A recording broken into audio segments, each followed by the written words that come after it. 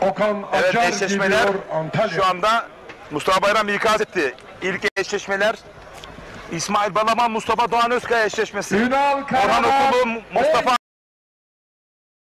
Arslan numara. eşleşmesi. Cengizhan Şimşek, Şahane Kurt eşleşmesi. Antalya. Okan Acar 42 numara. İsmail Kurt Konya.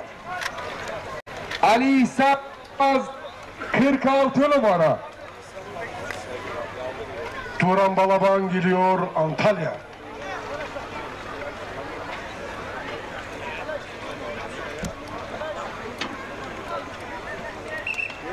İsmail Koç 8 numara. Serdar Yıldırım geliyor Sakarya. Evet, Mustafa Taş, İsmail Koç ilk turda çok zorlu bir Turan Balaban sert bir 40 eşleşme. numara. Sert bir eşleşme. Mustafa Taş, İsmail Koç, Koç gibi, taş gibi bir mücadele. Hadi bakalım buradan yakın değerli güreş severler. Serdar Yıldırım 28 numara. Fatih Erinç geliyor Samsun. Serdar Yıldırım, Ali Gürbüz. Haydi bakalım bir Ardından kapışma daha. Mehmet Saltık geliyor. Vay vay vay, bugün kıran kırana kapışmalara sahne alacak. Eşleşmelere bakar mısınız? Salih Erinç 38 numara. Hasan Cengiz geliyor. Ali Gürbüz, Serdar Yıldırım. Antalya. Mustafa Taş, İsmail Koç. İsmail Balaban, Mustafa Doğan Özkaya. Menderes Saldık 16 numara.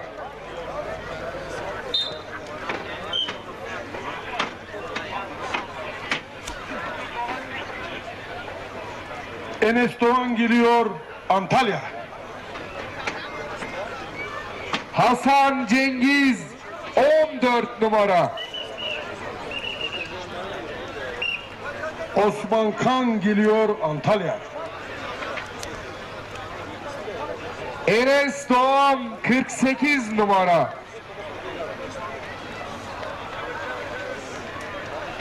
Yunus Emre Yaman geliyor Zonguldak. Osman Kan 31 numara.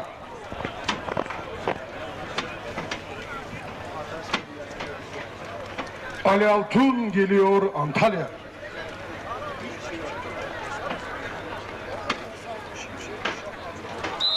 Yunus Emre Yaman 12 numara.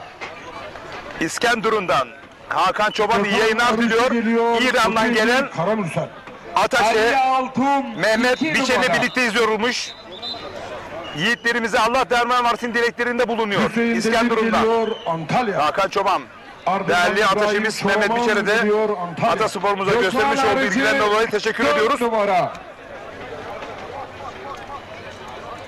Antalya Hüseyin Gazipaşa'dan Demir, değerli 24 Mehmet Gazioğlu. numara. Değerli hocam iyi yayınlar diliyor. Mustafa Kemal Karabağ Teşekkür geliyor ediyorum. Mustafa Antalya. Gazi hocam düzeltiyorum. İbrahim Çoraman 18 numara.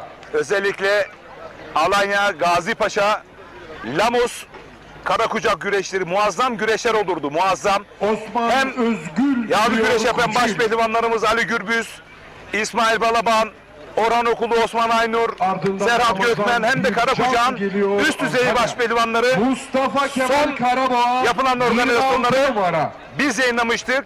Heyecan fırtınasına sahne almıştı.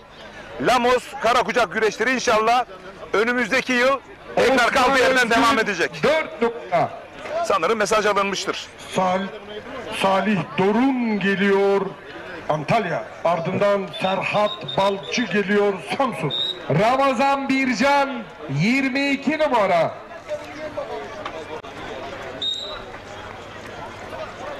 Salih Dorun 10 numara.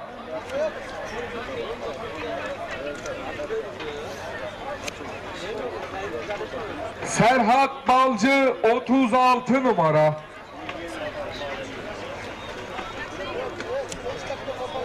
Baş pehlivanlarımız anı fotoğrafı çektirmek için arkadaşlar hemen bir düzen alalım. Hemen protokolümüzün önünde bir düzen alalım arkadaşlar. Evet sanırım kura çekimi Deste tamamlandı. Ortoboy hemen arkadaşlar. Deste Ortoboy. Birkaç Deste Ortoboy. kura Hemen eksiği meydanına gelin. tamamlanacak değerli güreş severler. Bize liste geldiğinde de Mustafa Bayram Evet, bu listeler üzerinde eşleşmeleri dilersen eşleşen baş pehlivanları anons etsin. Söz sende Mustafa Bayram. Evet, baş pehlivanlık ilk tur kuralları çekildi. Toplamda 48 baş pehlivanımız kura çekti. Eşleşmeler şöyle: Yıldır'a Yakın, rakibi Ali Altun; Faruk Akkoyun, rakibi Gökhan Arıcı; İsmail Balaban, rakibi Mustafa Doğan Özkaya; Mustafa Taş, rakibi İsmail Koç; Emre Erkal, rakibi Salih Dorum; Recep Kara, rakibi Yunus Emre Yaman; Özkan Yılmaz, rakibi Hasan Cengiz; Osman Aynur, rakibi Menderes Saltık; Mustafa Batu, rakibi İsmail Erkal; Hüseyin Gümüşalan, rakibi Ramazan Bircan; Yusuf Can Zeybek, rakibi Hüseyin Demir; Mehmet Yeşil, rakibi Mustafa Kemal Karaboğa; Ali Gürbüz, rakibi Serdar Yıldırım; Cengizhan Şimşek, rakibi Şahali Kurt; Osman Kan, rakibi Recep Çakır; Orhan Okulu, rakibi Mustafa Arslan; Nedim Gürel, rakibi Serhat Balcı; Serhat Gökmen, rakibi Salih Erinç; Kürşat Şevki Korkmaz, rakibi Turan Balaban; Fatih Atlı, rakibi Okan Acar; Süleyman Başar, rakibi Ali İhsan Batmaz; Abdullah Güngör, rakibi Enes Doğan olmak üzere eşleşmeler yapıldı. Başpehlivan İsmail Balaban, Yusuf Can Zeybek. Evet değerli güreş severler, tekrar ediyorum, Koza TV, Lider Haber TV ve İlkin Türk TV ortak canlı yayın ağındayız. Şöyle omuzlarınıza istirham ediyoruz. Alanya Gökbeyli Yaylası yağlı pehlivan güreşlerindeyiz. Gökbeyli Yaylası Er Meydanı'ndayız. Kıran kırana mücadeleler birazdan başlayacak.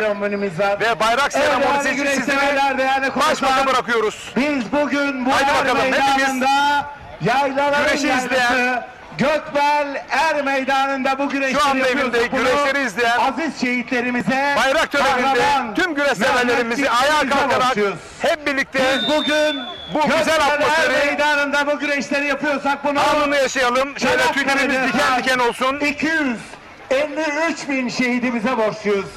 Biz bugün Ay yıldızlı al bayrağımız uğruna Er Meydanı'nda yapabiliyorsak Dumlupınar'da, Çanakkale'de, Kore'de, Kıbrıs'ta Anıtkabir'de şehit düşen tüm şehitlerimize Allah'tan rahmet, Mustafa Kemal gazilerimize de aziz Rabbim sağlık sıhhat versin. borçluyuz.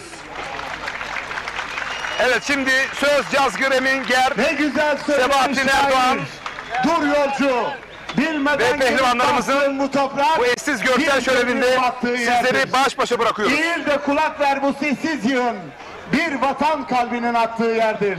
Biz de diyoruz ki rengini şehitlerimin kanından almış benim aziz bayrağım.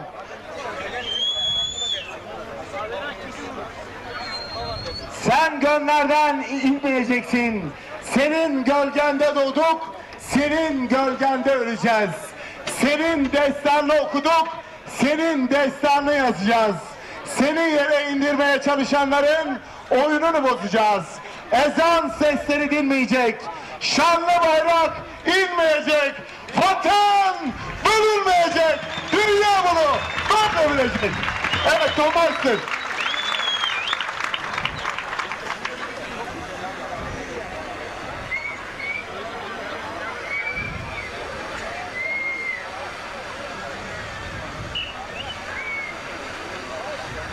Evet, Tobaysır.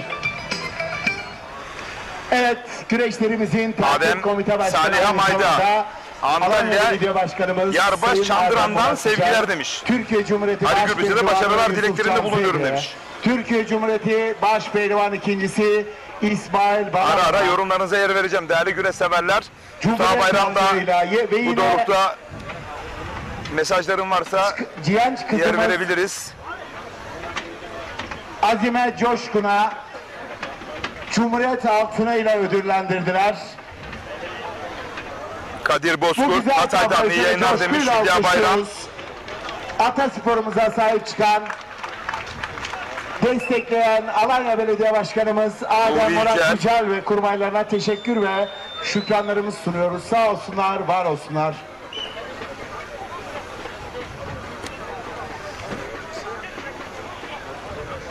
Evet. Evet, Olmayser'imizi alalım. 1000 atlı akınlarda çocuklar gibi şenlik. 1000 atla o gün dev gibi bir ordu Arada yendik. İstanbul Şile'den Süleyman Haykırdı. Kırman. Ak topları Mevlüt'ü beyler biliyorsun, eliyle Ali Gürbüz altın kemer alır bir inşallah yaz gibi demiş. geçtik. durmadan hak edeni kazanacağı bir Şimşek mücadeleler diliyoruz değerli güreşseverler. Biz tüm baş pehlivanlarımıza aynı mesafedeyiz, aynı uzaklıktayız. Yerden edip ağaçta kanatlandık Oğuz'da.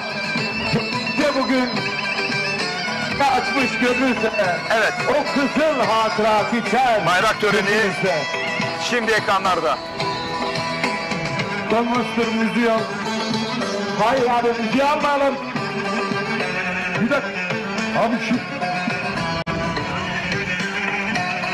Türklere Anadolu'nun kapısını açan, ordusuyla beraber en önde savaşan, dağlara, taşlara destanlar kazıyan, Alparslan'ın torunu, Türkoğlu, Türk'üm ben. Dalgalan senle şafaklar gibi şanlı hilal. Olsun artık dökülen kanlarımın hepsi helal. Ebediyen sana yok, ırkıma yok izmihlal. Hakkıdır. Başarılar Batu. Bayrağımın hürriyet. Hakkıdır. Hakka tapar. Milletimin istiklal. Bir çağ bir çakımadan gemileri karadan yürütüp ezberler bozar. Dini İslam'a sancaklarlık yapar. Fatih Sultan Mehmet Han'ın torunu. Türkoğlu, Türk'üm ben. Kutsaldır ay yıldız, İstiklal Marşı. Türkiye'ye göz dikenlere bırakmayız arşı. Bizi sindirmeye çalışan tüm hainlere karşı 1071'de Alparslan'ım, 1453'te Fatih, 19 Mayıs'ta Başkomutan, ölümsüz lider Mustafa Kemal Atatürk'üm. 19 Mayıs 1919'da İstiklal Savaşı'nın ateşini Samsun'da yakan,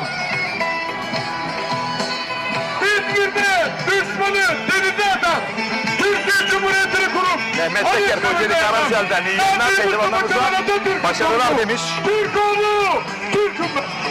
Balıkesir Gönen'den çok değerli Akın abimiz selamlar, iyi yayınlar demiş.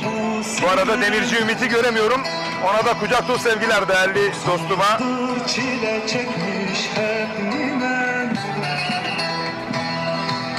pınarlardan su doldurur enine. Birazdan kıran kırana mücadeleler Mavi boncuk Alanya Gökbeyli Eylem Meydanı'nda olacak ve bu zorlu mücadeleleri Sipker'in Enerji Tosu'nun anlatıp aktarırken Mustafa Bayram yorumlayacak. Koza TV, Lider Haber TV, Ekin Türk TV ortak canlı yayınında. Kuruluşunun 100. yılında zemin, kan kırmızı al, ay yıldızı ak, o asil, o mübarek bayrak, işte bu bayrak.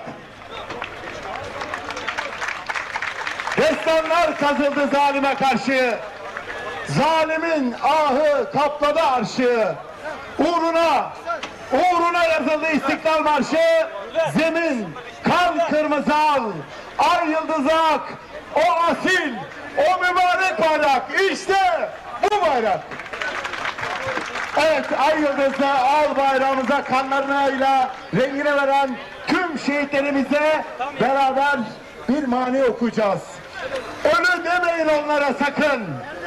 İlahi ferman böyledir bakın. Onlar cennette Allah'a yakın. Alanya Gökber tek ses. Şehitler olmaz. Şehitler olmaz. Toprağın altı nice kahraman. Bu nasıl yürek? Bu nasıl iman? Tekbirler arşa çıktığı zaman Alanya Gökber tek ses. Şehitler olmaz. Şehitler olmaz. Ay yıldızı al bayrağımı indiremezsin. Ezan seslerimi dindiremezsin. Bu Necip Türk milletini topla sindiremezsin. Gökbel Er Meydanı tek ses. Hep beraber. Şehitler olmaz. Şehitler olmaz. Ay yıldızı al bayrağımıza kanlarıyla rengini veren tüm şehitlerimizi saygıyla, minnetle, rahmetle anıyoruz. Bayrak seremonimiz burada sona ermiştir. Teşekkür ediyoruz. Sağ olun, var olun. Bizleri Isparta'da izleyen tüm büyüklerimize selam, saygı ve hürmetlerimizi yolluyoruz. Şu anda Isparta'dan bizleri izliyorlarmış. Allah illallah Muhammedur Resulullah. Aziz Eri, değerli büyüğüm 40 yıldır bu sahalarda Isparta'ya selamlar yolluyor. Haydi aslanlar, Allah devam versin. Adamsın valla.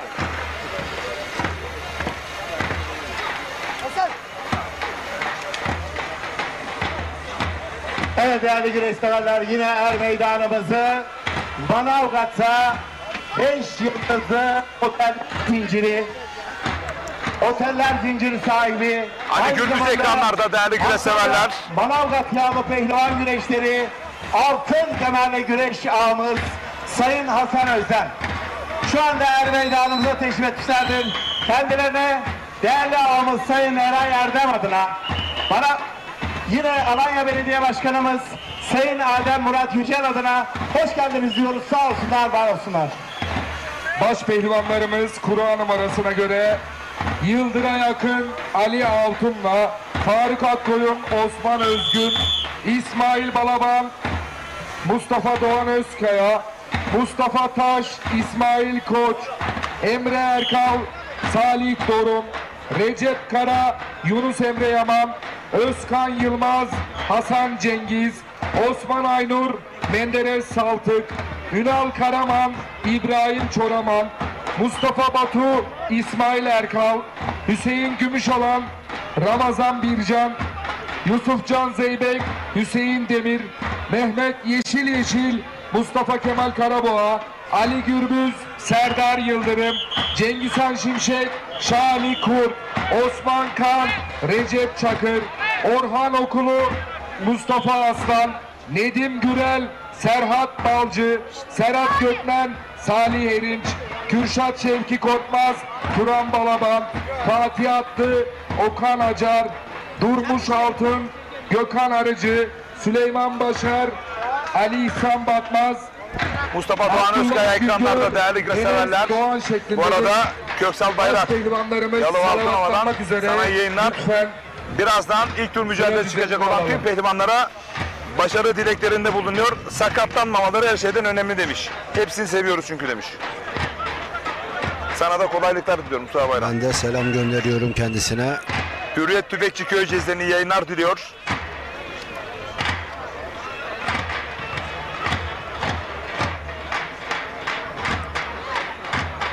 Başpehlivanlık ilk tur kurallarında dikkat çeken karşılaşmalar var. Recep Tosun, Mustafa Taş ve İsmail Koç arasında. Özkan Yılmaz, Hasan Cengiz arasında. Ali Gürbüz, Serdar Yıldırım arasında. Orhan Okulu, Mustafa Arslan arasındaki karşılaşmalar dikkat çekici karşılaşmalar. Güreşseverler Yusuf Can Zeybek'e soruyorlar. Rakibi Hüseyin Demir sanırım. Yusuf Can Zeybek'in rakibi Hüseyin Demir. Evet. Mehmet Yeşil'in rakibi Mustafa Kemal Karaboğa. Orhan Okulu'nun rakibi Mustafa Arslan. Evet Davut Kıran. Cengizhan Şimşek'in rakibi Şahali Kurt. 3 adım daha ilerlersek er meydanımız bugün. Serhat Gökmen'in rakibi Salih Erinç. Evet değerli güreşler. Kürşat Şevki Korkmaz'ın rakibi Turan Balaban. Alanya Belediyesi 17. geleneksel Yaylaların Yaylası Gökmen Yağlı Pehlivan Güreşleri. Toplamda 48 baş pehlivan birinci tur kol bağlayacaklar. başlıyor. Baş pehlivanlarımıza sizlerden şöyle kocaman bir moral alkışı istiyorum. Evet. Alkışlar sizlerden, güreşler onlardan. Evet çok değerli güreşseverlerim. Şimdi baş pehlivanların salavatlanması üzerine sözü cazgırlarımıza Ali bırakıyoruz. Yıldırım Sezer Başkanımız adına güreş yapıyor. Bugün er meydanımızda Kumlucalı turizmci fakir babası Orhan Yalçınkaya adına güreş yapıyor. Yıldıray Akın, Kocaeli Gölcük. Döşemealtı Belediye Başkanımız Sayın Mimar Turgay Genç'in pehlivanı Ali Altun, Antalya. Kocaeli Büyükşehir Belediye Başkanımız Doçent Doktor Tahir Büyükakın adına güreş yapıyor. Bugün er meydanımızda Gazi Paşalılar Dernek Başkanımız Sayın Onur Nimet Güner adına güreş yapıyor. Milli güreşçi Faruk Akkoyun, Kocaeli Kandıra. Ankara Büyükşehir Belediye Başkanımız Sayın Mansur Yavaş'ın pehlivanı Osman Özgün, Kocaeli Gölcük. Antalya Büyükşehir Belediye Başkanımız Sayın Muhittin Böcek adına güreşiyor. Yine bugün burada Gazi Paşa'da faaliyet gösteren yanık hazır betonların sahibi Gazi Paşa Yağlı Pehlivan Güreşleri güreş ağımız namıyla maruf Yanık Ramazan Yıldırım adına güreşiyor. Mustafa Doğan Özkaya Çorum. Antalya'mızda ataspor güreşimize sözde değil özde sahip çıkan Antalya Büyükşehir Belediye Başkanımız Sayın Muhittin Böcek adına güreşiyor.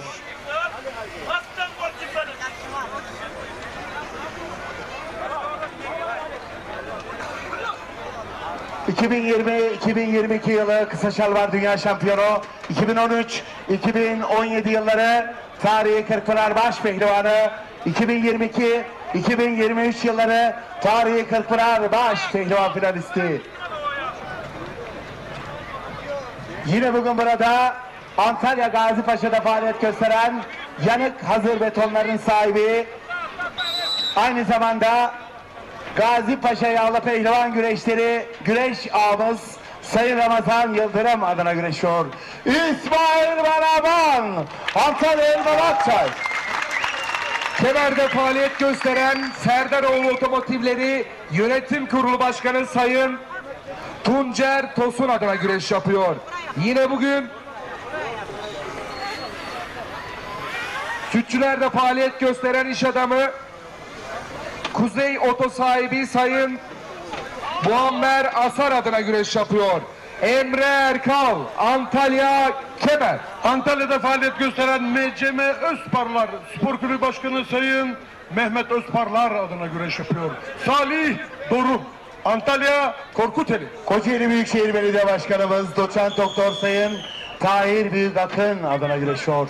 Yine bugün burada Gazi Paşa'da faaliyet gösteren Yanık Hazır Betonları Yönetim Kurulu Başkanı, Gazi Paşa Yağlı Pehlivan Güreşleri güreş ağımız namıyla maruf Yanık Ramazan Yıldırım adına güreşiyor. 2004, 2007, 2008, 2016 yılları tarihi Kırkpınar Baş Pehlivanı Recep Kara, Ordu Ünye. Ankara Büyükşehir Belediye Başkanımız Sayın Mansur Yavaş Bey'in pehlivanı. Ankara ASKİ Spor Kulübü'nde güreş yapıyor. Bugün her meydanımızda Antalya Kemer Kiriş'te faaliyet gösteren Saylors Otellerin sahibi iş adamı Sayın Reis Burhan Şeker adına güreş yapıyor. Yunus Emre Yaman, Zonguldak Alaplı. Gazi Paşa'da faaliyet gösteren Yanık Hazır Betonların sahibi, aynı zamanda Gazi Paşa Yağlı Pehlivan Güreşleri güreş ağımız namıyla maruf Yanık Sayın Ramazan Yıldırım adına güreşiyor. İsmail Koç, Konya Beyşehir. Antalya Büyükşehir Belediye Başkanımız Sayın Muhittin Böcek adına güreşiyor. 2022 yılı tarihi Kırkpınar Baş Pehlivanı Mustafa Taş, Sinop Duran. Ankara Büyükşehir Belediye Başkanımız Sayın Mansur Yavaş'ın pehlivanı. Bugün burada Antalya Kemer Kiriş'te faaliyet gösteren Saylors Otelleri Yönetim Kurulu Başkanı namıyla maruf Sayın Reis Burhan Şeker adına güreş yapıyor. Özkan Yılmaz, Samsun. Hadi Cengiz Han. Antalya MHP Milletvekilimiz Sayın Hilmi Durgun adına güreş yapıyor. Yine bugün Likya Optiklerin sahibi iş adamı Ali Erkan Bacaksız adına güreş yapıyor. Hasan Cengiz, Antalya Korkuteli Bozova. Antalya Büyükşehir Belediye Başkanımız Sayın Muhittin Böcek adına güreşiyor. Menderes Saltık, Manisa Turgutlu. Antalya Büyükşehir Belediye Başkanımız Sayın Muhittin Böcek adına güreşiyor. 2006 yılı tarihi Kırkpınar Baş Pehlivanı Osman Aynur, Antalya Sirik Gibiz. Ankara Büyükşehir Belediye Başkanımız Sayın Mansur Yavaş adına güreşiyor. Yine bugün burada Gazi Paşa'da faaliyet gösteren Yanık Hazır Betonları Yönetim Kurulu Başkanı, aynı zamanda Gazi Paşa Yağlı Pehlivan Güreşleri güreş ağamız namıyla maruf Yanık Ramazan Yıldırım adına güreşiyor. Ünal Karaman, Çorum.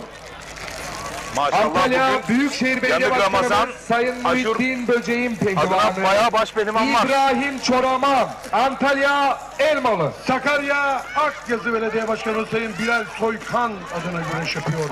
Türk yağlı güreşinin ele avuca sığmayan Gazi Paşa güreşlerinin de ağası kendisi aynı zamanda. Serdar Yıldırım, Sakarya Akyazı Karapürçek.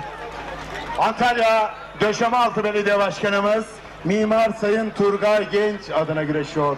Yine bugün burada Çarşamba ADN Yapı İnşaatların sahibi genç iş adamı Sayın Mehmet Çarşambaoğlu adına güreşiyor.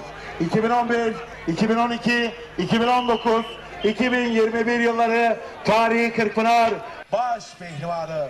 Antalya'mıza ilk kez 1988 yılında tarihi Kırkpınar altın kemerini getiren merhum Recep Gürbüz'ün mahdumu Ali Gürbüz, Antalya Korku Dönüşüm Anlı.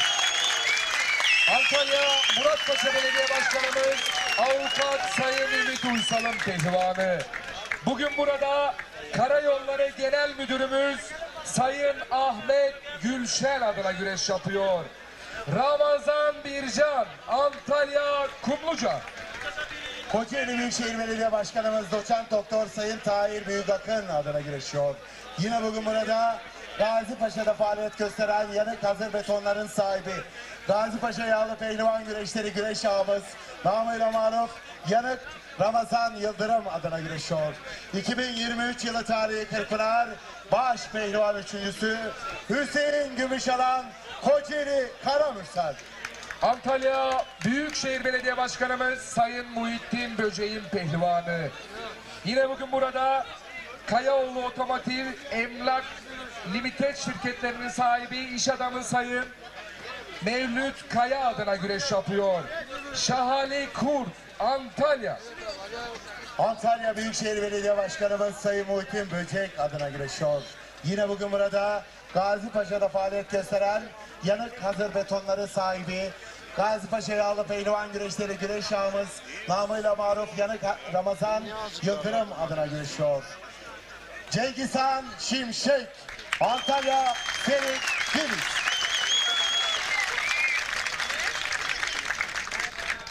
Antalya'mıza 6 kez altın kemerin gelmesinde baş mimarlık yapan Antalya Büyükşehir Belediye Başkanımız Sayın Muhittin Böcek adına güreşiyor.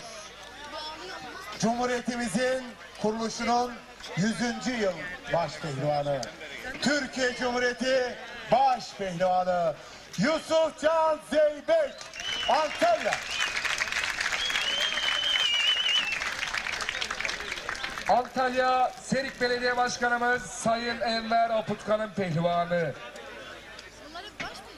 Antalya'da faaliyet gösteren Veli Demir Otomotivleri Yönetim Kurulu Başkanı Antalya Serik Güreşleri güreş ağamız Sayın Veli Demir adına güreş yapıyor. Hüseyin Demir, Antalya Serik. Antalya Muratpaşa Belediye Başkanımız Avukat Sayın Ümit Uysal adına güreşiyor. Yine bugün burada 663, 667, 668, 669. tarihi geleneksel Elmalı güreşleri altın kemerli güreş ağamız Sayın Muammer Ak adına güreşiyor. 2015-2018 yılları tarihi Kırkpınar baş pehlivanı Orhan Okulu, Antalya Kumluca. Kocaeli Büyükşehir Belediye Başkanımız Sayın Doçent Doktor Tahir Büyükakın'ın pehlivanı. Genç, yine bugün er meydanımızda Yanık Hazır Betonların sahibi iş adamı Sayın Gazi Paşa güreşleri ağamız Sayın Ramazan Yıldırım adına güreş yapıyor. Mustafa Aslan, Kocaeli Başiskele. Antalya Gazi Paşa Güreşleri güreş ağamız namıyla maruf Yanık Ramazan Yıldırım adına güreş yapıyor. Avrupa dünya şampiyonumuz, milli sporcumuz Serhat Balcı, Samsun Ladi. Kocaeli Büyükşehir Belediye Başkanımız Doçent Doktor Sayın Tayyip Büyük Akın'ın pehlivanı. Yanık hazır betonlarının sahibi Gazi Paşa güreşleri güreş ağamız Sayın Ramazan Yıldırım adına güreş yapıyor. Nedim Gürel, Kocaeli Gölcük. Antalya Kemer Belediye Başkanımız Sayın Necati Topaloğlu adına güreşiyor. Yine bugün burada Gazi Paşalar Derneği Dernek Başkanımız Sayın Onur Nimet Üner adına güreşiyor. İsmail Erkal, Antalya Kemer. Antalya Büyükşehir Belediye Başkanımız Sayın Muhittin Böcek adına güreşiyor. Mustafa Batu, Antalya Odabaşı. Antalya Büyükşehir Belediye Başkanımız Sayın Muhittin Böcek adına güreşiyor. Yine bugün burada Gazi Paşa'da faaliyet gösteren Yanık Hazır Betonları Yönetim Kurulu Başkanı, aynı zamanda Gazi Paşa Yağlı Pehlivan Güreşleri güreş ağamız Sayın Ramazan Yıldırım adına güreşiyor. Mustafa Kemal Karaboğa, Antalya Serik. Güreş düzenleyen Kentler Birliği Başkanımız, Türkiye Belediyeler Birliği Başkanımız, aynı zamanda Balıkesir Büyükşehir Belediye Başkanımız Sayın Yücel Yılmaz'ın pehlivanı. Yine bugün burada Antalya'da faaliyet gösteren Veli Demir Otomotiv'in sahibi Serik Yağlı Pehlivan Güreşleri güreş ağamız Sayın Veli Demir adına güreşiyor. 2009-2010 yılları tarihi Kırkpınar Baş Pehlivanı. Gençler Avrupa Şampiyonumuz 2023 yılı tarihi Kırkpınar Baş Pehlivan üçüncüsü Mehmet Yeşil, Antalya Aksu Karız. Antalya Manavgat Belediye Başkanımız Sayın Şükrü Sözen Başkanımız adına güreş yapıyor. Yine bugün meydanımızda yanık betonlarının sahibi Gazi Paşa güreşleri güreş ağamız Sayın Ramazan Yıldırım'ın pehlivanı. İddialı pehlivan Serhat Gökmen, Samsun Ladi. Ankara Büyükşehir Aski Spor Kulübü'nde güreş yapıyor. Milli güreşçi Salih Erinç, Samsun Tekkeköy. Bugün de meydanımızda yanık hazır betonlarının sahibi Gazi Paşa güreşler ağamız Sayın Ramazan Yıldırım'ın adına güreş yapıyor. MCM Özparlar Spor Kulübü Yönetim Kurulu Başkanımız Sayın Mehmet Özparlar'ın pehlivanı. Bugün burada Beşkonak Emlak ve İnşaat sahibi iş adamı Sayın Davut Erdem adına güreş yapıyor. Kürşat Şevki Korkmaz, Antalya Serik. Evet, Antalya'mıza 6 kez altın kemer mutluluğu, altın kemer heyecanı yaşatan baş mimarımız Antalya Büyükşehir Belediye Başkanımız Sayın Muhittin Böcek adına güreşiyor. Turan Balaban, Antalya Elmalı Akçay. Gazi Paşa'da faaliyet gösteren yanık hazır betonların sahibi, iş adamı, aynı zamanda Gazi Paşa güreş ağamız Sayın Ramazan Yıldırım adına güreşiyor. Gökhan Arıcı, Kocaeli Karamürsel. Antalya Konyaaltı Belediye Başkanımız Sayın Semih Esen adına güreşiyor. Yıllarca, yine bugün burada, yıllarca Alanya'da şahsıma maddi manevi sahip çıkıp desteklediğinden dolayı Atasporu güreşimizi bu meydanlarında yaşattığından dolayı Alanya Belediye Başkanım, manevi abim, değerli başkanım Sayın Adem Murat Yücel'e şükranlarımı sunuyorum diyorum. Furkan Durmuş Altın, Antalya Korkuteli Taşkisi. Antalya Manavgat Belediye Başkanımız Sayın Şükrü Sözen Başkanımızın pehlivanı. Yine bugün meydanımızda Gazi Paşa güreşleri ağamız yanık betonlarının sahibi Sayın Ramazan Yıldırım adına güreş yapıyor. Tarih Kırkpınar 2014 yılı baş pehlivan birincisi Fatih Atlı, Samsun Ladi. Gönül İnşaatların sahibi iş adamı Sayın Ali Abay adına güreş yapıyor. Yine bugün burada Varsaklı iş adamımız Sayın Hasan İltemir adına güreş yapıyor. Okan Acar, Antalya Korkuteli. Antalya Döşemealtı Belediye Başkanımız Sayın Mimar Turgay Genç adına güreş yapıyor. Bugün er meydanımızda Aya Emlak İnşaat değerli iş adamımız Sayın Ömer Aya adına güreş yapıyor. Ali İhsan Batmaz, Antalya Korkuteli Bozova. Balıkesir Büyükşehir Belediye Başkanımız, aynı zamanda güreş düzenleyen Kentler Birliği Başkanımız Sayın Yücel Yılmaz'ın pehlivanı. Yine bugün burada Alanya Gazi Paşalılar Derneği Başkanımız Sayın Onur Nimet Üner adına güreş yapıyor. Süleyman Başar, Manisa. Evet değerli güreş severler, İstanbul Kartal Belediye Başkanımız Sayın Gökhan Yüksel adına güreşiyor. 2014 yılı tarihi Kırkpınar baş pehlivan üçüncüsü Akdeniz Oyunları şampiyonumuz milli güreşçi Altın Adam Abdullah Güngör, Samsun. Antalya Döşemealtı Belediye Antalya Muratpaşa Belediye Başkanımız Sayın Ümit Uysal Başkanım adına güreş yapıyor. Yine bugün er meydanımızda Demre Betonlarının sahibi ünlü iş adamı Sayın Furkan Enes Koparıcı adına güreş yapıyor.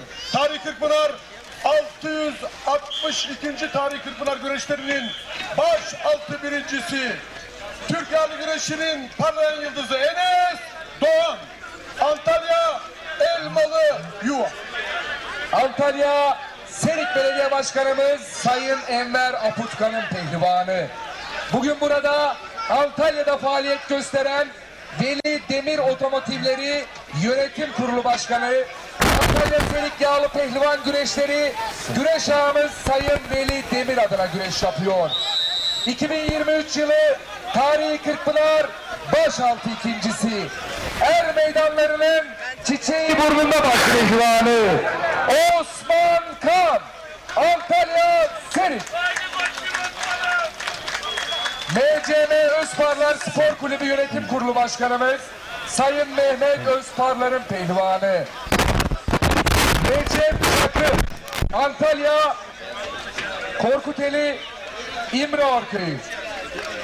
Evet değerli güreş severler, görüyorsunuz er meydanımızda altın adamlar, altın kemerli şampiyonlar resim gibi dizildiler. Bu güzel organizasyona imza atan Hadi bakalım değerli güreş severler. Şöyle bakıyorum da Alanya Belediye Başkanımız Sayın Adem Murat Yücel olmak üzere tüm kurmaylarına ve baş pehlivanlarımıza şöyle kocaman bir alkış istiyorum. Alkış.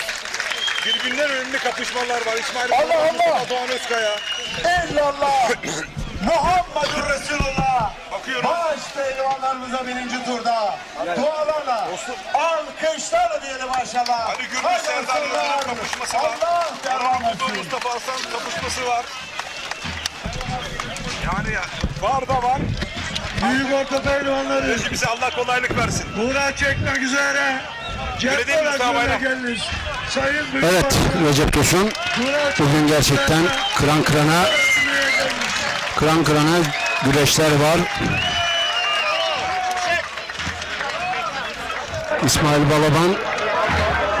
Balaban, Mustafa Doğan Özkaya, Özkan Yılmaz, Hasan Cengiz'le, Ali Gürbüz, Serdar Yıldırım'la, Orhan Okulu Mustafa Arslan'la dikkat çeken karşılaşmalar. Evet yani ben şunu söyledim Mustafa Bayram. Rejimize Allah kolaylık versin. O kadar zorlu eşleşmeler var ki hangi birini verirsin? Değerli güreş severlerimizden ben biraz daha sağduyulu ve sabırlı olmalarını buradan. O zaman biz buradan tüyoları veriyoruz. Yani dediğimiz gibi İsmail Balaban, Mustafa Doğan Özkaya arasındaki karşılaşma dikkat çeken karşılaşma. Ali Gürbüz arasındaki Serdar Yıldırım'la olan karşılaşma dikkat çeken karşılaşma. Orhan Okulu Mustafa Arslan arasındaki karşılaşma dikkat çekiyor. Yusuf Can Zeybek rakibi Hüseyin Demir 2023 yılı Kırkpınar Başpehlivanımız. Evet bakalım neler yaşanacak. Ben Ali Gürbüz Serdar Yıldırım mücadelesi hakikaten ilk turda Çok özel kapışma. Mustafa Taş, İsmail Koç. Taş gibi ve Koç Mustafa gibi bir Taş, eşleşme İsmail söz Koç, konusu. evet. İsmail Balaban, Mustafa Doğan Özkaya. Ben demiyorum. Salih Kaya diyor. Mustafa Doğan Özkaya için bal porsuğu gibi. Onu yenmek çok zor. Ben bir pehlivan olsaydım onunla eşleşmek istemezdim diyor Salih Kaya. Ve diğer eşleşmelerde yine Orhan Okulu Mustafa Arslan Evet. arasındaki karşılaşma. Tabii Özkan Yılmaz var. Son zamanların dikkat çeken ismi. O da O da çok rakibi büyük çıkış yaptı. rakibi Hasan Cengiz'le karşılaşacak. O da çok sert bir eşleşme. Evet, bence Bunu kaçırmışım. bence de Özkan Yılmaz son haftalarda Yozgat'ta baş pehlivan oldu. Her hafta kürsülerde Mustafa Bey. evet, Özkan Yılmaz gerçekten bu seneki performansı Kırkpınar'da çeyrek finale kaldı. çok üst düzeyde. Sen ne diyorsun bu karşılaşma özelinde? Özkan Yılmaz Yani Hasan Cengiz de biliyorsun o da sert güreşen, aynı zamanda pehlivan, güçlü ve gerçekten onun da form grafiği yüksek. Bu karşılaşma da dikkat çeken karşılaşmalardan bir tanesi.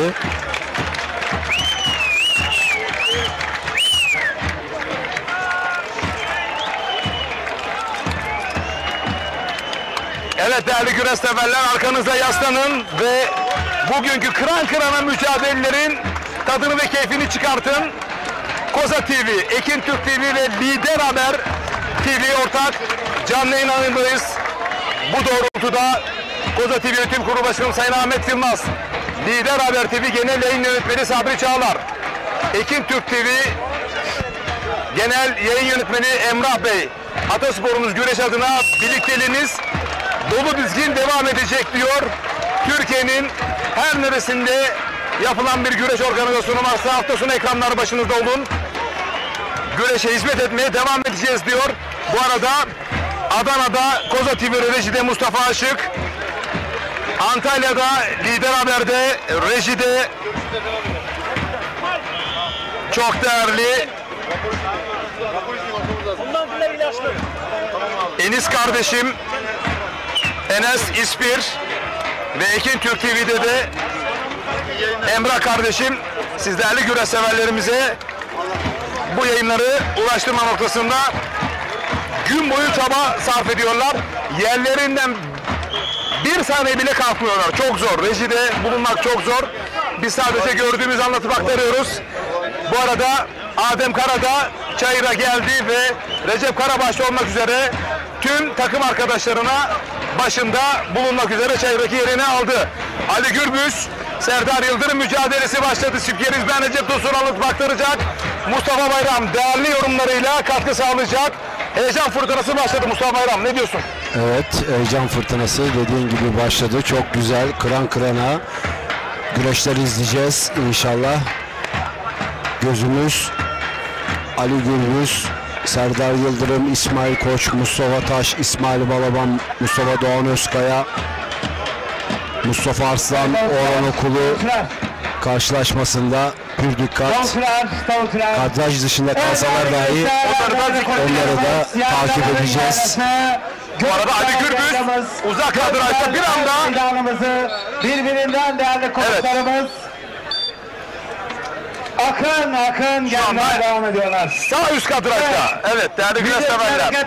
Sol üst kadrajda Merkez Yürütme Kurulu üyemiz, aynı zamanda Mustafa Doğan Özkaya ve İsmail Balaban'ı izliyoruz. sol alt kadrajda Orhan Okulu mücadelesi söz konusu değerli güreş Mustafa severler. Arslan'dan. Evet, Cengizhan Şimşek ve Hüseyin Demir'i izliyoruz.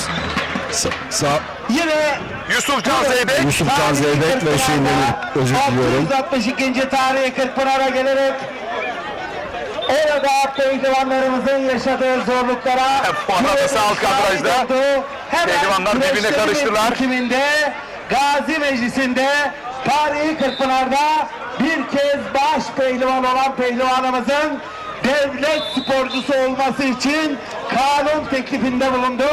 Bu anlamda da Evet, isimler de ekrana geldi. Sağ üst pencerede Ali Gürbüz, Serdar Yıldırım. Sağ alt pencerede Yusuf Can Zeybek, Hüseyin Demir. Sol üst pencerede İsmail Balaban, Mustafa Doğan Özkaya. Sol alt pencerede Orhan Okulu ve Mustafa Arslan'ı izliyoruz. Bu arada yorumlarınızı ve mesajlarınızı Koza TV Facebook, Lider Haber TV Facebook, Ekin Türk TV Facebook adreslerinize yollayın. Ara ara yer vermeye gayret edeceğim. Değerli güreş severler. Sümbül Er meydanımızda. Alanya Ülke Ocakları Başkanımız Doktor Yavuz Ünsal Er meydanımızda. Korkuteli Organize Sanayi Başkanımız Sayın Evet, Osman İsmail Bahçe Balaban, Er meydanımızda. Mustafa Doğan Özkaya arasındaki karşılaşma. Parti ve Ülke Ocakları Her iki hızlı ve hareketli baş belavanın karşılaşması. Güreşlerimizin tertip komite başkanı aynı zamanda Alanya Belediye Başkanımız Adem Murat Yücel adına Bu arada vekillerimize, bakıyoruz. il başkanlarımıza, ilçe başkanlarımıza hoş geldiniz, şerefler verdiniz diyoruz. Ali Gürbüz'ün de kasnaklardan arayışları var Serdar Yıldırım üzerinde. Evet, Milliyetçi Hareket Partisi uzak kadrajda. Milletvekillerimiz, il başkanlarımız, Evet, Ali Gürbüz. şu anda Serdar Yıldırım'ı her an bastırabilir mi? Bastırdı mı? Evet. Toparlanmak istedi ama bastırdı sağ üst kadrajda. Ali Gürbüz. milletvekillerimize, il Şimdi Ali başkanlarımıza, Gürbüz ilçe başkanlarımıza, İlk planı devreye soktu. İkinci planı iç kazık, dış kazık, paça kazık, septirme oyunları yapabilecek mi Serdar Yıldırım? Bakalım Ali Gürbüz'ün o ataklarına karşılık verebilecek mi?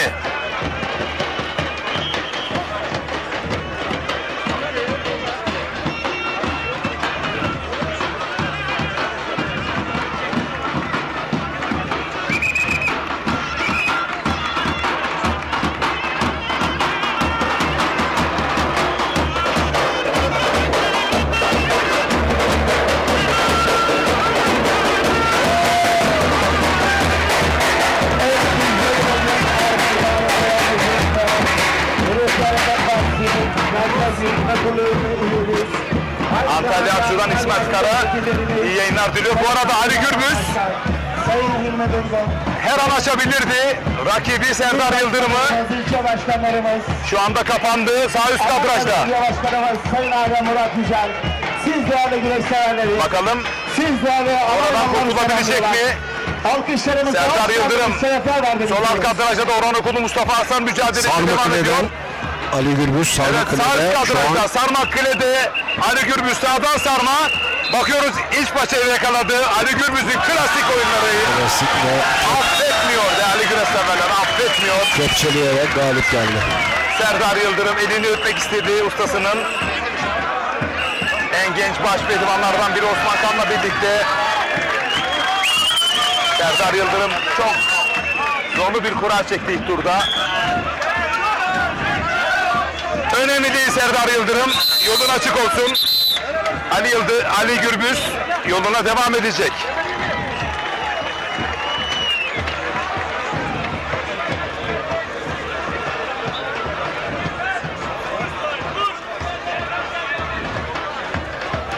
Evet, Ali Gürbüz'ün yenişi tekrardan izliyoruz.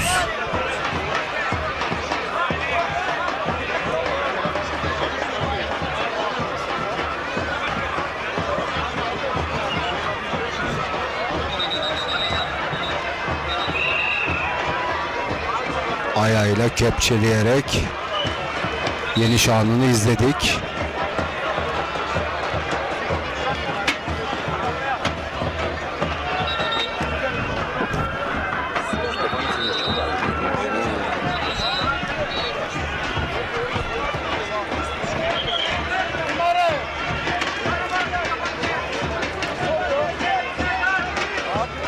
Baş güreşlerde Ali Gürbüz galip. Evet sağ üst kadraja Mehmet Yeşil.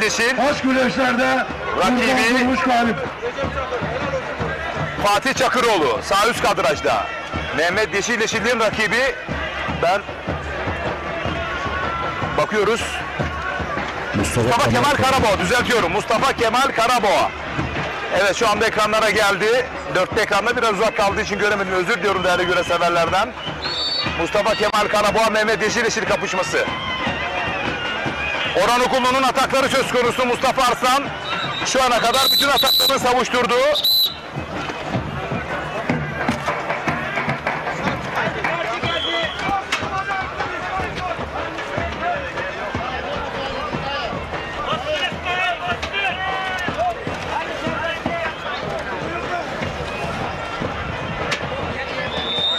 arada sabah değerli güreş severler. Evet. Uzak kadrajda Enes Doğan Abdullah Güngör'ü mağlup etti. Uzak kadrajda sol alt kadraja yansıdı o mücadele. Orhan Okulu'nun tam önündeydi değerli güreş severler. Bu arada 2023 yılı Kırkpınar baş pehlivanı Yusuf Can Zeybek de rakibi Hüseyin Demir'e galip. Bu arada Ünal Karaman da İbrahim Çoraman uzak kadrajda mağlup etti değerli güreş severler. Kurallarınızı çekmek üzere cephe hakemliğine gidiniz. Mücadeleler devam ederken sabah Mersin'den gelen güreş severlerimiz Taşeri Süt Ürünleri Yönetim Kurulu Başkanı Ahmet Koç, Ahmet Esat Koç, Mehmet Emin Koç, Aziz Koç, Mehmet Koç, Muhammed Koç, Mehmet Ceren, Muhammed Ceren Mersin'den buraya geldiler. Gökbey Yaylası Yalı Pehlivan güreşlerine. Güreş aşkı işte bu kadar özel. Hepsine selamlarımızı yolluyoruz. Müsabakalarında Serhat Gökmen galip. Evet bu arada Serhat Gökmen rakibi Salih Erinci mağlup ederek adını ikinci tura yazdırdı. Diğer tarafta da Osman Kahmetçer Çakır'ı mağlup etti değerli güreş severler. Murat Paşa Yağlı Pehlivan güreşleri Derneği Komutan Başkanımız. Aynı zamanda Murat Paşa Belediye Başkanımız Avukat Sayın Ümit Uysal. Şu anda meydanımıza teşrif ettiren Alanya Belediye Başkanımız Adem Murat Yüksel. Evet, Cengiz Han Şimşek de rakibi Şahri Kurt'a galip. Hoş geldiniz, şerefler verdiniz diyoruz. Sağ olun. Evet Fatih Atlı da Okan Acar'ı mağlup etti değerli güreş severler. Başkanlık müsabakalarında İsmail Koç Mustafa Taş mücadelesi. Taş gibi bir kapışma var. Taş. Sahanın tam ortasında.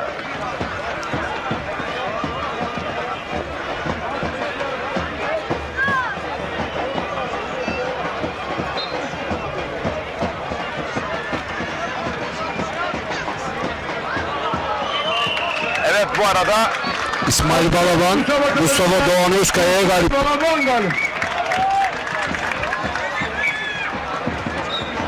evet sahanın tam ortasında İsmail Koç Mustafa Taş mücadelesi var.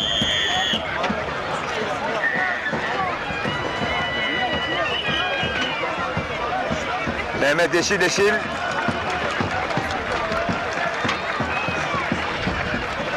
İşte bakın Şahri Kurt Cengiz Han Şimşek mücadelesinde Günde Kılçık.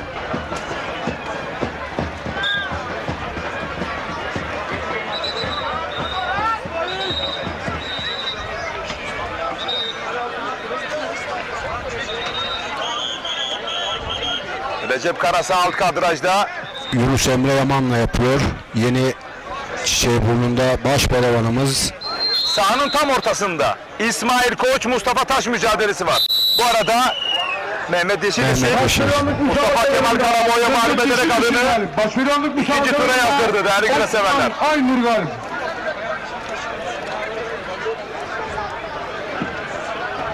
Sahanın tam ortasında İsmail Koç Mustafa Taş mücadelesi 5 numaralı hakemin tam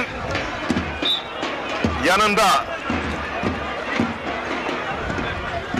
İşte Mehmet Yeşil Mustafa Kemal Karabağ mücadelesinin son anları.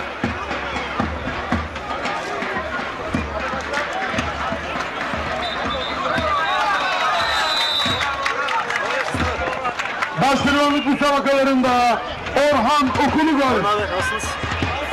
Ben İstanbul'a getirmedim. Nereden Boş halkalar, buraya çekmek üzere, çok acele, cephe hakimine gelmiş, boş halkalar. Evet sağ üst kadrajda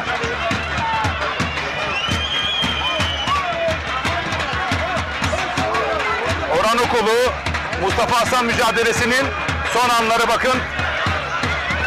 Ters çangal oyunuyla Orhan Okulu Mustafa Hasan'ı mağlup ederek adını ikinci tura yazdırdı değerli güreş severler.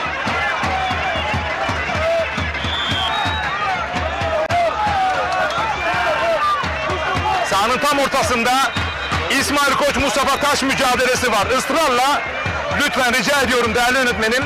Sahanın tam ortasında taş gibi, koç gibi bir mücadele var. Evet, ekranın sağ üst kadrajında teşekkür ediyorum.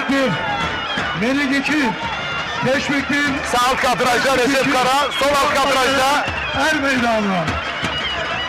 bakıyoruz. Özkan Yılmaz Hasan Cengiz mücadelesi. Sol üst kadrajda da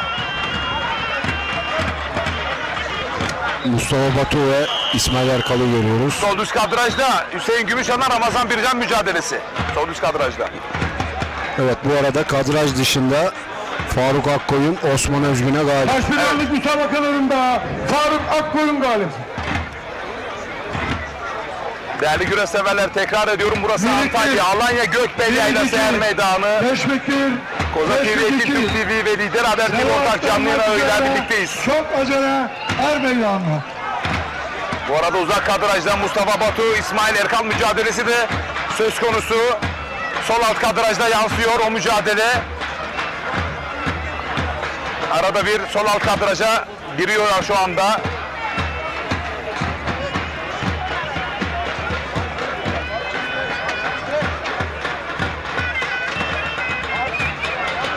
Benim gözüm sağ üst kadrajda. İsmail Koç, Mustafa Taş. Kıran kırana bir ilk tur mücadelesi değerli güreş severler.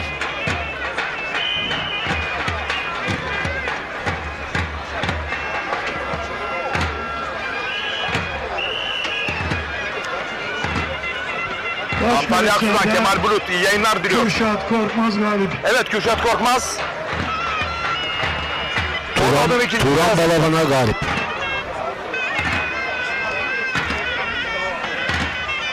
Başpınarlık müsabakalarında Kürşat Şevki Korkmaz galip.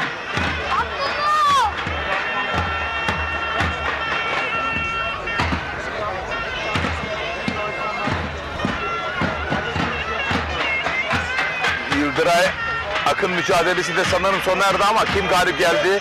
Ali Altun'u çok sert bir elesi İsmail Koç'tan.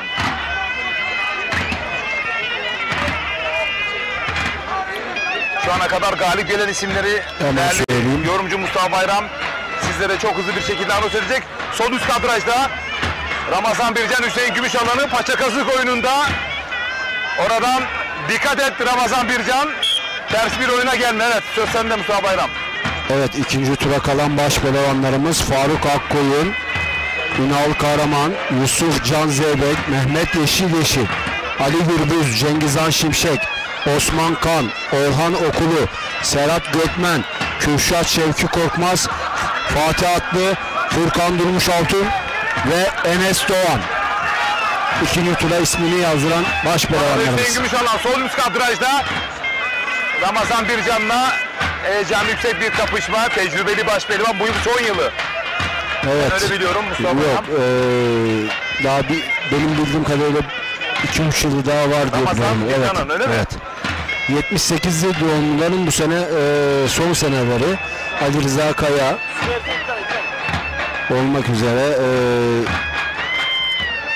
Sol alt kadrajda Özkan Yılmaz'ın baskısı söz konusu. Hasan Cengiz'e. Bu arada sol üst kadrajda paça paça Hüseyin Gümüşalan, Ramazan Bircan. Dikkat et Ramazan. Bir ters çangal ya da paça gazı gelebilir. Teşvik 2. Burada Acele teşvik. evet ters çangal. Hüseyin Gümüşalan Ramazan Bircan'ı elinde öpüyor ve doğru yıkanması üzerine soyunma odasına yolluyor. Ramazan Bircan'ı. Karayolları'nın emektar baş pehlivanı Ramazan Bircan. Bakın paça kazıktan iç çangalı yetiştiriyor Hüseyin Gümüşalan.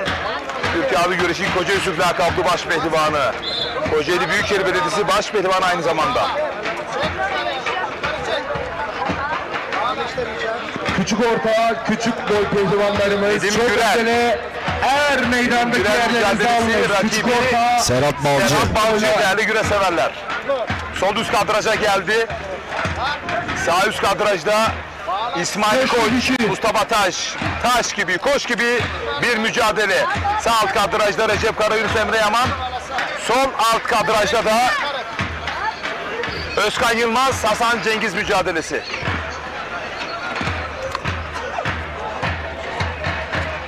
Evet, Köyceğiz'den Ali Ayten bizleri izliyormuş. Buradan selamlar Köyceğiz'e.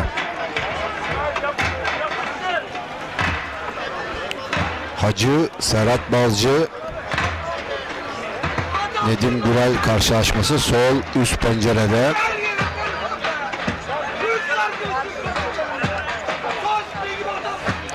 Recep Karadağ, Çiçeğiburnu'nda baş pehlivanımız Yunus Emre Yaman'la sağ alt kadrajda izliyorsunuz. Kocaeli Derince'de Hüsamettin Özkan iyi yayınlar diliyor değerli büyüme. Selam saygı hürmetlerimizi yolluyoruz. Rabbim kendisini bizlere bağışladı. Kötü hastalığı yendi. Ve Atasporumuz güreşi izliyor şu anda. Selam saygı ve hürmetler bir kez daha.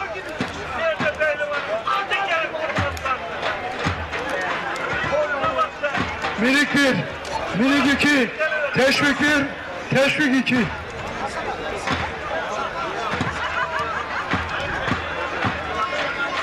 Sol üst kadrajda Nedim Gürel, Serhat Balcı mücadelesi. Uzak kadrajda da Mustafa Batu, İsmail Erkal mücadelesi de var. Ama bu dörtlü de yeni çıktı takdirde hemen onu alacağız. FBR yapım Fatih Bedir yönetmenliğinde değerli güreş severler. Bu yıl 8. yılımız Atasporumuz yağlı güreşte. Çok deneyimli bir kadroyla siz değerli güreş severlerimizle tüm gençlerin kanına gireriz. Bu arada Mustafa Kemal Karaboğa ilk turda Mehmet Eşileşi'yle veda etti. Ama sahadan çıkmıyor. Çıraklarını, geleceğin baş pehlivanlarını çayırdan takip ediyor. İşte ustalık bu, işte pehlivanlık bu. Çünkü kendisi merhum Cengiz Elbiye ustasından böyle gördü, böyle öğrendi. Kendisini tebrik ediyoruz camiamız adına. Böyle ustaların değerini ve hakkını bilmeniz gerekiyor Mustafa Bayram. Kesinlikle katılıyorum. Yani Mustafa Kemal Karaboğa'yı da buradan kutluyorum.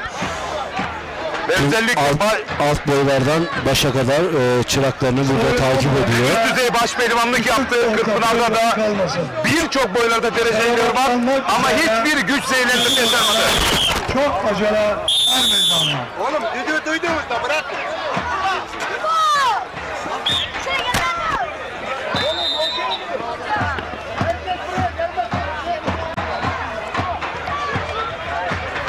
Tüm meydan hakemleri lütfen er meydan içerisindeki başları yönetelim.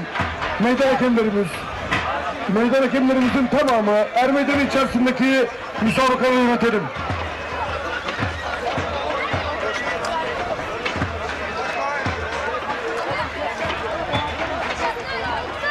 Bursa Orhan Gazi'nden Berber Hasan iyi yayınlar diliyor. Mehmet Hasan kurumda uzun yıllar çalışmış olduğum değerli arkadaşım iyi yayınlar diliyor. Er Meydanı Yiğitleri Sosyal Medya Portalı yöneticisi Ali Coşkun iyi yayınlar. Tüm pehlivanlarımıza başarılar. Şu anda Er Meydanı Yiğitlerinden de canlı olarak güreşlerimizi takip edebilirsiniz diyor.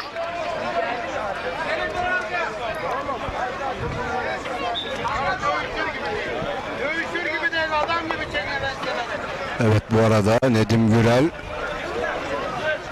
Serhat Balcı'ya karşı oyun girişiminde dış kazıktan Ayak boyunda güreş yapacak pehlivanlarımız selavatlanmak üzere çok acele er meydanına.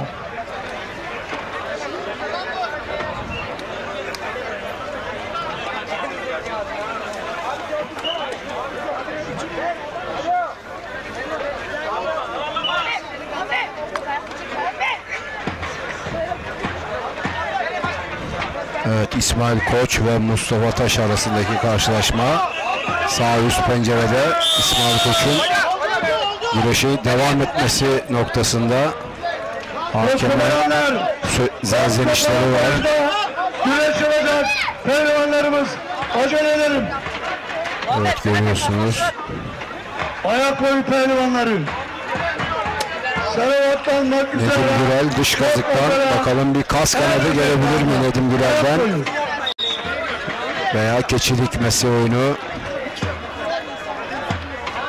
arayışları var Nedim Gürel'de.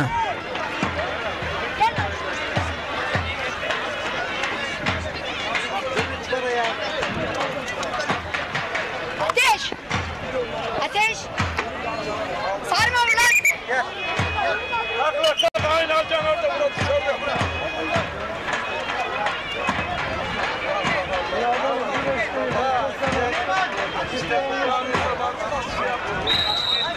Evet, bu arada Mustafa Batu, İsmail Erkal'a galip. Mustafa Batu galip. Uzak kadrajda değerli güreş severler. Küçük orta, küçük boy pehlivanlarımız. Hem Çok ekrandaki acele mücadeleleri, uzak kadrajdaki mücadeleleri sizler için anons ediyor. Hasan Akarat değerli büyüğüm iyi yayınlar diliyor. Mustafa Kemal Karaboy'u tanıyoruz. Adam gibi baş pehlivandır demiş Hasan Akarat değerli büyüğüm. Biz de Necati Akarat değerli büyüğüme de selamlar yollayalım.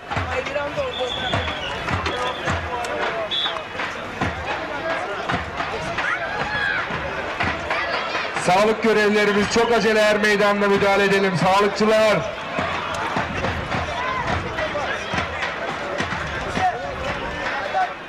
Evet, sağlık görevlilerimiz lütfen er meydanı içerisine müdahale edelim. Ali Gürbüz ilk turda Serdar Yıldırım'ı mağlup etti. Fatih Atlı. Davulcular. Orhan Okulu Mustafa Arslan'ı mağlup etti. Ayak boyunda Faruk Akkoyun, Osman Özgün'ü mağlup etti. Ünal Karaman. İbrahim Çoraman'ı, Mustafa Batu, İsmail Erkalı, Hüseyin Gümüşoğlan, Ramazan Birden, Hüsnü Can Zeybek, Hüseyin Demir'i, Mehmet Yeşil, Mustafa Kemal Karaboğa'yı, Cegizhan Şimşek, Şahidi Kurtu, Osman Kan, Recep Çakır, Orhan Okulu, Mehmet Arslan'ı anons etmişti Mustafa Arslan'ı, Serhat Gökmen, Salih Erinci, Kürşat Şefki Korkmaz, Turan Balaban'ı, Okan Durmuş Altın, Gökhan Arıcı'yı, Enes Doğan'da Abdullah Güngör'ü mağlup ederek isimlerini ikinci tura yazdırdılar. Riayet edin. Teşekkür ediyoruz. Sağ olun, var olun.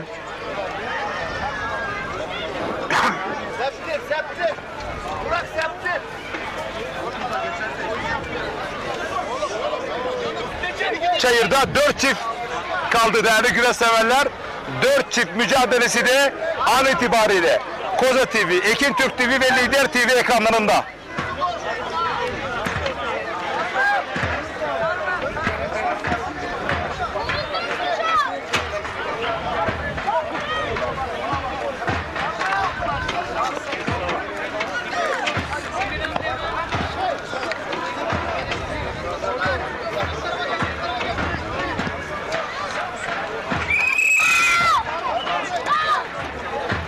Bu arada değerli bir Hasan Akarat, senin anlatımın güzel ama Mustafa Bayram da yorumlarına ayrıca bir tat veriyor demiş. Teşekkür ediyoruz. Selamlar gönderiyorum. Kocaeli'den Antalya'ya pehlivanlar geldiğinde 3, 5, 10, 15, 20 hiç önemli değil. Hepsini misafir eder. Onları ağırlar. Daha sonra Kocaeli'ye yollar. Böyle bir güreş sevdalısı değerli büyüğümüz. Bunu söylememek olmaz. Çünkü sadece telefonla birkaç güzel cümleyle geçiştiren büyüklerimize mesaj olsun. Davulcular, ayak boyunda sayın seyircilerimiz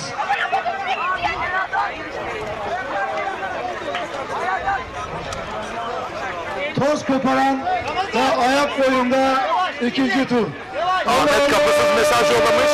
Koza TV'de, Ekin Türk TV'de, Lider Haber TV'de ne kadar teşekkür etsek azdır. Onlar gerçek güreş destekçileri demiş. Evet, hakikaten öyle.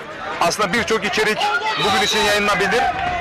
Birçok kanallarda olduğu gibi onlar atasporumuz güreşe katkı sağlamak adına gün boyu bu canlı yayınları sizlere ulaştırıyorlar. Gerçek bu doğrultuda.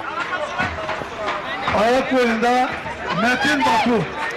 Sanırım bu mücadele puanlamaya doğru evrildi Mustafa Bayram. Muhtemelen puanlamaya doğru giden karşılaşmalar. Özkan Yılmaz, Hasan Cengiz arasındaki karşılaşma. Recep Kara, Yunus Emre Yaman arasındaki karşılaşma.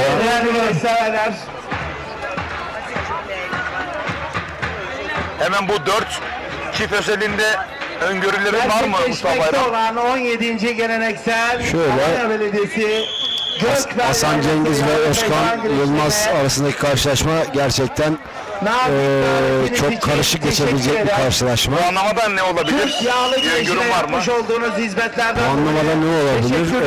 Özkan Yılmaz gerçekten yani bu sene, özellikle bu sene performans çok üst düzeyde, zaten kendini Edirne'de, Kırkpınar'da kanıtladı Gürbüz'ü yenerek.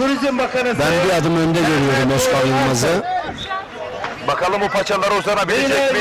Refah Partisi İsmail, Havada Hasan Cengiz, evet. evet, İsmail Koç ve Mustafa Taş arasındaki karşılaşmada normal süreçte Başkan Yardımcımız İsmail Koç Sayın Edip biraz daha üstün güreşi var Mustafa Taş'a karşı. Fakat Mustafa Taş'ta puanlama güreşinde bayağı etkin bir güreşi var. Puanlamada her şey değişebilir diye düşünüyorum. Recep Kara, Yunus Emre Yaman arasındaki karşılaşmada zaten şu an bir iddia geldi Yunus Emre Yaman'a. Basit bir güreşi var. Tabii ki Recep Kara usta bir baş pehlivan. Ben ustalarını konuşturacak diye düşünüyorum. son çağrı. Evet, Mustafa Bayram değerli yorumcumun öngörüleri bu doğrultuda. Güreş severlerimiz Mustafa Bayram'dan bu tür yorumlar beklediği doğrultuda ifadeleri söz konusu. Zaten çok da keskin olmasa da öngörülerini her daim bizlerle paylaşıyor.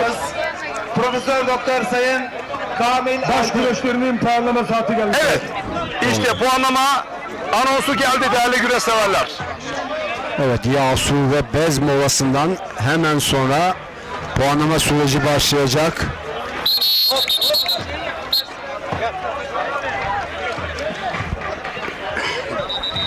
Yalçın Kaynak, Cemil Tekin iyi yayınlar diliyor. Pehlivanlarımıza başarı dileklerinde bulunuyor. Bu arada fotoğrafınızı gördüm. Halil Bağdat Usta'yla birlikteymişsin. Siz usta çıraksınız. Bir gün kavga eder, bir gün barışır, bir gün küser, bir gün barışırsınız. Bu usta çırak ilişkisidir. Küsmece, darılmaca olabilir ama düşmanlık olmaz bizde. Yalçın Kaynak. Cemil Tekin'e de selamlar. Ataspor'un güreşi yapmış olduğu hizmetler bir zaman yalnız bırakmayan takdir görüyor. Orman Müdürümüz Sayın Vedat Dikici. Ya Recep Tosun, gerçekten Ataspor'una özellikle sen ve Halil Bağdat gerçekten çok büyük emek sarf ediyorsunuz. Dün Sivas'taydın, bugün Antalya Gökbel Yayladasın. Yani bir hizmet demektir. Ama sen de bizle beraber bu kervanda koşturuyorsun. Senden de Allah razı olsun, bizim bazı yol arkadaşlığı yapıyorsun. Az da olsa yükünü hafifletiyorum. Az değil, mütevazı olma. Zaten güreş severler senin hakkını teslim ediyorlar. Teşekkür ediyorum herkese. Büyük kahraman. Manisa Milletvekili Milliyetçi Hareket Partisi Grup Başkan Vekilimiz Sayın Erkan Akçay. Minik 1, minik 2, teşvik 2. Evet, 4 tane puanlamamız var. Recep Kara, Yunus Emre Yaman, Özkan Yılmaz, Hasan Cengiz. Mustafa Kalyoncuoğlu, Nedim Gürel, Serhat Balcı mücadelesini yorumlamadı demiş. Evet, yorumlamadım, doğru. AK Parti Burada da genç baş pehlivan Nedim Gürel'e şans tanıyorum. Ne kadar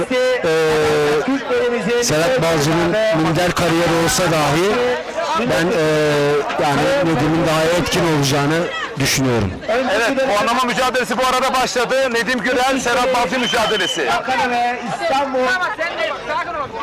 AK Parti Milletvekilimiz Sayın Süleyman Soylu. Antalya Milletvekilimiz Sayın Kemal Çelik. Antalya Milletvekilimiz evet, 4 tane puanlamamız var baş pehlivanlıkta. Sayın İbrahim Ethemtaş ve aramıza katılamayan, telgraf gönderen değerli büyüklerimize teşekkür ediyor. Coşkuyla alkışlıyoruz. Sağ olsunlar, var olsunlar.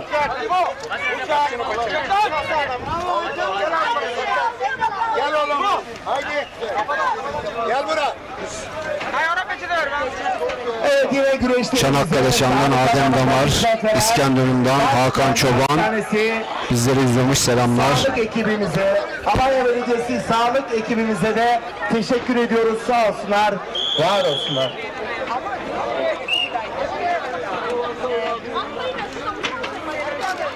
Evet, Recep Tosun ve Mustafa Bayram, Allah kolaylık versin. Tüm pehlivanlara Allah derman versin. Ömer Oğuzhan abimiz bizleri izlemiş, selamlar. Evet, bu arada Nedim Gürel, Serhat Balcı mücadelesi sol üst kadrajda. Her an Nedim Gürel puan alabilir. Künde pozisyonunda. Künde mi atacak? Puan alacak Nedim Gürel, yoksa bakıyoruz toparlanmak istedi Serhat Balcı. Bir kez daha dış kastaktan bastırdı Mustafa. Evet, güçlü. Bayram'ın öngörüsü yer buldu. Güçlü fiziği de önüne çekti Serhat Balcı'yı ve puanı aldı. Evet, 3 çift kaldı çayırda değerli güreş severler. Mustafa Taş, İsmail Koç, Recep Kara, Yunus Emre Yaman. Özkan Yılmaz, Hasan Cengiz. İşte son anlar Nedim Gürel'in. Puanlamaya dönebiliriz değerli öğretmenim. Her an puan çıkabilir. Her an. Atlanmak üzere. Çok acele. Üçlü ekranda kalabiliriz. Yerleriniz alınız. Bursa Güner İnşaat Yönetim Kurulu Başkanı Yunus, Ayaz, Melisa, Cömert, Ahmet, Kerem, Bulut bizleri izliyorlarmış. İyi yayınlar diliyor. Değerli Yunus abim, kucak dolu sevgiler, inşallah bekliyorum Karamürsel'e. Güreş aşığı, güreş sevdalısı, güreş destekçisi Yunus Ayaz. Evet, puanlama mücadelesi başladı. İsmail Koç, Mustafa Taş mücadelesi ekranlarda. Nefes kesecek, nefes. Hemen aynı kadrajda da Hasan Cengiz, Özkan Yılmaz mücadelesi takıldı. Seyircilerimiz küçük orta boyunda ikişer kişi yenip üçüncü tura giden galipler. Allah Allah, ilallah, Muhammedun Resulullah, yiğit aslanlara can gönülden alkışlarla diyelim maşallah. Haydi aslanlar, Allah derman versin. Derse 1, derse 2, derse 3. Çok acele er meydanında.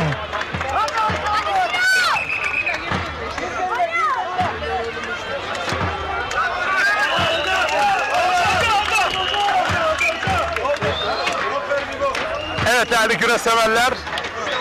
Recep Kara mücadelesi sol kadrajda. Mustafa Taş, İsmail Koç sağ üst kadrajda. Biraz uzak kalmış. Daha yakından da alabiliriz. Özkan Yılmaz, Hasan Cengiz sağ alt kadrajda değerli güreş severler. Evet Oğuzlar. Evet değerli güreş severler, yine Antalya Şarampol'da faaliyet gösteren pehlivanlarımıza hamilelikler, abilikler yapan Şarampol çorbacılarının sahibi iş adamı Sayın Cengiz Duran ekibiyle birlikte er meydanımıza teşrif etmişlerdir. Kendilerine komitemiz adına hoş geldiniz diyoruz. Sağ olsunlar, var olsunlar. Davutlar bu.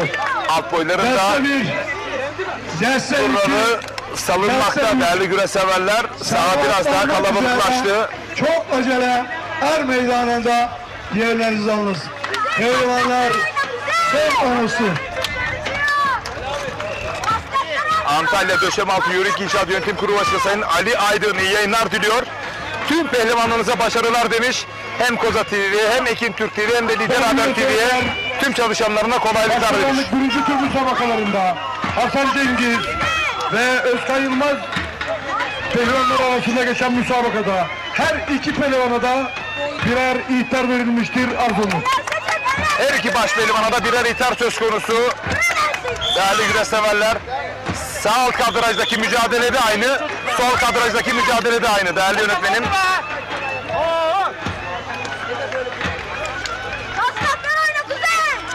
5 numaralı hakemin önünde Özkan Yılmaz mücadele. Şu anda sağ üst kadrajda zaten yansıdı. İsmail Koç ve Mustafa Taş mücadelesinin aynı kadrajda. Özkan Yılmaz ve Hasan Cengiz mücadelesi.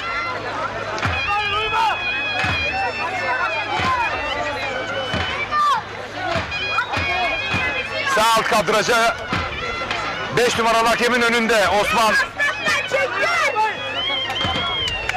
Osman Yasak evet, hocamız yönetiyor maçı.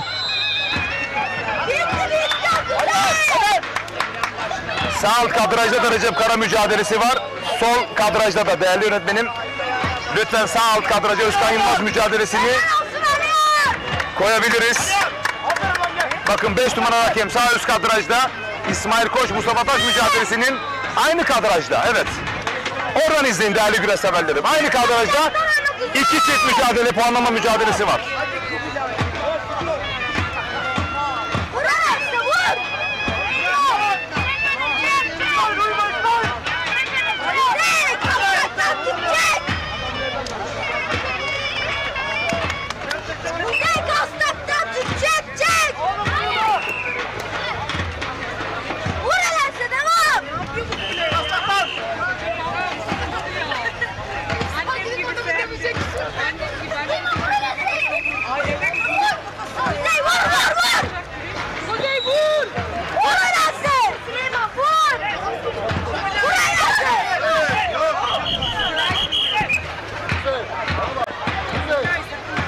Bu arada İsmail Koç, Mustafa Taş mücadelesi sağ üst kadrajda Bir yan kazık yan paçadaydı, uzak kaldı.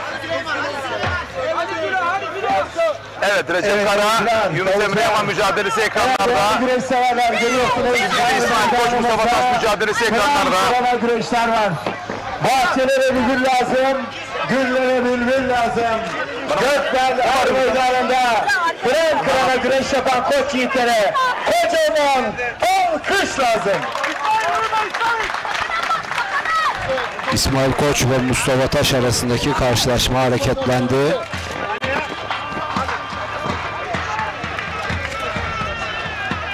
Özkan Yılmaz ve Hasan Cengiz arasındaki karşılaşma hareketlendi. Değerli yönetmenim, Recep Kara mücadelesi var.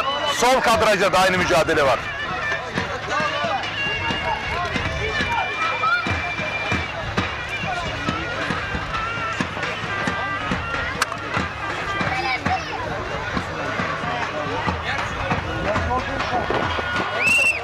Yasa Ordumun Pehlivanı İsmet Can Kızıltaş çok özel yanımıza, çok özel. Kimi çekiyor? Evet, Özkan Yılmaz. Sağ alt kadrajda izliyorsunuz. Diğeri paçada Özkan Yılmaz'ı. Oyunma halinde Bu arada Antalya Kemer'den Mahmut Şeker bizleri izlemiş. Buradan selamlar.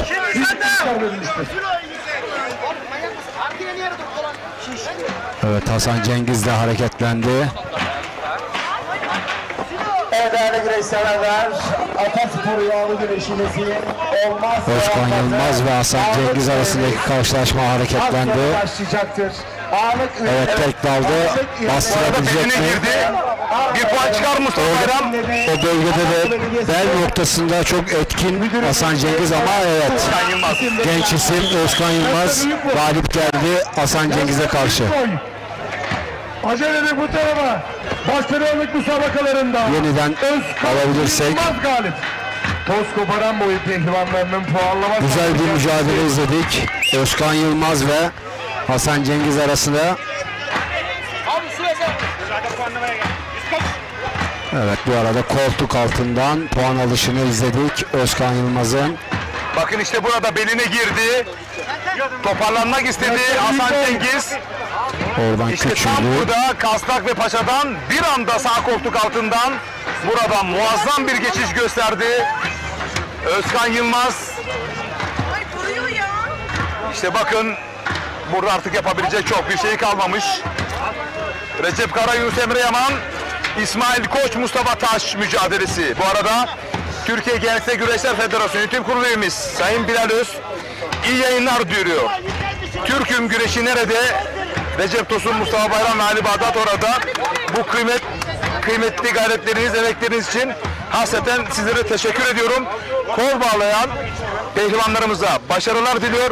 Seyircilerimize iyi seyirler diliyoruz demiş Mustafa Bayram. Biz de teşekkür ediyoruz. Buradan Bilal Öz Başkanımıza sevgi ve saygılarımızı gönderiyoruz. Değerli yönetim kurulu üyemiz Bilal Öz. O da her hafta farklı bir organizasyonda federasyonumuzu temsilen bulunmakta. Ekranın solunda Mustafa Taş, İsmail Koç. Ekranın sağında Recep Kara, Yunus Emre Yaman. Burası Antalya, Alanya, Gökbel Yaylası Yağlı Pehlivan Güreşleri, Koza TV, Lider Haber TV, Ekin Türk TV ortak canlı yayın ağıyla birlikteyiz değerli güreş severler.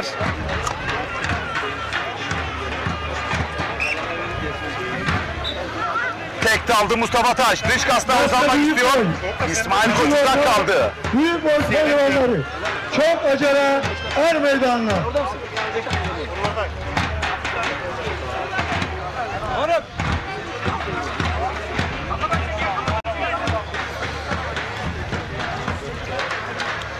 Ekranın sağında Yunus Emre Yaman'ın bir ihtarı söz konusu Recep Kara karşısında.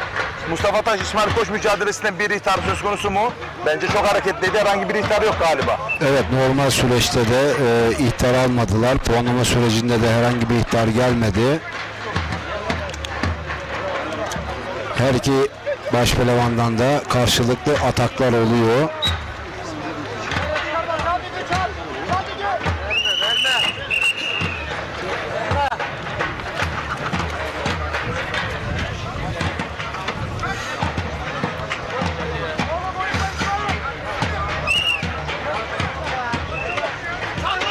Gelse büyük boy.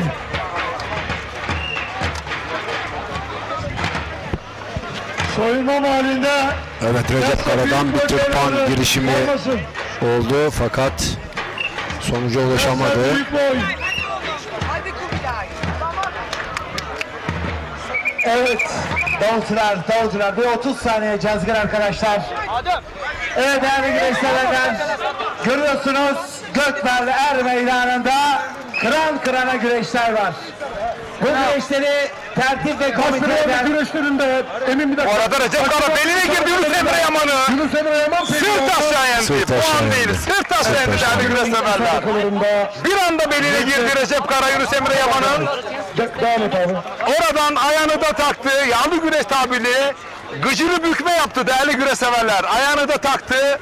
Sırt aşağı yenerek adını ikinci tura yazdırdı tecrübeli başpehlivan Recep Kara. Ordu Ünyeli Recep Kara Kocaeli Büyükşehir Belediyesi başpehlivanı. Bir kez daha tekrarını izleyeceksiniz. Bir anda beline girdi. Gıcırı bükme yaptı ama sol ayağıyla da o bitirici darbesini yaptı. Bakın tekrarını izliyorsunuz. Meydanında koç yiğitler kıran kırana güreş yapıyor. Hadi. İşte bakın beline girdi. Ayağını da taktı. Çok net bir galibiyet. Düştüğü anda yeniş var. Evet. Evet, İsmail Koç mücadelesi devam ediyor değerli güreşseverler.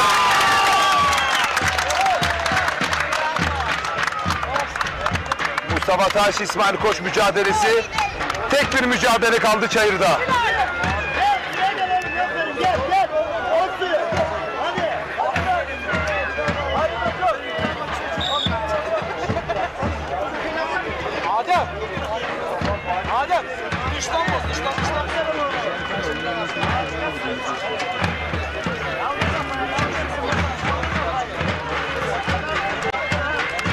Gelse 1, gelse 2, gelse 3. Bursa Kemal Paşa'dan Rahmi Can bizleri izliyormuş. Selamlar. Zonguldak Alaplı'dan Hakkı Yiğit. Sana çok selam var Mustafa Bayram. Aleyküm selam, selamlar.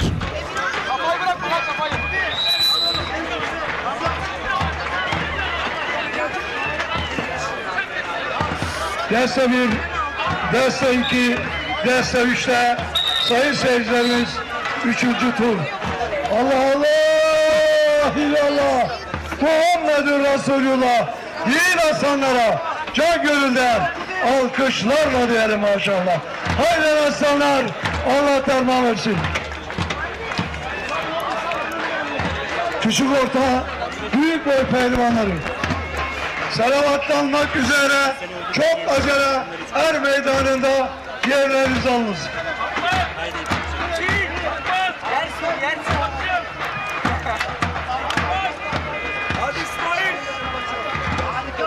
Sayın sağlık görevlisi lütfen sağ girişinde hazır olsun. Sayın sağlık görevlisi. Ya daha ne yapacak adam ya? Açıldı. Hadi vur sarma ya.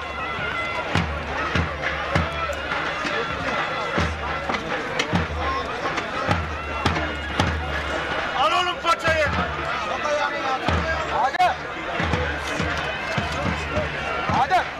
Sağlık görevlisi çok acele yanımıza. Sayın sağlıkçımız.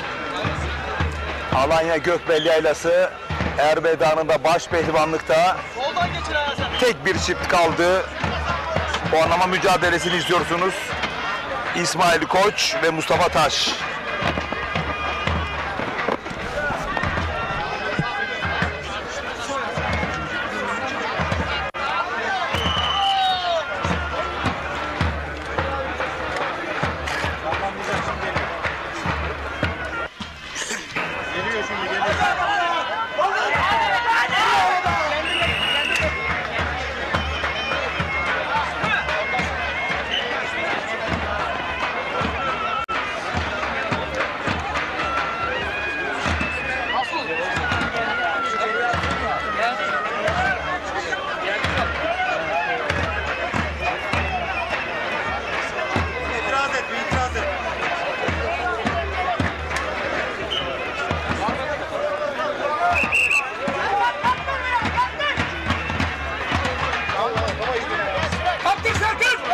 Yozgat'tan Faruk Bulut, Balıkesir Havran'dan Murat Balık,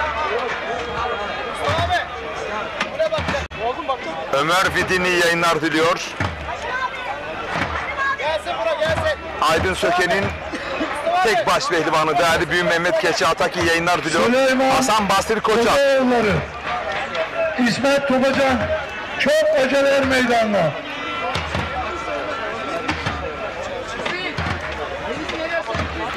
Tosya'dan Hasan Basri Koçak iyi yayınlar diliyor.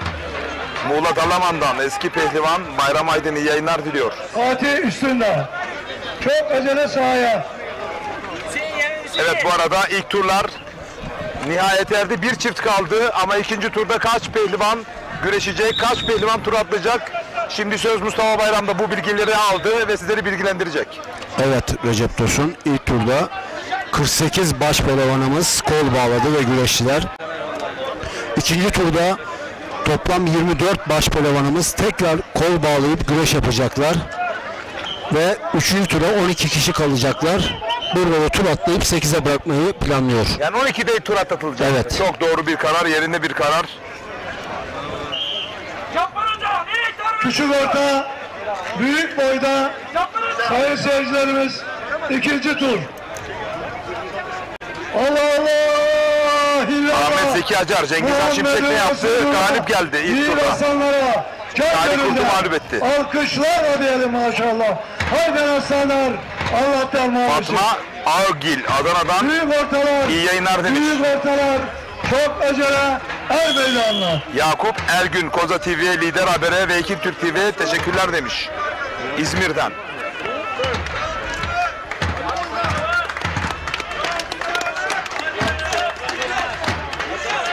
Şartlı pehlivanları.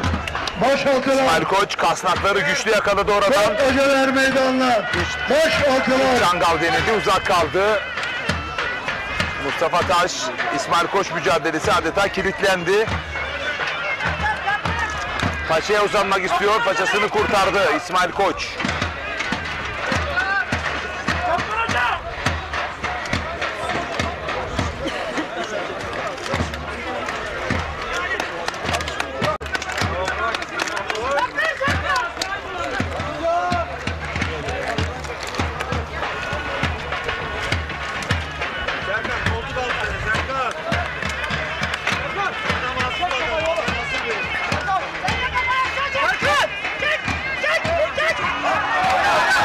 Taş bu arada kasnak ve paçadan sırt aşağı yeniş yapıyor İsmail Koç'a karşı. Büyük orta pehlivanları selavatlanmak üzere. Evet, tekrarını izliyoruz. Mustafa Taş'ın boşaltı pehlivanları. Paçayı ve er meydanına. işten budayarak galibiyete erişiyor Mustafa Taş. İkinci turda ismini yazdıran isim Mustafa Taş. Toplam 24 baş pehlivanımız birazdan. Evet, ilk turların galibiyetleri ekranlara geliyor. Ali Gürbüz Serdar Yıldırım'ı mağlup etmişti. Yeni işleri bir izleyelim değerli güzel severler. İlk turda kimler neler yapmış? Ali Gürbüz İçpaşa'dan kepçelemiş. Cengiz Han Şimşek Görevli yağ personellerimiz lütfen meydanına yağ getirelim.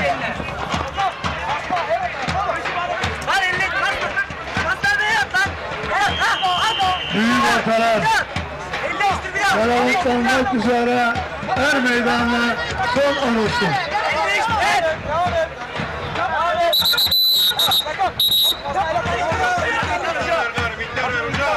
İsmail Balaban az önce Mustafa Doğan Özkaya'yı, şimdi de Mehmet Yeşil.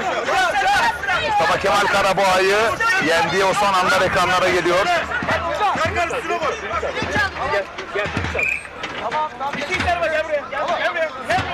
Orhan Okulu Mustafa Arslan'ı yan kazık yan paçada bir anda ters çangalla sırt aşağı yendi. O da adını ikinci tura yazdırdı.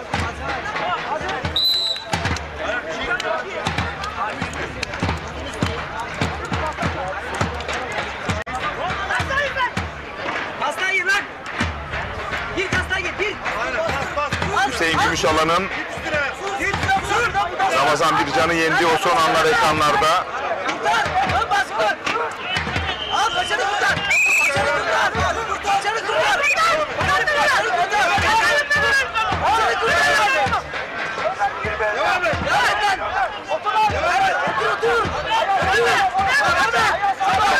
Nedim Gürel'in mücadelesi ekranlardaydı. Burada da Özkan Yılmaz, Hasan Cengiz mücadelesinde o son anlar koltuk altından muazzam bir geçiş Özkan Yılmaz'dan.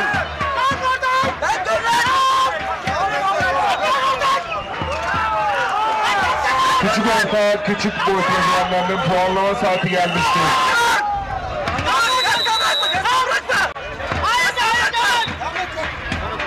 İşte Recep Karan'ın Yunus Emre Yaman'ı gücünü bükmeden sırt aşağı yendi o son anlar ekranlarda. Ve son olarak da Mustafa Taş İsmail Koçu puanlamada muazzam bir yeniş değerli güreş severler. Jeneriklik bir galibiyet Mustafa Taş'tan. Kısa bir reklam arası vereceğiz. Hemen dönüşte de baş pehlivanların ikinci tur kurallarıyla birlikte olacağız. Bir yere ayrılmayın. Koza TV, Lider Haber TV, Ekin Türk TV ortak canlı yayınla tekrar birlikte olacağız. Bizden ayrılmayın.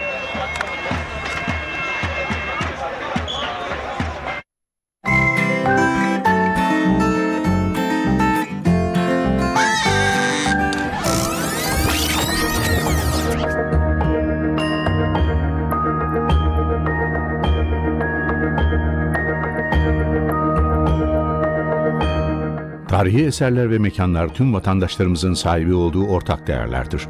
Onları korumak ve gelecek nesillere ulaştırmak hepimizin vatandaşlık görevidir. Kültür varlıklarına verilen her türlü zarar suçtur. Kültür varlıklarımıza sahip çıkalım, bu toprakların değerlerini hep beraber koruyalım.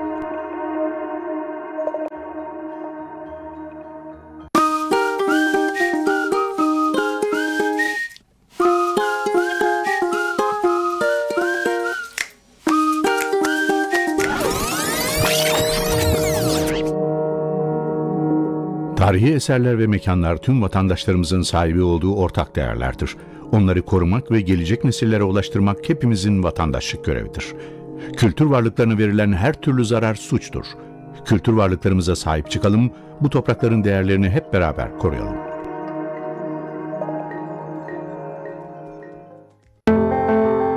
Bugün sahibi olduğumuz her bilgi tarihi tecrübeyle birikti, kültürel miras yoluyla geldi. Onlarla öğrettik, iyileştik, geliştik.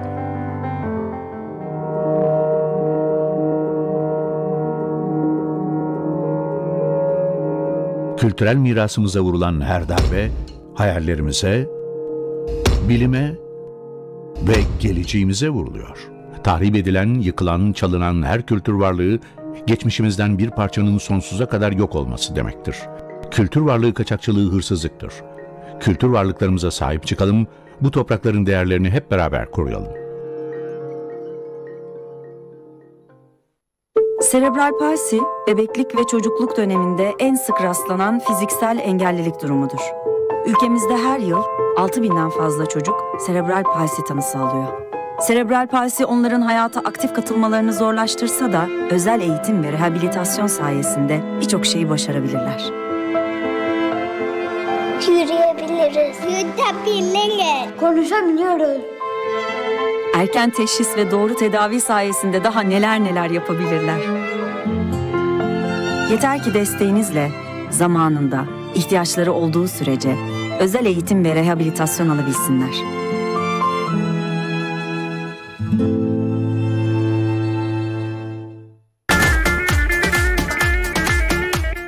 Kliplerinizin tüm dünyada izlenme rekoru kırmasını ister misiniz? O zaman doğru kanaldasınız.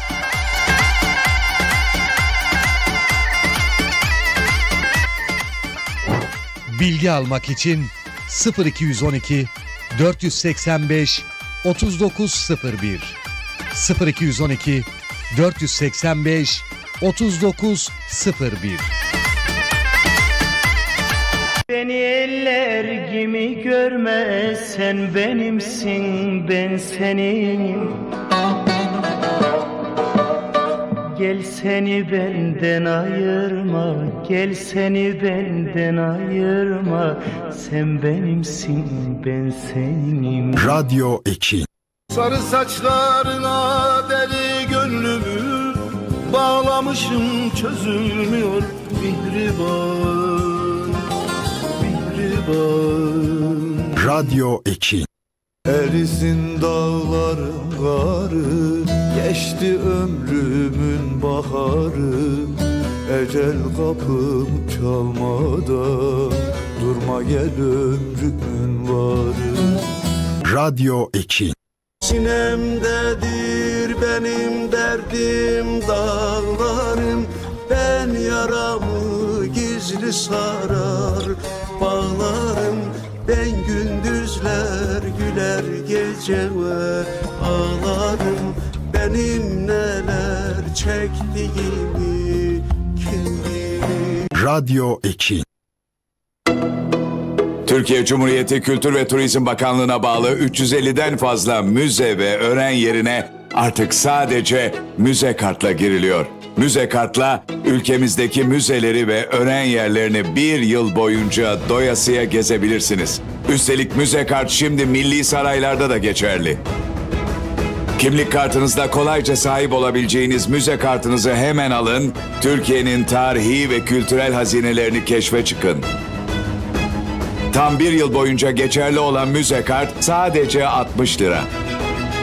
Türkiye Cumhuriyeti Kültür ve Turizm Bakanlığı.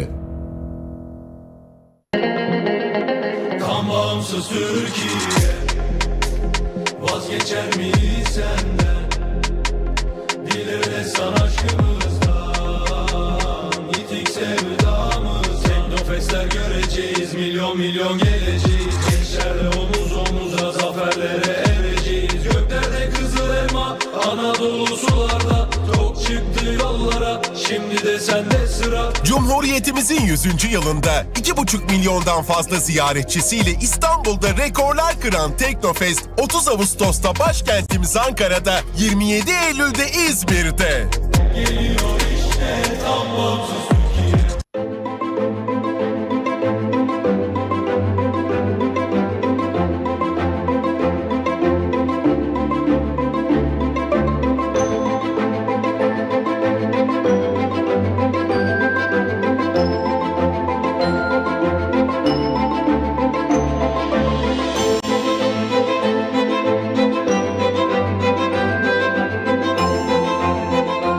Tahrip edilen, yıkılan, çalınan her kültür varlığı geçmişimizden bir parçanın sonsuza kadar yok olması demektir.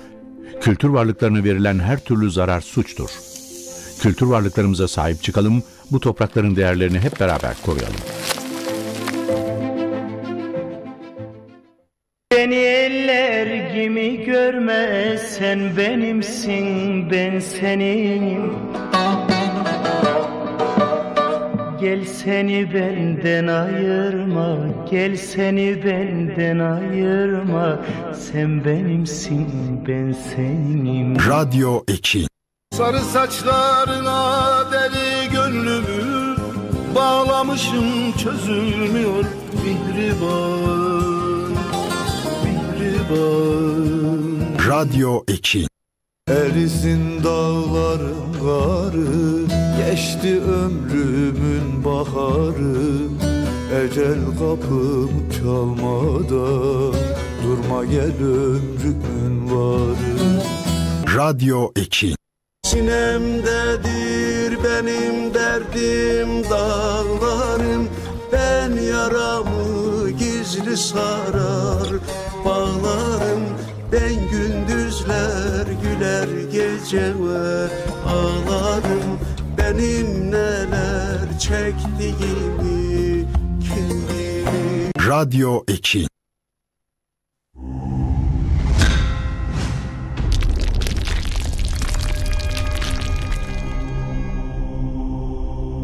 Bizi izlemeye devam edin.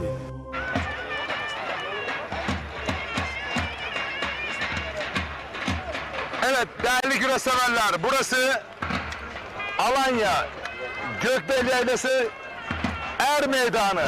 Bu yıl 17.si düzenlenen Geleneksel Gökbeyli Yaylası yağlı pehlivan güreşlerindeyiz.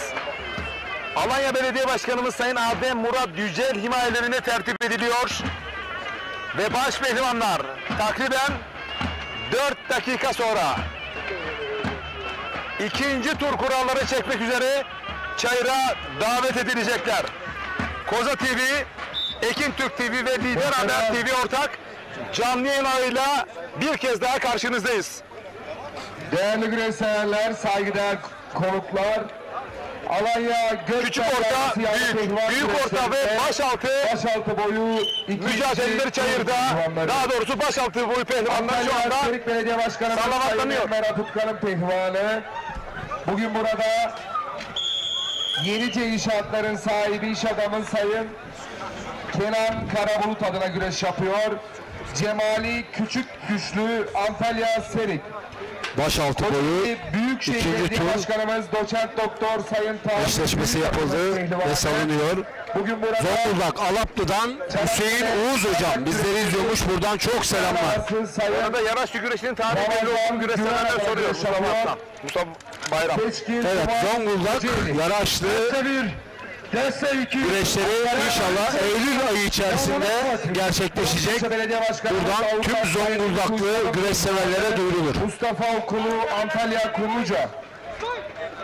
Manavgat Belediye Başkanımız Sayın Şükrü Sözen'in başpehlivanlık ikinci tur kuralları yaklaşık 10 dakika içerisinde çekilecek. Antalya Büyükşehir Belediye Başkanı az önce 5 dakika 5-10 dakika içerisinde evet aralığında çekilecek ikinci tur kuralları. Toplamda 24 baş pehlivanımız kura çekecek ve tüm baş pehlivanlar ikinci turda da güreş tutacak.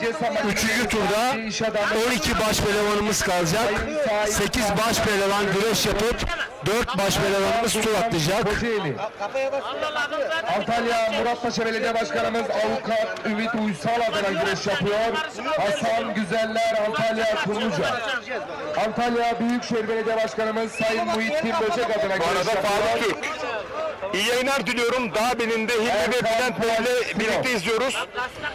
Güreşen tüm pehlivanlarımıza başarı dileklerinde bulunuyorum değerli büyüğümde. Biz Türkiye'de Faruk Türkiye, kucak dostlarcılar, Sayın Ali Gürbüz tayfanın da sosyal medya portallarında değerli yöneticisi. Yine Gazipaşa güreşleri ağamız Sayın Ramazan Yıldırım adına güreş yapıyor. Yaşar Şan Antalya Serik.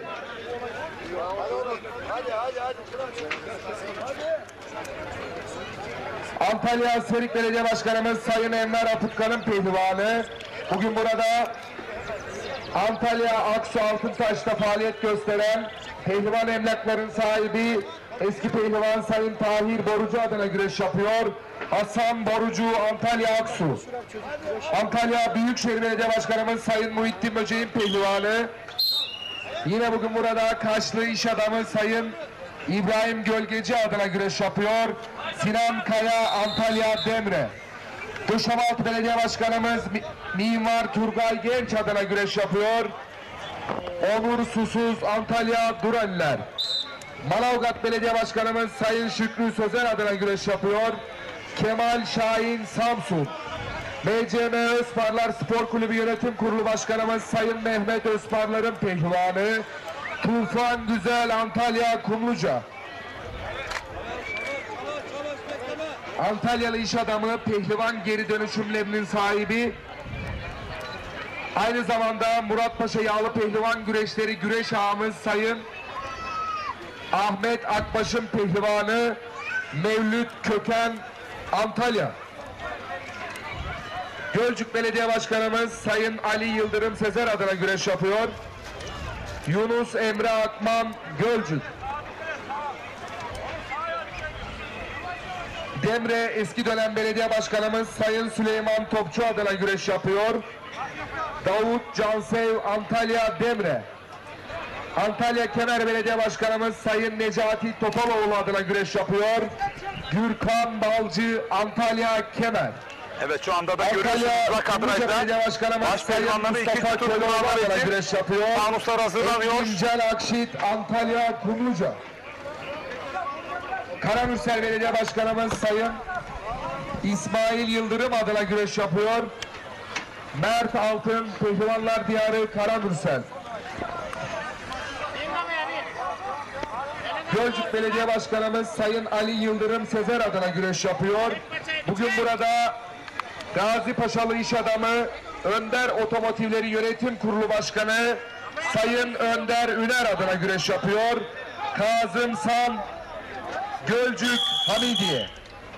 Antalya Kumluca Belediye Başkanımız Sayın Mustafa Köleoğlu adına güreş yapıyor. Ömer Yasir Gökkaya, Antalya Kumluca. Allah Allah, illallah, Muhammedur Resulullah. Başaltı pehlivanlarımıza ikinci turda alkışlarla diyelim maşallah. Haydi aslanlar, Allah derman versin. Baş pehlivanlarımız Koç Yiğitler birinci tur kurallarınızı çekmek üzere, ikinci tur kurallarınızı çekmek üzere er meydandaki yerlerinizi alınız.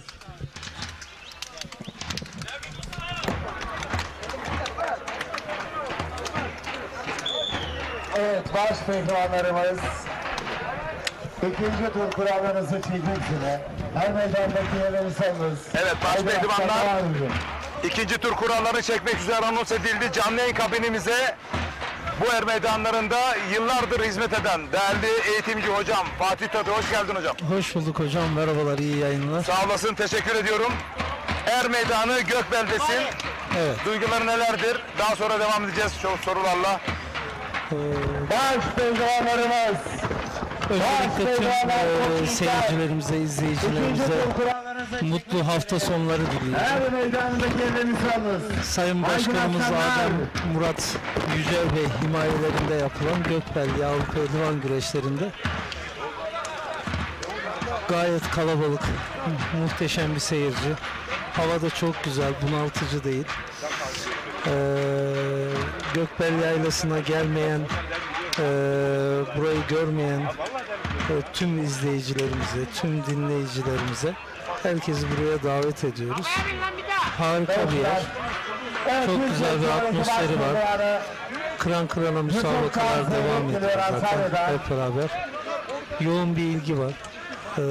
Burada bizlere gösterilen ilgi, alaka harika, muhteşem. Emeğe geçen herkese teşekkür ederiz.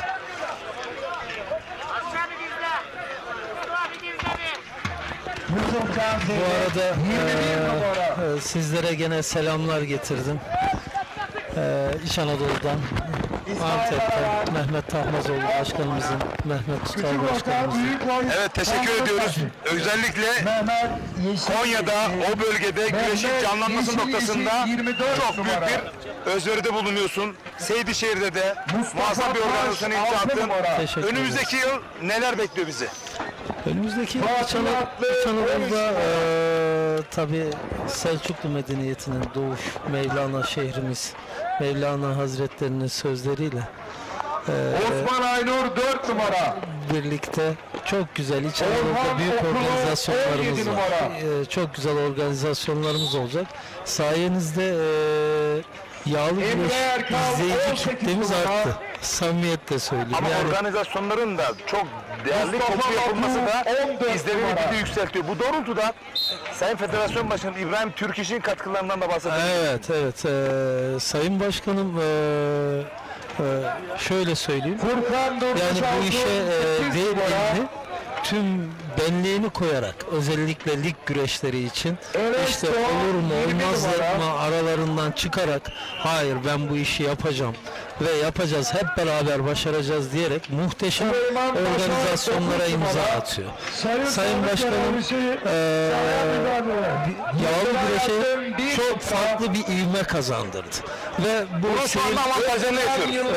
evet görüyorsunuz seyircileri bakın daha önce sizler de dikkatinizi çeker bayan seyirci kitlemiz bizim çok azdı. Çocuklarımız çoğaldı. Bayan seyirciler tribünde fazla. Hakikaten öyle. Çocuklar kenarda resim çekilmek için her yere koşuyorlar. Pehlivanlara bu ne diyorlar? Kısmet mi? Bunu nasıl giyiyorsun? Sorular. Harika şeyler oluyor. Çok güzel. Tabii yağlı güreşimizin kriterleri de yavaş yavaş değişmeye başladı. Şu açıdan Yani kriter olarak sahalar, görsel şovlarımız, düzenlerimiz, Sayın Başkanım bunlara çok dikkat ediyor. İbrahim Başkanım bu konuda çok hassas. Bütün organizasyonlarda özellikle birebir arayarak neler yapıldı, görüntülerle kendisini şahsım adına ve tüm güreş sevenler adına canı gönülden tebrik ediyorum. O zaman Sayın Başkanımı ve yönetim kurulunu. O zaman önümüzdeki yıl yapılacak organizasyonlardan birkaç tane, seni koordine ettiğin organizasyonlardan birkaç tanesi isimlerini verebilir misin?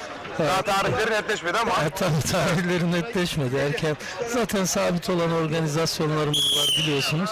İç Anadolu'da çok büyük bir güreş yapacağız. Onun müjdesini verelim. Evet. Çok teşekkür ederim. Çok büyük bir güreş vereceğiz. Çok sağ ol. Yüreğine sağlık. Buraya kadar. Ben teşekkür ederim. Sayenizde insanlarımız, seyircilerimiz çok güzel yayınlar takip ediyor. Değerli anlatımlarınızla katkıda bulunuyorsunuz. Harika işler çıkarıyorsunuz. Siz ve sizin ekibinize teşekkür ederim. Bizler teşekkür ederiz. Bizleri burada misafir eden Alanya Belediye Başkanımıza sonsuz şükranlarımızı sunuyoruz. Evet. Ayrıca güreş ağamız Eray Erdem Bey'e ilgilerinden dolayı hepsine çok teşekkür ediyoruz. Güreşi koordinatörlüğünü yapan Gürbüz ve Mehmet Beygil'e çok teşekkür ederiz. Evet. Hepsine çok teşekkür ederiz. İyi ki varsınız. Şimdiden iyi yayınlar. Herkese saygılar, sevgiler diliyorum. Bizlerden Konya'ya kucak dolu sevgiler. İç Anadolu'ya kucak dolu sevgiler. Çok sağ olun Sayın Hocam. Evet değerli güreş severler, çok değerli Fatih Tatu hocamız canlı yayın konuğumuzdu. Evet, baş pehlivanların ilk tur kuralları çekildi, eşleşmeler. Şimdi söz Mustafa Bayram'da. Baş pehlivanlık ikinci tur kuralları çekildi.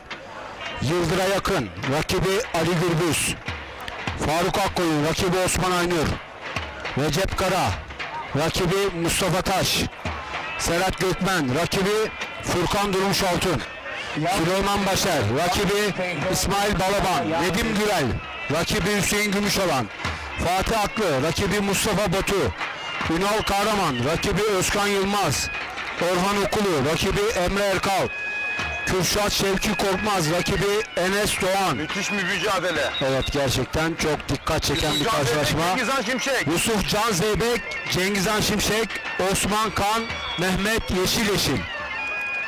Evet, eşleşmeler bu doğrultuda değerli güreş severler.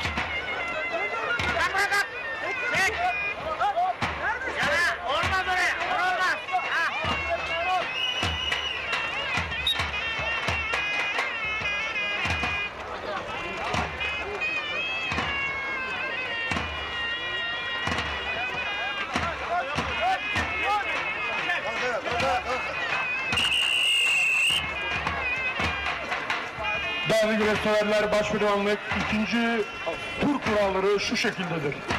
Yıldıra yakın Ali Gürbüz ile, Faruk Akkoyun Osman Aynur ile, Recep Kara Mustafa Taş ile, Serhat Gökmen Durmuş Altun ile, Süleyman Başar, İsmail Balaban ile, Nedim Gürel Hüseyin Gümüşalan ile, Fatih Aklı Mustafa Batu ile, Ünal Karaman Özkan Yılmaz ile, Orhan Okulu Emre Erkal ile, Kürşat Korkmaz Enes Doğan ile, Yusuf Can Zeybek Cengizhan Şimşek ile, Osman Kan Mehmet Yeşil ile eşleşmiştir. Arz olunur.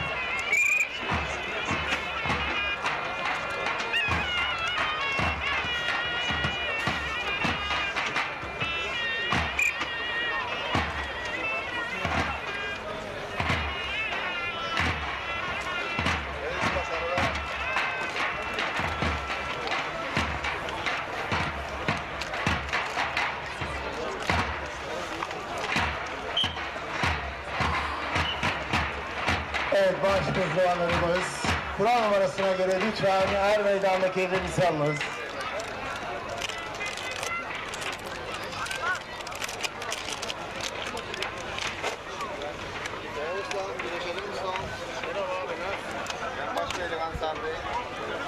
Evet değerli güreşseverler, kıymetli konuklarımız, 17. geleneksel Alanya Belediyesi Gökber Yağlı Pehlivan Güreşleri baş pehlivanlık ikinci tur salavatlaması evet, başlıyor. baş pehlivanlık ikinci tur salavatlaması cazgırlarımız tarafından yapılıyor. Şimdi söz cazgırlarımızda. Alkışlar sizlerden, güreşler onlardan. Davulcular.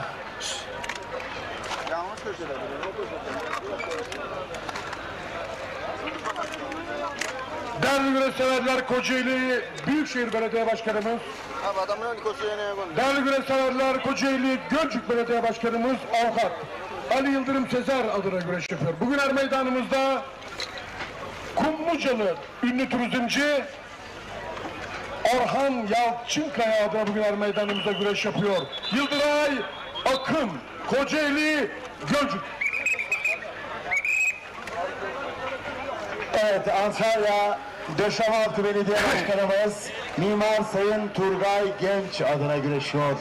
Yine bugün burada Çarşamba ADN Yapı İnşaatların sahibi genç iş adamı Sayın Mehmet Çarşambaoğlu adına güreşiyor. 2011, 2012, 2019, 2021 yılları Tarihi Kırkpınar baş pehlivanı Ali Gürbüz, Antalya Korkuteli Samanlı. Kocaeli Büyükşehir Belediye Başkanımız Doçent Doktor Sayın Tahir Büyükakın adına güreş yapıyor. Bugün er meydanımızda Gazi Paşalılar Dernek Başkanımız Sayın Onur Nimet Üner adına güreş yapıyor. Milli güreşçi Faruk Akkoyun, Kocaeli Kandıra. Antalya Büyükşehir Belediye Başkanımız Sayın Muhittin Böcek adına güreşiyor. Yine bugün burada ataspor güreşimizi çok seven bu er meydanlarında Tarihi Kırkpınar'ın altın kemerli baş pehlivanlarını ve birbirinden değerli pehlivanlarına kol bağlatan Alanya Belediye Başkanımız Adem Murat Yücel'e şükranlarını sunuyor. 2006 yılı Tarihi Kırkpınar baş pehlivanı Osman Aynur, Antalya Selik. Antalya Konyaaltı Belediye Başkanımız Sayın Semih Esen adına güreşiyor. Ali İhsan Batmaz'ı soruyorum Mustafa Bayram. Maddi manevi emekleri olan Ali İhsan Alanya Belediye Batmaz Başkanımız Sayın Adem Murat Yücel'e Süleyman Başar'a mağlup oldu. Değerli başkanıma teşekkür ediyorum Mustafa Bayram. Furkan Durmuş Altın, Antalya Korkuteli Taşkesik. Manavgat Belediye Başkanımız Sayın Şükrü Sözen'in bu arada yüksek bugün burada Hakan Özel sana iyi yayınlar. Pehlivanlarla başarı diyetlerine bulunuyor.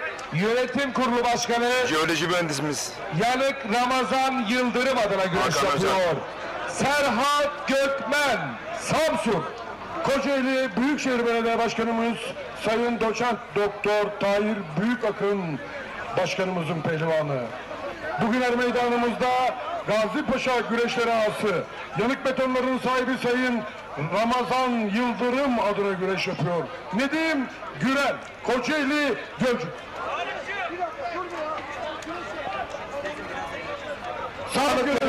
Sağlıkçılarımız lütfen er meydanına gelelim. Sağlıkçılar. Kocaeli Büyükşehir Belediye Başkanımız Doçent Doktor Sayın Tahir Büyükakın adına güreşiyor. Bu turda değerli güreş severler 24 baş pehlivan kol bağlayıp güreş tutacak. Son 12'de tur atlama olacak. Tur atlama. Gazi Paşa Yağlı Pehlivan güreşleri güreş ağamız namıyla maruf Yanık Ramazan Yıldırım adına güreşiyor. 2023 evet, 4 kişi tur atlayacak. Baş pehlivan üçüncüsü. Son 12'de Hüseyin Gümüşalan Kocaeli Karamürsel. Manavgat Belediye Başkanımız Sayın Şükrü Sözen'in pehlivanı. Bugün burada Gazi Paşa güreşleri güreş ağamız, yanık hazır betonların sahibi, iş adamı Sayın Ramazan Yıldırım adına güreş yapıyor. 2014 yılı Tarihi Kırkpınar baş pehlivanı Fatih Atlı, Samsun. Antalya Büyükşehir Belediye Başkanımız Sayın Muhittin Böcek adına güreşiyor. Yine bugün burada ÇTM Madencilik Çetin Mermerlerin sahibi 671. tarihi geleneksel Elmalı güreşleri rekortmen güreş ağamız Sayın Hakan Çetin adına güreşiyor. Mustafa Batu, Antalya Odabaşı. Ankara Büyükşehir Belediye Başkanımız Sayın Mansur Yavaş'ın pehlivanı. Bugün burada Antalya Kemer Kiriş'te faaliyet gösteren Saylors Otelleri Yönetim Kurulu Başkanı Sayın Reis Burhan Şeker adına güreş yapıyor. Özkan Yılmaz, Samsun. Ankara Büyükşehir Belediye Başkanımız Sayın Mansur Yavaş Başkanımızın pehlivanı. Bugün er meydanımızda Gazi Paşa güreşleri ağamız yanık betonlarının sahibi Sayın Ramazan Yıldırım adına güreş yapıyor. Ünal Karaman, Çorum, Sungurlu. Antalya Muratpaşa Yağlı Pehlivan Güreşleri Tertip Komite Başkanımız, aynı zamanda Muratpaşa Belediye Başkanımız Avukat Sayın Ümit Uysal adına güreşiyor. Yine bugün burada tarihi geleneksel Elmalı güreşleri 663, 667, 668, 669. altın kemerli güreş ağamız Sayın Muammer Ak adına güreşiyor. 2015-2018 yılları tarihi Kırkpınar baş pehlivanı Orhan Okulu, Antalya Kumluca. Antalya kenarda faaliyet gösteren Serdaroğlu Otomotivleri Yönetim Kurulu Başkanı Sayın Tuncer Tosun adına güreş yapıyor. Yine bugün burada Mehmet Emin Tuncer, Antalya Sütçüler'de faaliyet Mehmet Tomba, gösteren eski milli güreşçimiz Ramazan Seren, Oto Yönetim Kurulu Başkanı Sayın tüm pehlivanlara başarı dileklerinde bulunuyor. Muharrem Asar adına güreş yapıyor. Emre Erkal, Antalya Kemer. Koza TV, Ekin Türk TV ve diğer Mevcut ortak canlı Spor Kulübü Yönetim Kurulu Başkanımız Sayın Mehmet Özparlar'ın pehlivanı. Yine bugün burada Beşkonak'ta faaliyet gösteren Beşkonak Emlak İnşaat sahibi iş adamı Sayın Davut Erdem adına güreş yapıyor. Kürşat Şevki Korkmaz, Antalya Serik. Antalya Muratpaşa Yağlı Pehlivan Güreşleri Tertip Komite Başkanımız, aynı zamanda Muratpaşa Belediye Başkanımız Avukat Sayın Ümit Uysal adına güreşiyor. Yine bugün burada Finike'de faaliyet gösteren Erdoğan İnşaatların sahibi Finike Yağlı Pehlivan Güreşleri güreş ağamız Sayın Emrah Erdoğan adına güreşiyor. İsmet Yılmaz, kolay gelsin. Tarihi geleneksel Adospor'un güreş sevdalısı Pehlivan Güreşleri Halil Bağdat ustamız da burada yayını görmek isterdik demiş. Evet, organizasyonda her şey muhasebe sosyal medya özelinde mutlaka olması gereken sayfaların başında hakkımızın baş pehlivanları görüşün hakkını verenler, her meydanı yiğitleri, sosyal medya portalı ve sadece güreş Türkiye Yağlı Pehlivanlar sayfası baş mimarımız, mutlaka sosyal medyadan desteklenmeli bu tür organizasyonlar. %100 katılıyor. Sayın Muhittin Böcek adına güreşiyor. Yine bugün burada Gazi Paşa'da faaliyet gösteren Yanık Hazır Betonları Yönetim Kurulu Başkanı, aynı zamanda Gazi Paşa Yağlı Pehlivan Güreşleri güreş ağamız Doğuş Turan, Kaan Salaycı, Adem Saçkan, Sedat Çelebi, Sabit Sevinç, Yaşar Tezcan. 2017 yılları tarihi Kırkpınar baş pehlivanı. Allah derman versin dileklerinde bulunuyor. 2023 yılları tarihi Kırkpınar baş pehlivan finalisti İsmail Balaban, Antalya Elmalı Akçay. Balıkesir Büyükşehir Belediye Başkanımız, aynı zamanda güreş düzenleyen Kentler Birliği Başkanımız Sayın Yücel Yılmaz'ın pehlivanı. Bugün burada Gazi Paşalılar Derneği Başkanımız Sayın Omur Nimet Üner adına güreş yapıyor. Süleyman Başar, Manisa. Antalya Büyükşehir Belediye Başkanımız Sayın Muhittin Böcek adına güreşiyor. Yine bugün burada Alanya Meclis Üyemiz Sayın Nazmi Zavlak adına güreşiyor. 2022 yılı tarihi Kırkpınar baş pehlivanı Mustafa Taş, Sinop Duran. Antalya Büyükşehir Belediye Başkanımız Sayın Muhittin Böcek'in pehlivanı. Bugün burada Gazi Paşa Yağlı Pehlivan Güreşleri güreş ağamız Yanık Hazır Beton Yönetim Kurulu Başkanı namıyla maruf Sayın Yanık Ramazan Yıldırım adına güreş yapıyor.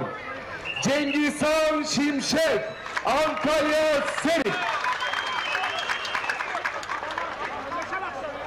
Antalya'mıza 6 kez altın kemer mutluluğu yaşatan baş mimarımız, aynı zamanda Antalya Büyükşehir Belediye Başkanımız Sayın Muhittin Böcek adına güreşiyor.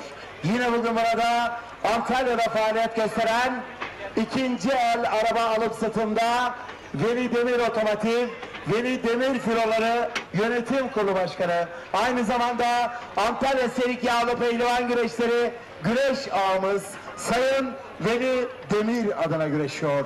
Cumhuriyetimizin 100. yıl baş pehlivanı, Türkiye Cumhuriyeti baş pehlivanı Yusuf Can Zeybek, Antalya Kuraylar. Evet, baş pehlivanlarımız bir kol bağlayalım. Antalya ustacığım. Antalya Serik Yağlı Pehlivan Güreşleri Tertip Komite Başkanımız, aynı zamanda Serik Belediye Başkanımız Sayın Enver Aputkan adına güreşiyor.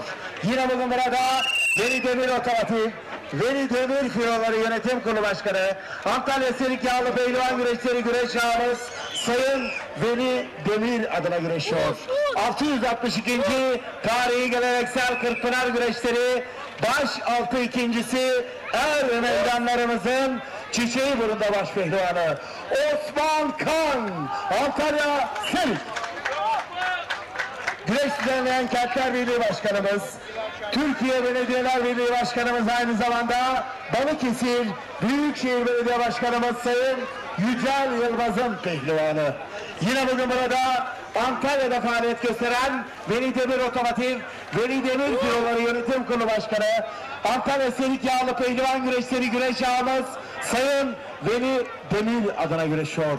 2009-2010 yılları tarihi Kırkpınar baş pehlivanı, Gençler Avrupa Şampiyonu, 2023 yılı tarihi Kırkpınar baş pehlivan üçüncüsü Mehmet Yeşil, Antalya Aksu Karız. Evet, baş pehlivanlarımız bir kol bağlayalım.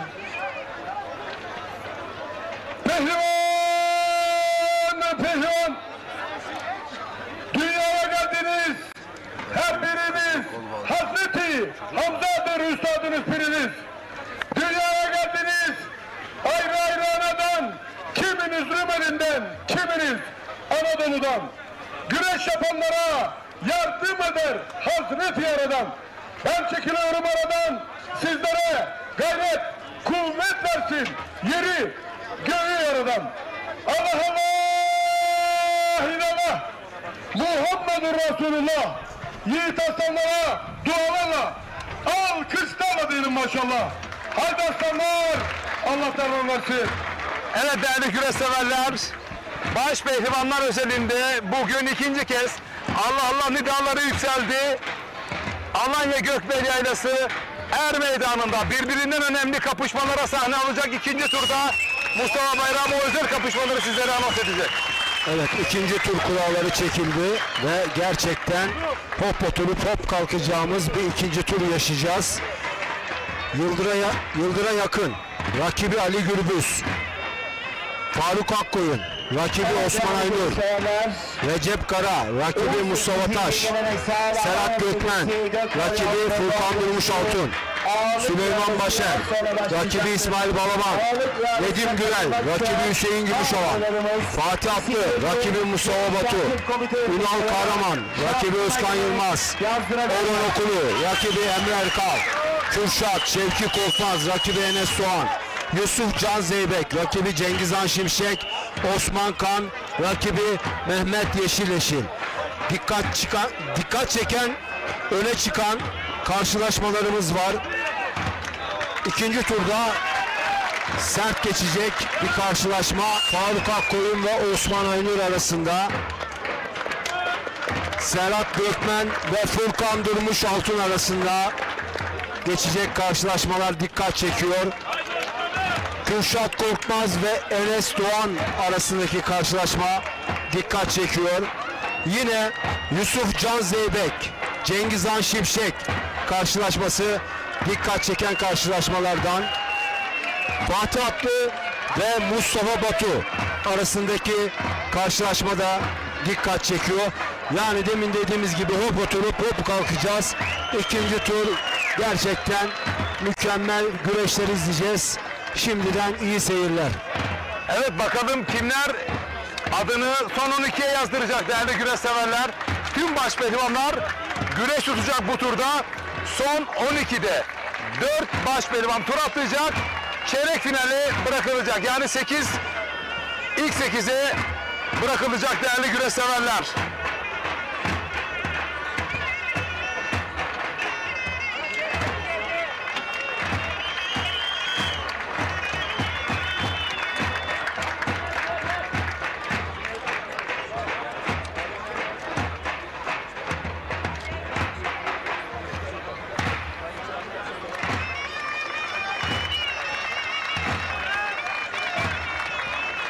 Tekrar ediyorum, Koza TV, Lider Haber TV ve Ekim Türk TV ortak canlı yayın ağındayız.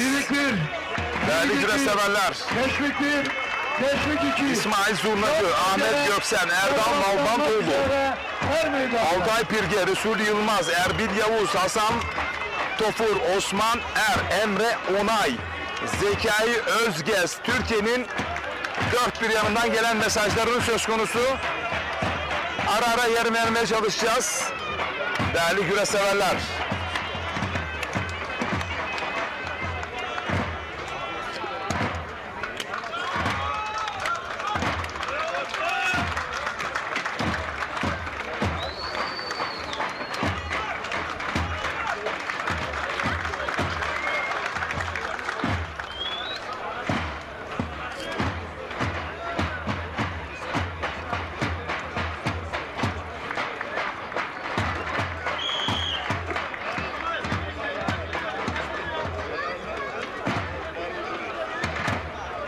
Evet değerli güreşseverler, Atasporu yağlı güreşimizin olmazsa olmazı ağırlık öğemiz az sonra başlayacaktır. Ağırlık ihalesine katılmak isteyen adayları isimlerini güreş tertip komitesine ya da şahsıma yazdırmaları önemli rica olunur. Evet, bazı mücadeleler başladı. Değerli güreş severler hemen mücadele ekranlara yansıtıyoruz. Ali Gürbüz Yıldır'a yakın sağ üst kadrajda. İsmail Balaban Süleyman Başar sol üst kadrajda. Erken bir galibiyet beklemiş olduğum mücadelelerden biri. İsmail Balaban Süleyman Başar mücadelesi sağ üst kadrajda.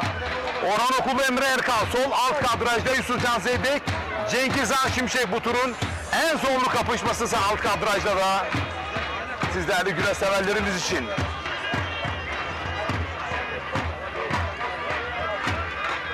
Boş altında boş vakit. Facebook'tan baksana, ekranlarına bir giriş yapayım. Kanal D'ye ne kadar izliyorlar. Bu mücadeleleri, kıran kırana mücadeleleri ben spikeriz Recep Tosun anlatıp aktarırken değerli yorumcu Mustafa Bayram yorumlayacak. Bakalım neler yaşanacak ve ben merak ediyorum. Gün sonunda altın kemeri boynuna kim takacak?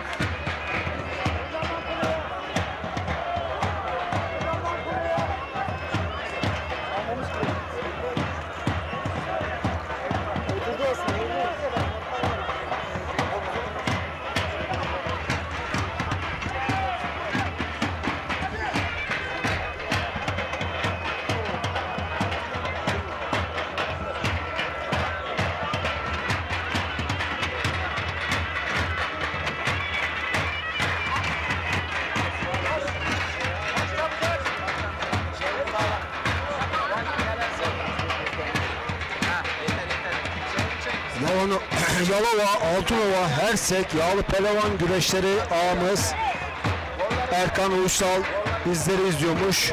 Tüm pehlivanlara başarılar diliyor. Biz de selamlarımızı gönderiyoruz. O güreşleri de koordine eden sensin. O güreşleri tertip komite başkanı kim? Değerli büyüğümüz Doktor Metin Oral. Yalova Altınova Belediye Başkanımız.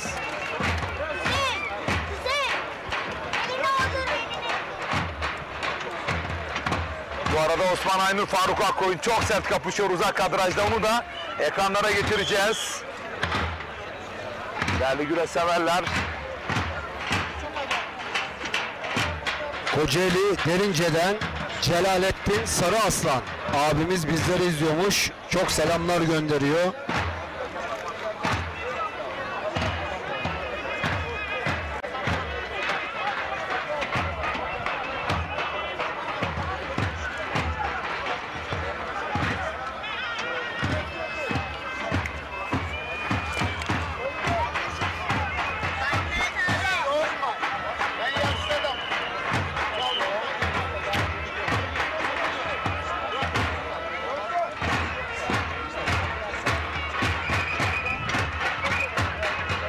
Evet, sağ üst pencerede Ali Gürbüz, Yıldır'a yakını izliyoruz.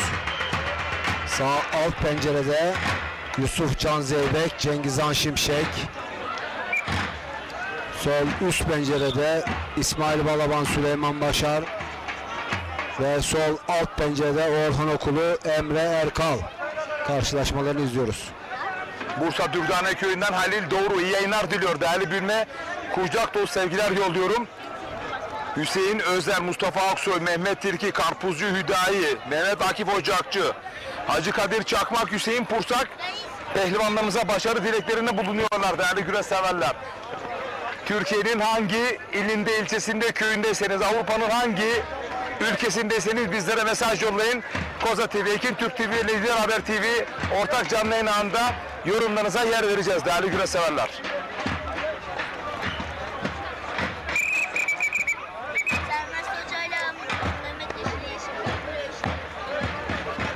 Sol alt kadrajda Orhan Okul, Emre Erkal mücadelesi.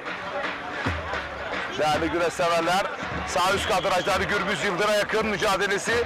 Yıldır'a yakın yer güreşini tercih ediyor. Bu arada işte Orhan Okulu. Sol alt kadrajda Emre Erkal'ı mağlup ederek adını son 12'ye yazdıran ilk baş pehlivan oldu değerli güreş severler. Sanırım birazdan omuz gelecek. Cazgır Eminger çok acele protokol tüpünlerine gelir. Sayın Cazgır Eminger. Orhan Okulu Emre Erkal'ı mağlup ederek adını son 12'ye yazdır 3. tura. Çok erken bir galibiyet. Niye? Çünkü Emre Erkal da gerçekten performansı çok iyi. Savaşçı bir baş pehlivanımız. Bu erken galibiyet benim için şaşırtıcı oldu.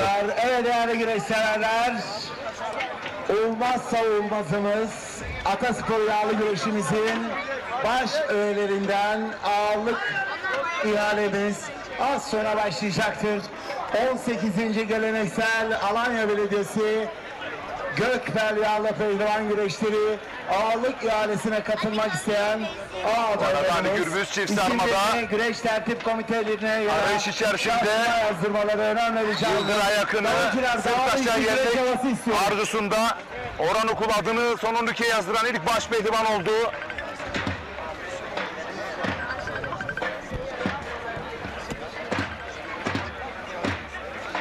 Yusuf Can Zeybek sağ alt kadrajda değerli güreş severler.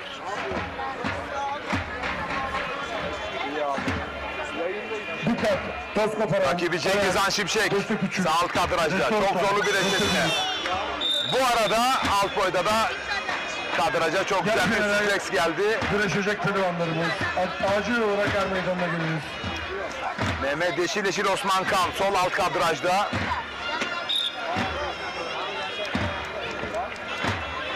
Evet, dörtlü bölünmüş ekranda şu anda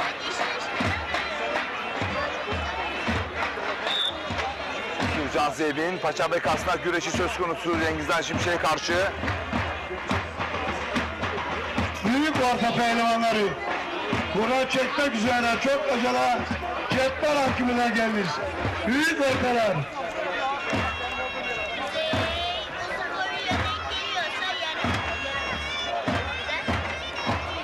Sol alt kadrajda bir künde kılçık gelebilir mi? Osman Kan Mehmet Yeşil mücadelesinde.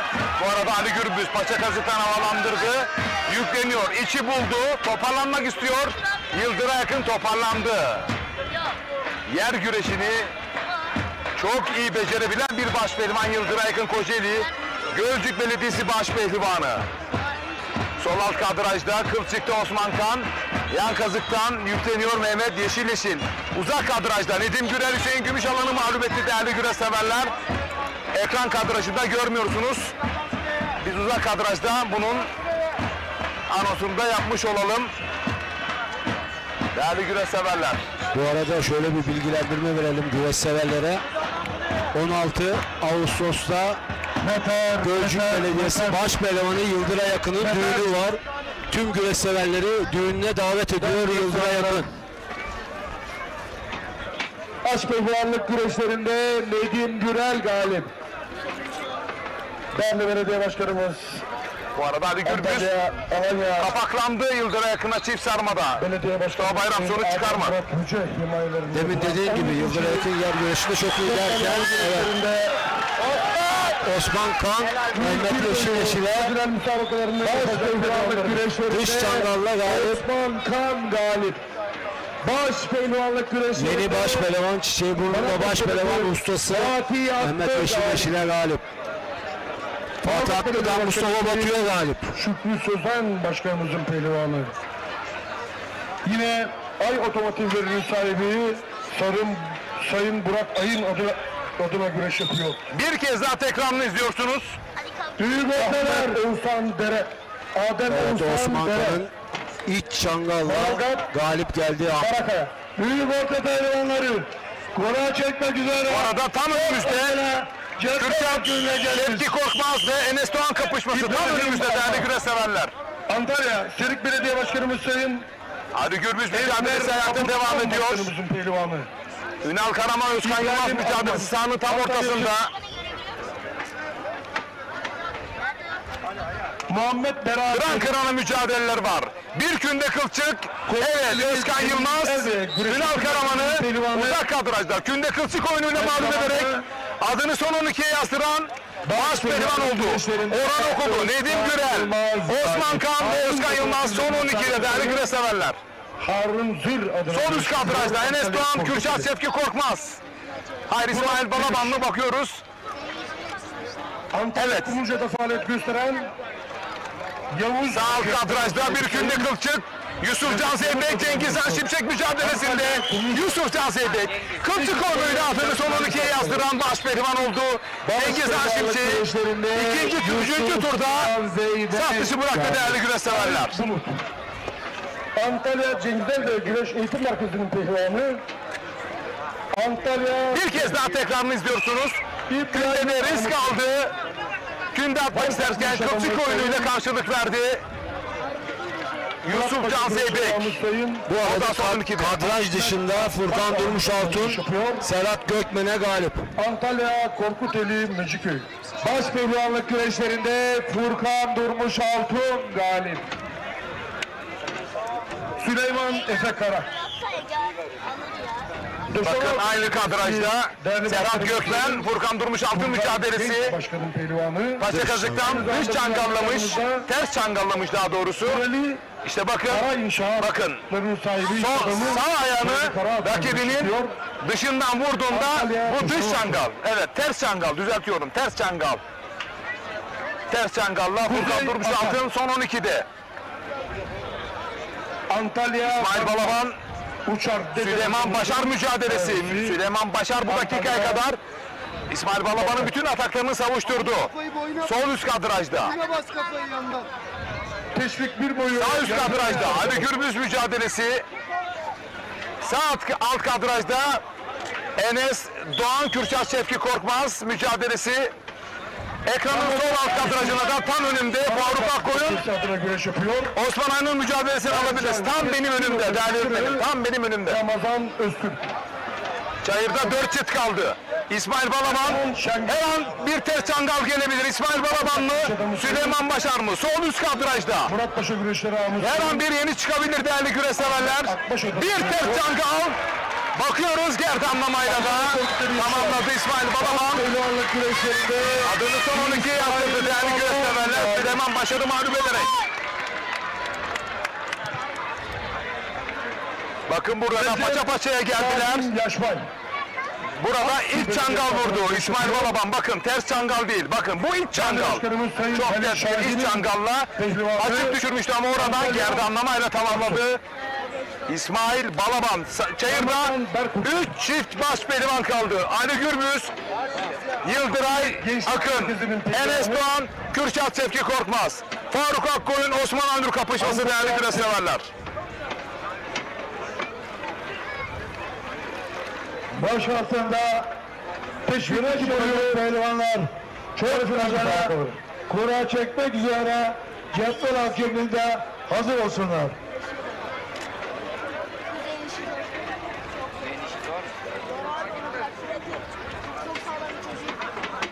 İlmi Ülker, Ummuhan Efe, Turgay Tilki, Muhammed Topal, Erbil Yavuz, Halit Kurt yayınlar demiş. Gençlik merkezi adına güreş yapıyor.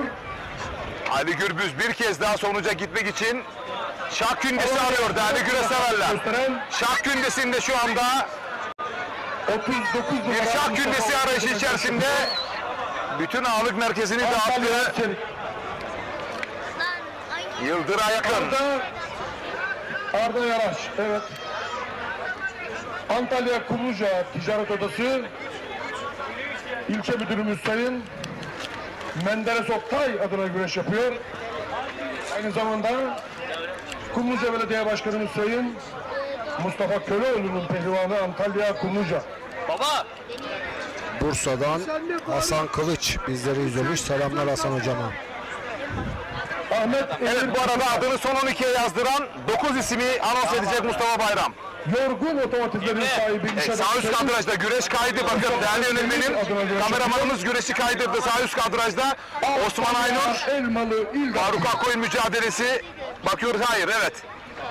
Celal Bayan Ali Gürbüz mücadelesi sağ üst kadrajda. Antalya. Sağ alt kadrajda da Osman Aynur, Faruk Akkoyun. Sol kadrajda da Enis Doğan, Kürçat Şevki Korkmaz kapışması. Ali Gürbüz en sonunda açık düşürdü. Yüklendi. Yıldır'a yakını sırt aşağı yendi. Megaslar Ali Gürbüz değerli güreş severler. Antalya Korkuteli. Allah Allah. Çayırda 2 çift kaldı. Muhammedur Resulullah. Bir kez daha tekrarını izleyeceksiniz. Finalde dualarla diyelim maşallah. Haydi aslanlar, Allah darbe versin. Bakın işte burada Ali Gürbüz göğüs çaprazıyla bir anda budadı. Uzak kadrajda oradan hiç bekletmeden sol eliyle baldırından aktarmış. Deste büyük boyda. Galip gelen Yıldır'a yakını. İkinci tura kalan baş pehlivanlarımız Ali Gürbüz, Mustafa Taş, Furkan Durmuş Altun, İsmail Balaban, Nedim Gürel, Özkan Yılmaz, Orhan Okulu, Yusuf Can Zeybek, Osman Kan. Tozkaparan boyunda Süleyman Cir. Çok acele meydanlar. Süleyman 2 çift kaldı çayırda değerli güreş severler.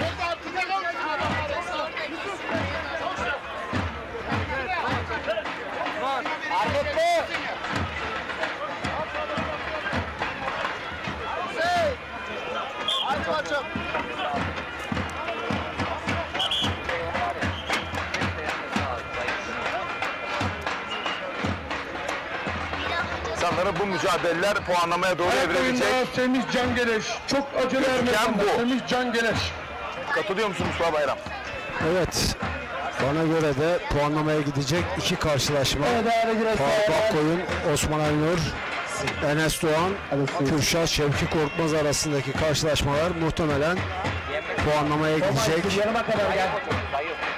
Recep Kara mücadelesini soruyorlar Mustafa Bayram. Recep Kara sakatlığından dolayı ikinci turda rakibi Mustafa Taş'a mağlup. Kemerden Tuncer Yıldız sana başarılar diliyor. Selamlar yolluyor Mustafa Bayram. 18. geleneksel Alanya Belediyesi Gökmen Yağlı Pehlivan Güreşleri ağırlık ihalemiz başlıyor.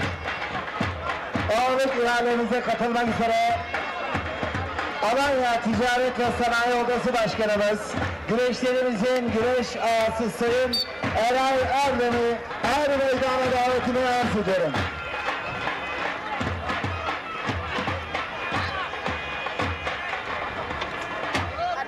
Başaltı pehlivanları yine yola çekmek üzere çok acele cetvel hakimler gelmiş. Toper ağası Sayın Avni Erdoğan'ı ağırlık ihalesine katılmak üzere her meydana davetini arz Paşa'dan ediyorum. yükleniyor Enes Doğan. Kürşat Şevki Korkmaz'a müthiş arka arkaya hamleler. Kürşat Şevki Korkmaz da onun ataklarını savuşturdu. Yağlı Pehlivan Güreşleri güreş ağamız Sayın Ramazan Yıldırım'a her meydana davetimi arz ediyorum. Deste küçük, deste orta ve deste büyük boy galipleri acil olarak er meydanına geliniz.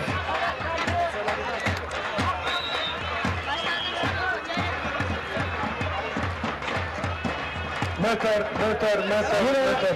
Müteahhit genç iş adamı Sayın Bayram Ateş'i ağırlık ailesine katılmak üzere her meydana davetimi arz ediyorum.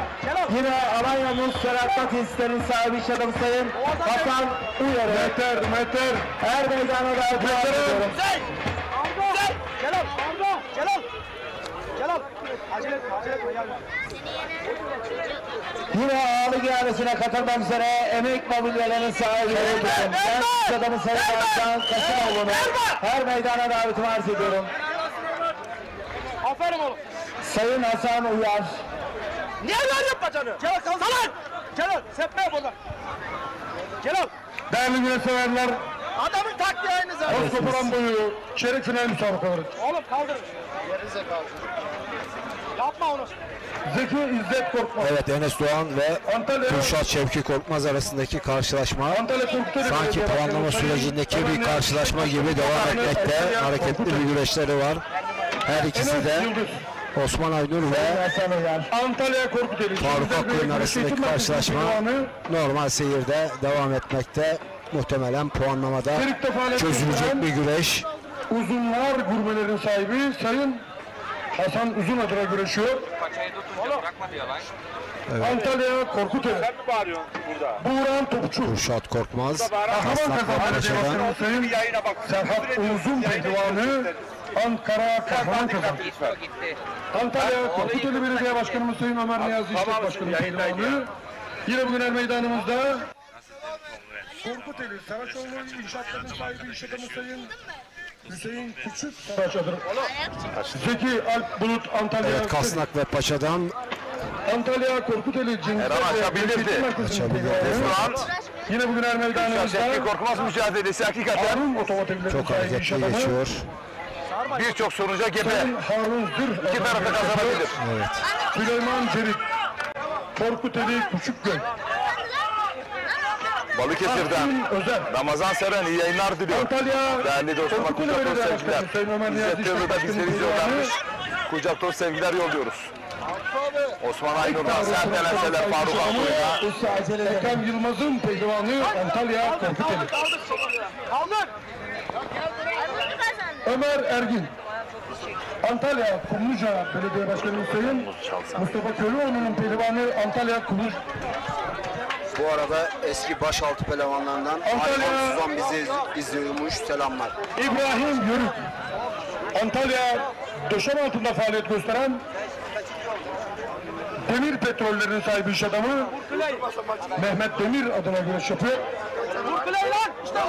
Antalya döşem altı.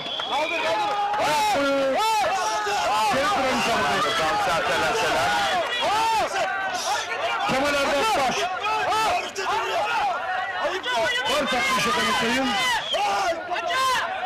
2023 Muratpaşa güreşleri ağamız Sayın Ahmet Akbaş'ın pehlivanı Antalya Varsak. Abdil Karakaya. Osman Aynur ve Faruk Akkoyun ikisi de uzun yıllar ezeli rekabette kapıştılar. Antalya Kumluca. Tecrübeli oldukları bu son dönemlerde de bir kez daha pehlivanlık karakterini ortaya koyuyor iki baş pehlivanda. Alanya Belediye Başkanımız Sayın Adem Murat Yücel Başkanımızın pehlivanı Antalya Alanya. Sok kafanı sen de alttan. Abi. Soykan Berke Kındır. Sirik Belediye Başkanımız Sayın Enver Aputkan Başkanın pehlivanı Antalya Sirik. Arda Kaan Karamutlu. Antalya Kumluca Belediye Başkanımız Sayın Mustafa Köylüoğlu'nun pehlivanı Antalya Kumluca. Atma. Canlar. Yiğit Arda Anurç. Çetinoğlu Tarım Fatih Çetin adına güreşiyor. Antalya Silike. Enes Doğan Kürşat Şevki Korkmaz mücadelesi yerde devam ediyor. Bir geniş arayış içerisinde yakalayabilir mi o açıyı? Oğuz Başkan'ın Gitmesini önerdi Mustafa Bayram. Şimdi demin aslında bastırırken bastırmadan önce biraz daha rakibini havalandırsaydı Belki orada tehlikeli duruma düşürebilirdi Enes Soğan'ı. Ankara Kahramanmaraş. Tabii yani puanlamaya kalmaktansa biraz risk de almak lazım. Aslanlara dualarla diyelim maşallah. Geniş araması gerekiyor her iki baş pehlivanında. Davutlar. Değerli güreşlerler. Enes Doğan da gerçekten baş pehlivanda gerçekten çok hızlı bir giriş yaptı. Ağırlık ihalesi dedi. Çok güzel güreşler izletiyor bize Enes Doğan. Kürşat Korkmaz zaten son 2 senedir performansı gerçekten çok üst düzeyde. Faruk Akbulut ve Osman Aynur, bu iki baş pehlivanımız yıllardır güreşleri böyle uzun süren, sert geçen, hızlı geçen güreşleri var. Muhtemelen onları puanlamada çözülecek güreşleri. Sert geçen güreşleri. Güreşler her zaman sert geçmiştir. Nedenseler açılış rakamını tabiri caizse havada uçuşmuştur. Arz ediyorum. Buyurun Sayın Başkanım. Evet, sevgili meydan hakemlerimizin tamamı lütfen meydanına geliniz. Değerli güreşseverler, ağırlık ihalemizin açılış rakamını çok kıymetli başkanım Sayın Adem Murat Yücel 1 milyon lirayla açıkladı. Bu anlamda sevgiler, seyirlik değil, ömürlük olsun. Dostluklar pazara kadar değil, mezara kadar olsun. 18. geleneksel Gökbel Yağlı Pehlivan güreşleri açılış rakamını 1 milyon lirayla açan değerli başkanım Sayın Adem Murat Yücel'e oyun arayışları var. Alanya Ticaret ve Sanayi Odası Başkanı güreşlerimizin dış paçadan Eray Erdoğan'ın yanındayım. Bakalım oradan bir oyun gerçekleştirebilecek mi? Eray Erdoğan'da 1 milyon 100 bin TL. Gerçekten hava müthiş sıcak. Yaylada olmamıza rağmen süper bir sıcak var. Evet.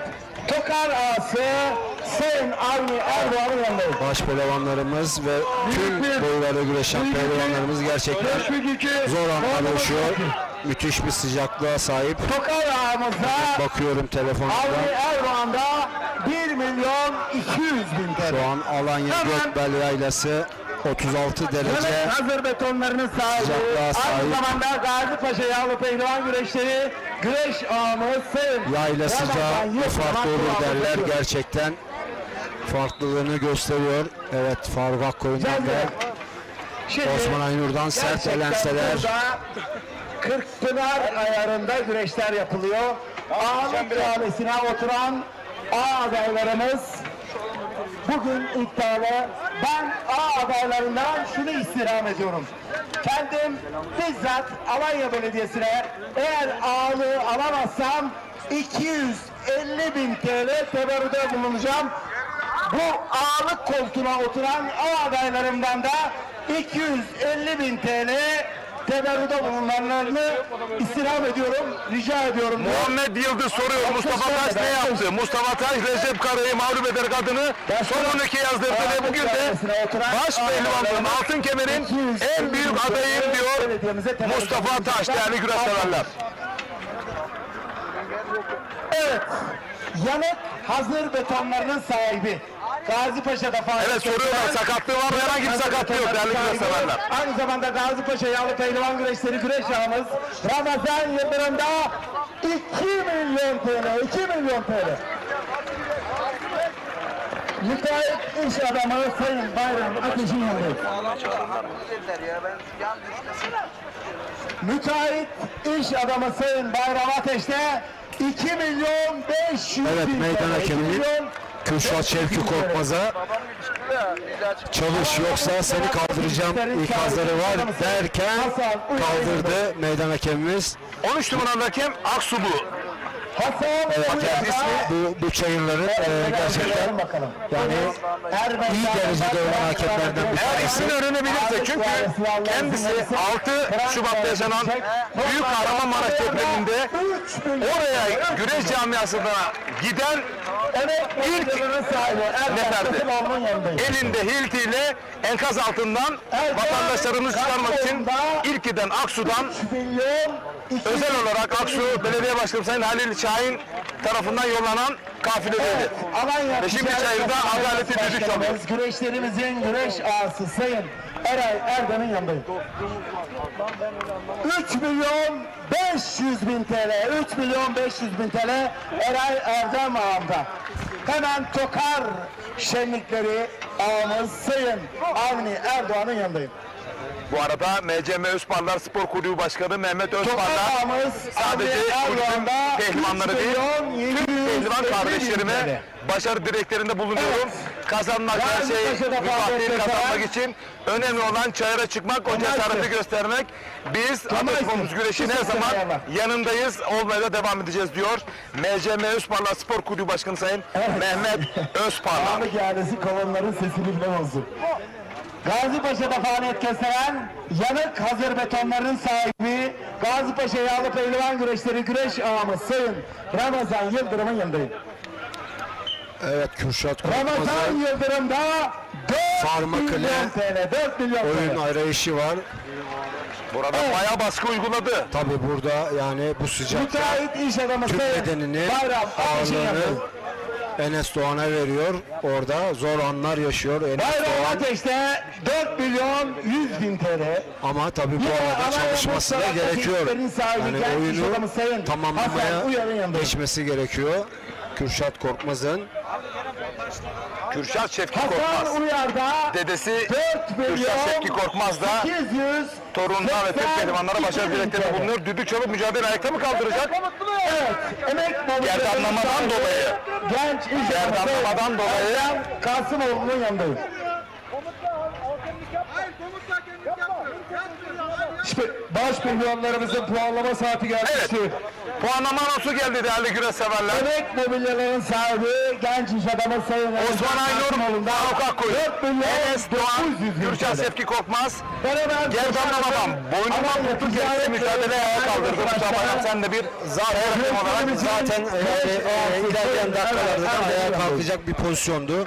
Çok da böyle yenişleyecek bir pozisyonda değillerdi. zaten puanlama anonsu yapıyor. Olsa da zaten 10 saniye sonra puanlamaya çağırıyorlar. Sami Tokmak, Muğla, Köyceğiz'den iyi yayınlar diliyor. Teşekkür ediyorum değerli dinleyiciler. Ben 200 Önümüzdeki hafta neredesiniz diyorlar. Önümüzdeki hafta değerli güreş severler. Koza TV, Ekip TV ve Lider Haber TV. Ortak canlı yayın ayda CD'ler. Türkiye Yağlı Güreşi'nin 6. etabını oluşturan Manisa Yunus Emre Yung Dağı Yağlı Pehlivan güreşlerinde olacağız. 2 günlük görsel şöhretle birlikte olacağız. Ben anlatacağım, Mustafa Bayram yorumlayacak ve Çayır'da yiğitlerimiz kıran kırana görecekler. Evet, inşallah 19-20 Ağustos'ta Manisa Yunus Emre Yung Dağı Enerji Türkiye Yağlı Güreş Ligi'nde orada olacağız. Orada anlatacağız baş pehlivanlarımızı inşallah. Alkışlar az oluyor, az. 5082 değil. Sivri Enerji Türkiye Yağlı Güreş Ligi'nde yavaş yavaş sonuna doğru geliyoruz. 6. etabını tamamladıktan sonra 7. etabı Balıkesir Kurtdere Yağlı Güreşlerinde yapılacak ve burada son etabı gerçekleştireceğiz. O tarihi de verelim mi? Az önce sizlerin de getirdiği gibi 2-3 Eylül Cumartesi ve Pazar. 2-3 Eylül Cumartesi ve Pazar günü. dile getirdiği gibi Orada nihayet erecek. TL teberrüğü belediyeye vermeyi kabul ediyorum diyor. Değerli müteahhit iş adamı Sayın Bayram Ateş'e teşekkür ediyoruz. Sağ olsunlar, var olsunlar. Evet, Alanya Muz Sarartma Tesislerinin sahibi iş adamı Sayın Hasan Uyar'ın yanındayım. Evet, puanlama süreci için yağ, su, bez molasından hemen sonra puanlama sürecine geçilecek. Can Kasımoğlu'nun yanındayım. Seviyorum ya ben. Evet, hazırım. Ben ağırlık ihalesinden çekiliyorum. 250.000 TL teberrüde bulunuyorum. Teşekkür ediyorum ağabeyimize ve ağabeylerine başarılar diliyorum diyor. Ben hemen Alanya Ticaret ve Sanayi Odası Başkanı, mücadelesi, arka kadrajı olan okulu, Göktel Yağlı Pehlivan Güreşleri, Güreş Ağamız Sayın Eray Erdem'in güreşleri tekrar ekranlara getiriyoruz değerli güreşler. Eray Erdem'de 5.500.000 TL. Evet, Gazipaşa'da faaliyet gösteren yanık hazır betonların Balıkesir sahibi. Gören'den devrimci ümitli yayınlar diliyor. Güreşleri güreş ağamızın Ramazan. Bu arada Ekin Türk TV Yönetim Kurulu Başkanı Selahattin Bayram tüm pehlivanlara başarı dileklerinde bulunuyor. Ve yine Lider Haber TV 5.750.000 Genel Yayın Yönetmeni Sabri Çağlar ve yine Koza TV Yönetim Kurulu Başkanımız Sayın Ahmet Yılmaz, güreşi olan, Atasporumuz güreşi olan hizmetimiz devam edecek diyorlar. Hasan Uyar'da 5.800.000. Evet, puanlama süreci başladı. Osman Aynur, Faruk Akkoyun arasında, Enes Doğan, Kürşat Şevki Korkmaz arasında. Sağ pencerede Osman Aynur, Faruk Akkoyun'u izliyoruz. Sol pencerede Enes Doğan ve Kürşat Şevki Korkmaz'ı izliyoruz. Evet, Ömer Oğuzhan değerli büyüğümle birlikteydik. Selamlar Tokat'a Reşadiye'ye. Güreş ağamız, pehlivanlarımızın ağamız. Çok sert Enes Osman Aynur'dan. Ramazan Yıldırım'ın yanındayım. 6 milyon TL, 6 milyon TL, evet. Hemen aynı mücadele değerli öğretmenim. Osman Aynur mücadelesi sahanın tam ortasında. Bir zamanlar şu anda iki mücadelede aynı. Veresiye satanla peşin satanın oturduğu resim vardı. Evet, Osman Aynur dükkanında Faruk Akkoy mücadelesi. Bağlar geziyor benim gibi. Ekranı sahne alabiliriz. Ama diğer tarafta da Enes Doğan karşılaşması da kulenin tam önünde. Şu anda Kasnak'ta her an bir puan çıkabilir. İkili ekrana dönebiliriz. O anlamda ağlaylarımıza şöyle kocaman bir alkış istiyorum, alkış. Ekranın sonunda Osman Aynur, Faruk Akkoy, ekranın sağında Kürşat Şevki Korkmaz. 82.000 TL. Enes Doğan mücadelesi. Evet, hemen ben 17. geleneksel Gökbel Yağlı Pehlivan Güreşleri güreş ağamız Sayın Eray Erdoğan'ın yanındayım. 6.150.000 TL. Yanık hazır betonların sahibi Gazipaşa Yağlı Pehlivan Güreşleri güreş ağamız, pehlivanlarımızın amisi, bu arada Enes Doğan'ın baskısı duruyor Kürşat Şevki Korkmaz'a. yanındayım. Osman Aynur sert elenselerle savuşturuyor Faruk Akkoyun'u. 6.250.000 TL.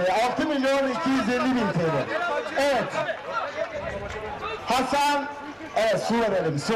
Evet, su getirelim, su da getirelim. Çay getirelim, kahve getirelim. Ağabeylerimiz gerçekten pehlivanlarımız gibi sırana mücadele ediyor. Faruk Akkoy müdafaa güreşini. Yine aynı mücadele ekranda. Ama bu sanatla tesislerin sahibi iş adamı Sayın Hasan Uyar'ın yanındayım. Hasbinallah ve nimel vekil. 6.382.000 TL. Evet. 17. geleneksel Gökbel Yağlı Pehlivan Güreşleri güreş ağamız Sayın Eray Erdoğan'ın yanındayım. Faruk önünde durma, kafayı yer. 6.482.000 TL. Evet, ben hemen yanık hazır betonların sahibi Kürşat Şevki Korkmaz'ın arayışları var. Aynı zamanda Gazipaşa Yağlı Pehlivan Güreşleri güreş ağamız Paçalara iniyor Kürşat Şevki Korkmaz. Daha arayış içerisinde olan Kürşat Şevki Korkmaz. Ramazan Yıldırım ağamızda 7.082.000 TL. Manavgat'tan Gökhan abimiz, Manavgat Belediyesi'nden iyi yayınlar diliyor. Ben Şükrü Sözen Başkanımıza da kucak dolusu sevgiler. Sahibi genç iş adamı Sayın Çalışan ekip arkadaşlarım bu arada uzak kaldı Faruk Akkoyun. Osman Aynur mücadelesi, iki tecrübeli başkanım ekranın sağında. Ekranın solunda da Kürşat Şevki Korkmaz, Enes Doğan mücadelesi. 7 milyon lira diyorum, 7.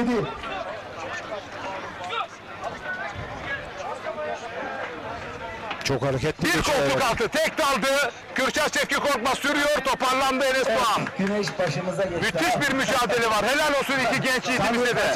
Paşa'ya uzandı. Boyundurukla karşılık veriyor. Dış kasnağa uzandı ekranın sonunda. Enes Doğan Paşa'ya uzanmak istiyor. Her an bir puan çıkabilir değerli güreş severler. İki baş pehlivan da güreşi karıştırdı. Kasnaklarda Enes Doğan sağlı sollu kasnaklardan sürüyor. Kürşat Şevki Korkmaz paratını aldı ekranın sonunda. Her an puan çıkabilir. Paçaya uzandı. Paçasını da kurtardı. Yan taraftan dolanmak istiyor mücadele. Kıran kırana, nefes nefese değerli küre severler. Soluk soluğa. Bir kez daha kasnaklardan hücum ediyor. Enes Doğan. Rakamlar yükselince diyor. Müthiş mücadele, müthiş. Finansmanlardan destek alalım dedim diyor. Burada kondisyon açığını fazlalığını ortaya koydu. Avantajını ortaya koyuyor Enes Doğan. Geçersin.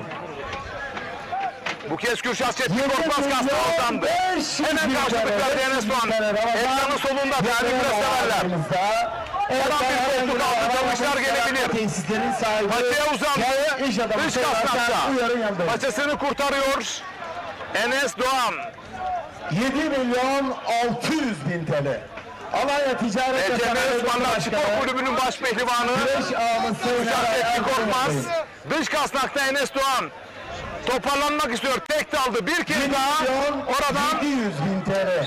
Evet, dış kasnakta her an dolanabilir. Enes Doğan dolandı, bastırdı.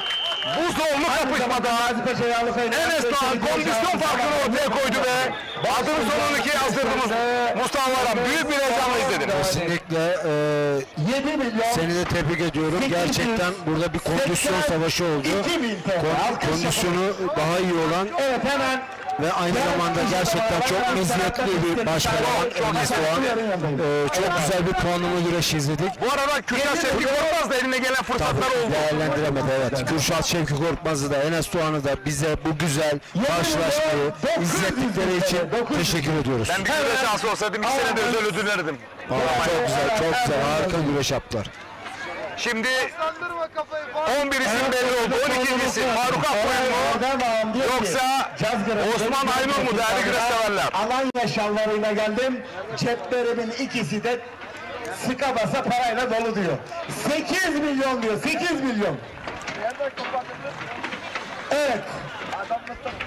Gazi Paşa Yağlı Pehlivan Güreşleri güreş ağımız Sayın Ramazan Serkan Enseler'le onun altını savuşturuyor.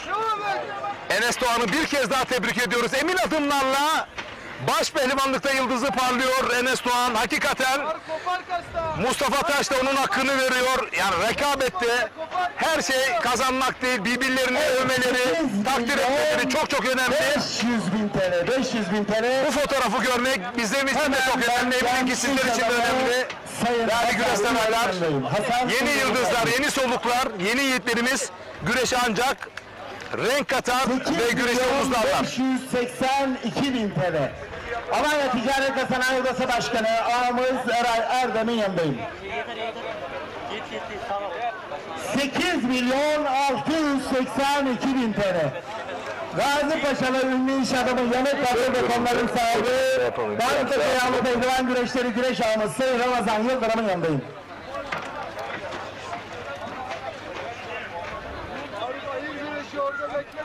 $8.700.000 TL, 700.000 TL. Hemen Alanya Muz Soratma Tesislerinin sahibi Hasan Uyar'ın yanındayım.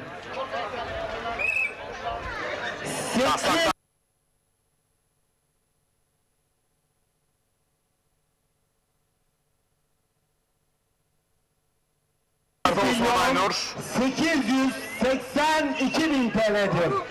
Alkış. Bu arada çok değerli Konyaaltı Belediyesi Başkan Vekilimiz Sayın Şevket Korkut iyi yayınlar diliyor. Son 12'ye Kimi görme sen benimsin ben senin. Gel seni benden ayırma, gel seni benden ayırma. Sen benimsin ben senim. Radyo Ekin.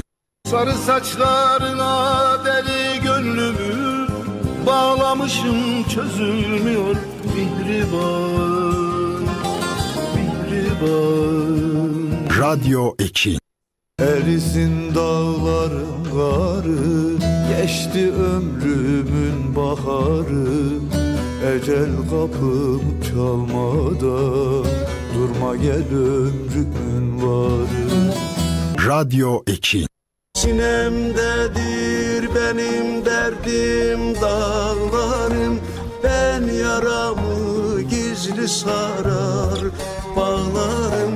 Ben gündüzler güler geceler ağlarım. Benim neler çektiğimi kim bilir. Radyo Ekin. Kliplerinizin tüm dünyada izlenme rekoru kırmasını ister misiniz? O zaman doğru kanaldasınız.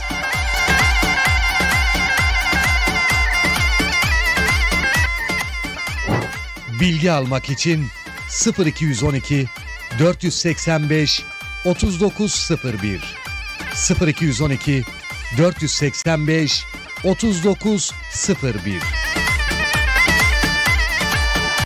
Katkılar sağlıyor. Evet, selamlar yolluyoruz. Seslerin sahibi genç iş adamısı Hasan Uyar'ı yandırın. Evet. Baş pehlivanlık güreşlerinde Osman Aynur galip. Toparlanmak isterken, konfası yapmak isterken bence de ayakta yaptı. Bir kez daha tekrarını izleyeceksiniz. Düzeyde Sunan Cazgırsın. Burada da rekora doğru gidiyoruz. Bakın hayırlı olsun burada toparlanmadan çekiliyorum. Herkes 200 bir kez daha biraz daha baştan alabilir miyiz? Ben de değişiklik yapmak istiyorum. 300.000 TL belediyeye teberrüde bulunmak istiyorum. Ağırlık iadesinden çekiliyorum diyor. Hasan Uyar'a şöyle coşkulu bir alkış istiyorum. Sağ olsunlar, var olsunlar. O son anları bir kez daha bakın. Paçayla şöyle. Faruk Akkuyun her an bastırabilir ama Aslan Hükmet'e dolan işte burada. Ama Ticaret ve Sanayi Odası Başkanı, güreşlerimizin güreş ağası Sayın Eray Erdem'in yanındayım.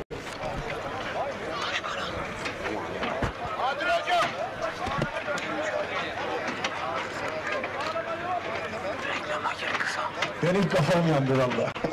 8 milyon 900 bin. Bu arada doğru mu? Kocaeli Körfez'den 9 milyon TL. 9 basın milyon, müdürümüz, 9. Kocaeli Körfez Belediyesi basın müdürü Bülent Güldal iyi yayınlar diyor. Kocaeli Körfez'den demiş genel söğütte belediye başkanımız. Güreşten tüm yiğitlerimize Allah ferman versin dileklerinde bulunuyor. Bu yıl çok büyük bir organizasyona imza atacaktı ancak hava koşulları nedeniyle iptal edildi. İnşallah önümüzdeki yıl kaldığımız yerden devam edeceğiz. Evet, ben sizlerden küçük bir istirhamım olacak. Öpüles elleri alkış pozisyonuna getirin. Gazi Paşa da faaliyet gösteren yanık hazır betonlarının sahibi, Gazi Paşa Yağlı Pehlivan Güreşleri güreş ağamız, Pehlivan babası Sayın Ramazan Yıldırım'da 10 milyon TL, 10 milyon TL.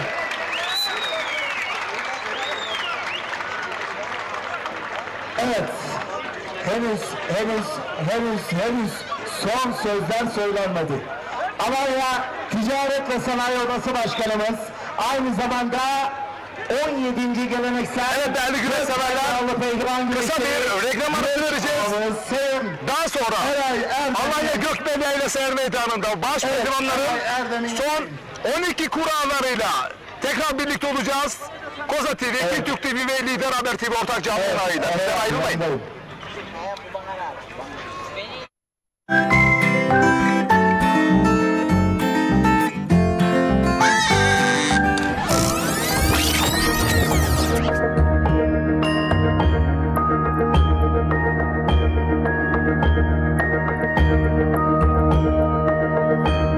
Tarihi eserler ve mekanlar tüm vatandaşlarımızın sahibi olduğu ortak değerlerdir. Onları korumak ve gelecek nesillere ulaştırmak hepimizin vatandaşlık görevidir. Kültür varlıklarına verilen her türlü zarar suçtur. Kültür varlıklarımıza sahip çıkalım, bu toprakların değerlerini hep beraber koruyalım.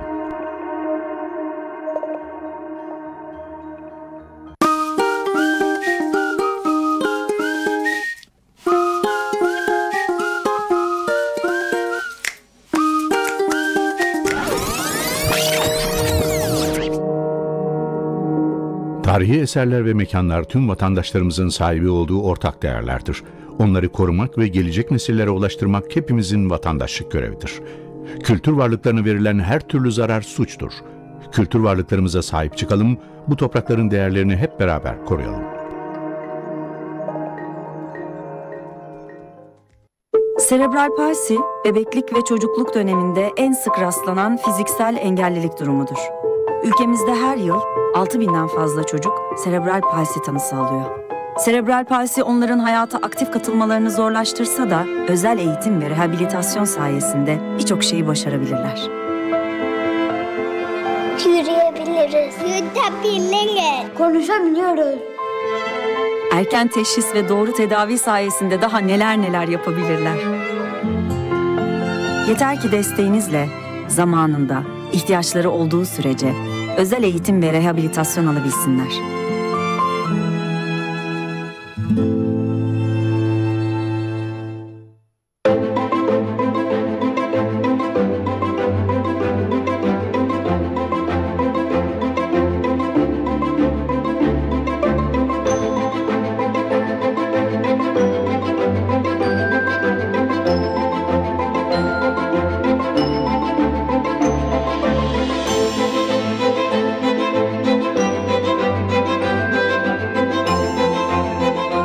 Tahrip edilen, yıkılan, çalınan her kültür varlığı geçmişimizden bir parçanın sonsuza kadar yok olması demektir. Kültür varlıklarına verilen her türlü zarar suçtur. Kültür varlıklarımıza sahip çıkalım, bu toprakların değerlerini hep beraber koruyalım.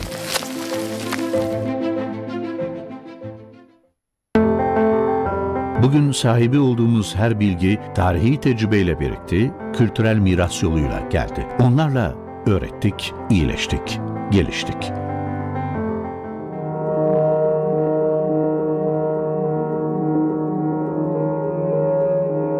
Kültürel mirasımıza vurulan her darbe, hayallerimize, bilime ve geleceğimize vuruluyor. Tahrip edilen, yıkılan, çalınan her kültür varlığı, geçmişimizden bir parçanın sonsuza kadar yok olması demektir. Kültür varlığı kaçakçılığı hırsızlıktır. Kültür varlıklarımıza sahip çıkalım, bu toprakların değerlerini hep beraber koruyalım.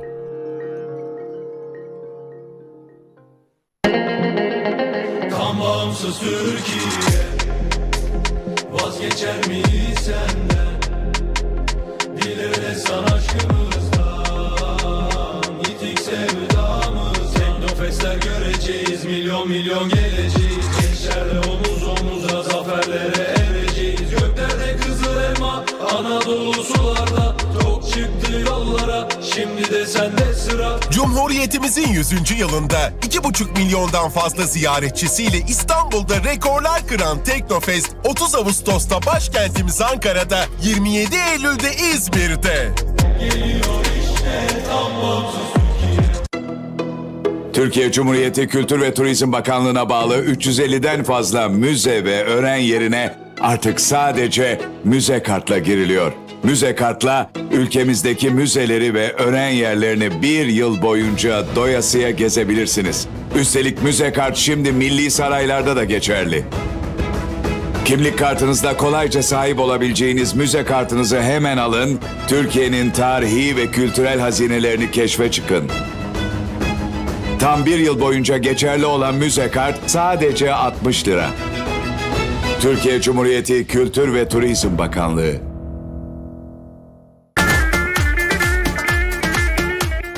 Kliplerinizin tüm dünyada izlenme rekoru kırmasını ister misiniz? O zaman doğru kanaldasınız.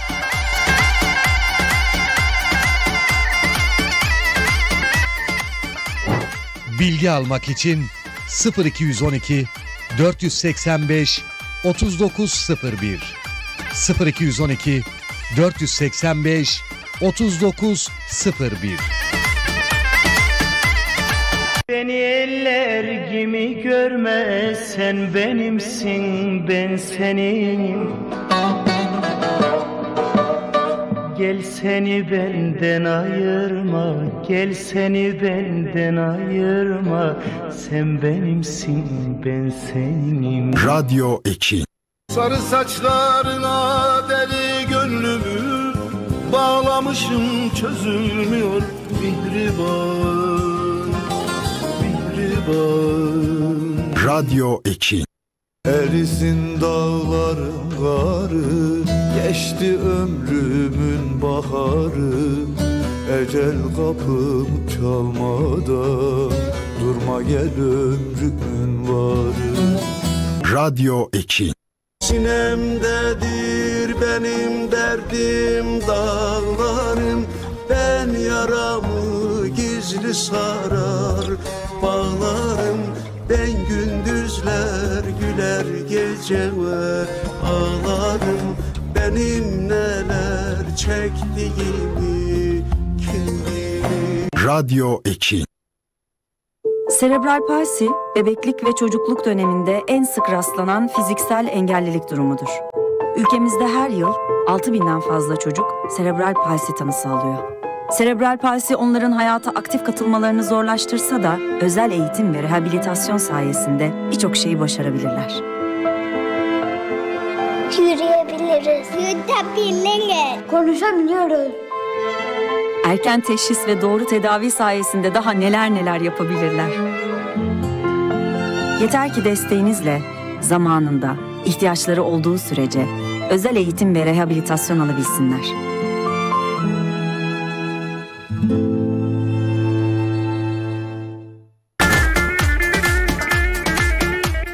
Kliplerinizin tüm dünyada izlenme rekoru kırmasını ister misiniz? O zaman doğru kanaldasınız.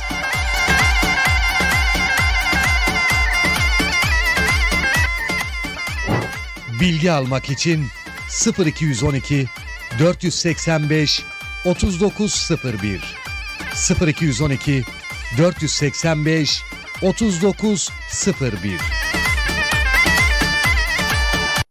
Serebral palsi, bebeklik ve çocukluk döneminde en sık rastlanan fiziksel engellilik durumudur. Ülkemizde her yıl 6.000'den fazla çocuk serebral palsi tanısı alıyor. Serebral palsi onların hayata aktif katılmalarını zorlaştırsa da özel eğitim ve rehabilitasyon sayesinde birçok şeyi başarabilirler. Yürüyebiliriz, yutabiliriz, konuşabiliyoruz. Erken teşhis ve doğru tedavi sayesinde daha neler yapabilirler. Yeter ki desteğinizle, zamanında, ihtiyaçları olduğu sürece özel eğitim ve rehabilitasyon alabilsinler.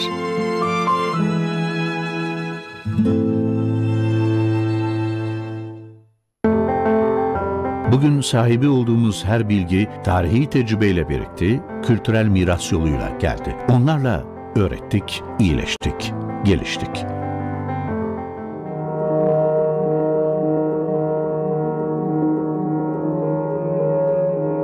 Kültürel mirasımıza vurulan her darbe, hayallerimize, bilime ve geleceğimize vuruluyor.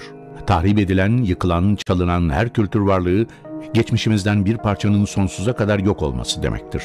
Kültür varlığı kaçakçılığı hırsızlıktır. Kültür varlıklarımıza sahip çıkalım, bu toprakların değerlerini hep beraber koruyalım. Beni eller gibi görme, sen benimsin, ben senin. Gel seni benden ayırma, gel seni benden ayırma, sen benimsin, ben senim. Radyo 2. Sarı saçlarına deli gönlümü bağlamışım, çözülmüyor mihriban, mihriban. Radyo 2. Erisin dağların karı, geçti ömrümün baharı. Ecel kapım çalmadan, durma gel ömrümün varı. Radyo 2. Sinemdedir benim derdim dağlarım. Ben yaramı gizli sarar bağlarım. Ben gündüzler güler gece ve ağlarım.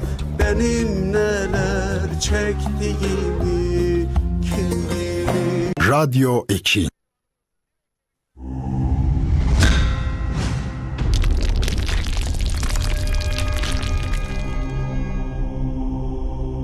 Bizi izlemeye devam edin. Habib Ağa, değerli büyüğüm, Karaca Süt Ürünleri Yönetim Kurulu Başkanım Habib Ağam, tüm pehlivanlara başarı dileklerinde bulunuyor. Ve yine Kubobo'ya Erhan Erdem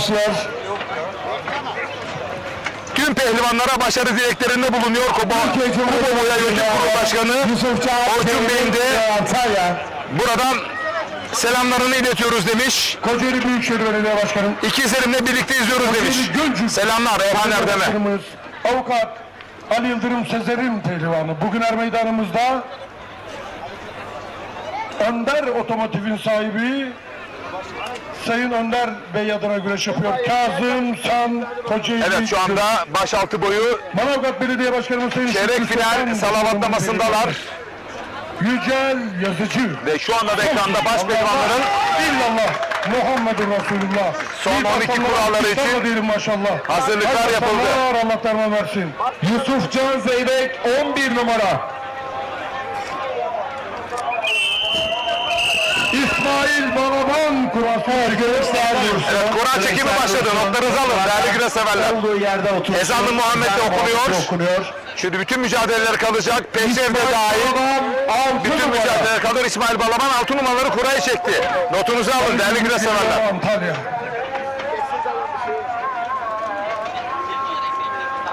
Bakalım Ali Gürbüz kaç çekecek?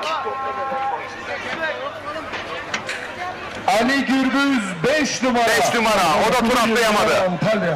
9, 10, 11, 12 numaralı kuralları çekenler tur atlayacak. 5 numara İsmail Balaban, 6 numara Ali Gürbüz. Orhan Okulu kuraya çekiyor. Mustafa Taş geliyor. Sinop. Orhan Okulu 3 numara. 3 numara Orhan Okulu. Mustafa Taş 9 numara. Evet, Mustafa Taş tur atlamayı 9 numara tur atladı Mustafa Taş. Çeyrek finali direkt kalan baş pehlivan oldu. Özkan Yılmaz 10 numara. Antalya. 10 numaraya Özkan Yılmaz da tur atladı. Enes Doğan kurasını çekiyor. Nedim Gürel Kocaeli. Enes Doğan 4 numara. 4 numara Enes Doğan değerli güreş severler. Orhan Okulu ile kapışacak. Furkan Durmuşaltın Antalya. Nedim Gürel 2 numara. 2 numara Nedim Gürel. Küçük. Yanaş adama yanaş. Tamam. Furkan Durmuşaltın 12 numara. Furkan Durmuşaltın da 12 bularak tur atladı. O kurallardaki talihsizliğini bugün kırdı. Osman Aynur 8 numara. Osman Kan 1 numara. 1 numara Osman Kan. Fatih Atlı 7 numara. Nedim Gürel ile Osman Kan. 7 numarada Fatih Atlı Osman Aynur'la kapışacak. Yine iki tecrübeli baş pehlivan kapışacak değerli güreş severler. Evet değerli güreş severler. Osman Kan, Nedim Gürel'le, Orhan Okulu, Enes Doğan'la, İsmail Balaban, düzeltiyorum. Evet İsmail Balaban, Ali Gürbüz'le, Fatih Atlı, Osman Aynur'la kapışacak. 4 çift kapışacak değerli güreş severler. Diğer 4 baş pehlivan da direkt tur atladı. Tur atlayan isimleri de hemen anons etmek istiyorum. Furkan Durmuşaltın, Mustafa Taş, Özkan Yılmaz ve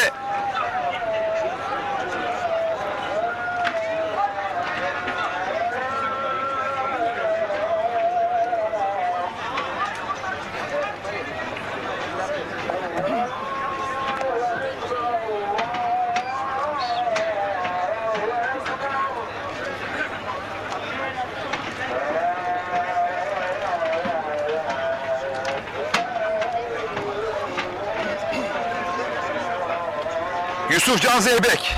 Evet.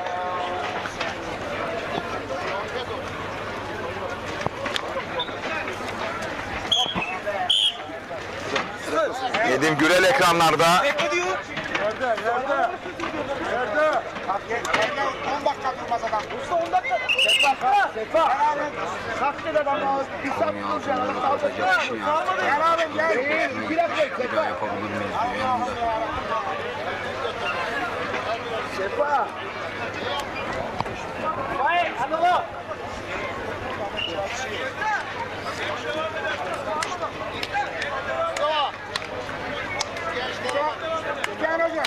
İsyan Hoca 10 dakika yerde devam et. Ayakta. Ezan okundu ayakta koyma.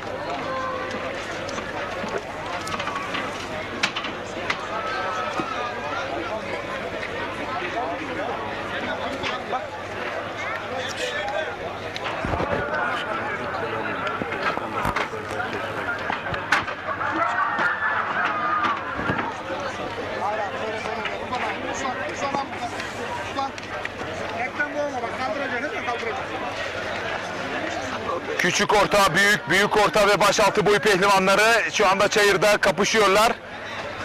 Bu mücadeleler azaldığında baş pehlivanlar salavatlanacak değerli güreş severler. Çek kafadan bakalım, çevir.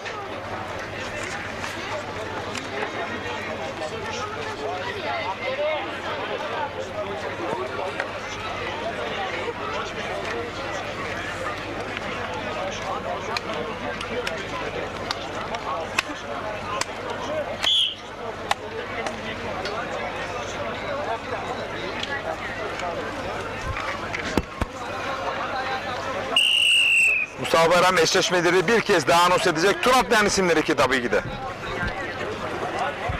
Baş pehlivanlık 3. tur kuralları. Osman Kan, rakibi Nedim Gürel. Orhan Okulu, rakibi Enes Soğan.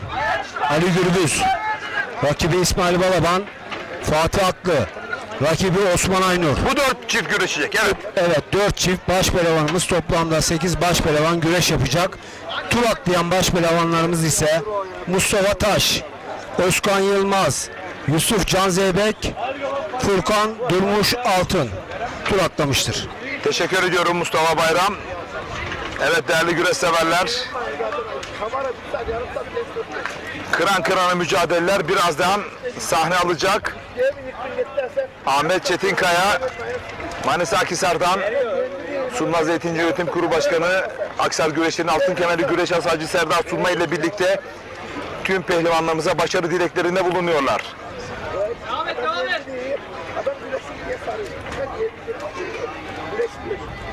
İstanbul Çekmeköy'den Gümüşçü Recep Bozkurt iyi yayınlar diliyor. Teşekkür ediyoruz değerli büyüğümüze.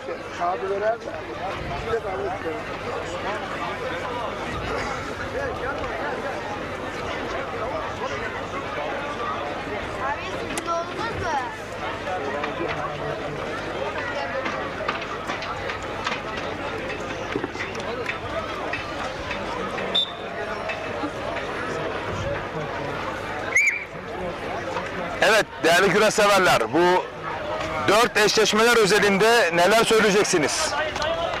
Mesajlarınız nelerdir?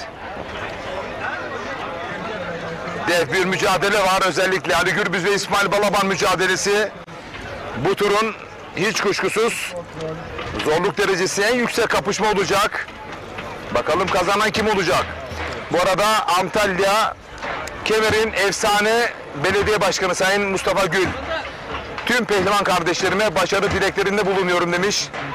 İnşallah önümüzdeki yıl altınlar güreşleri kaldığı yerden devam edecek demiş Mustafa Gül. Olmazsa sesleri biraz yükseltir misin? Evet. Rabbim hayırlı kılsın diyelim değerli büyüğüm.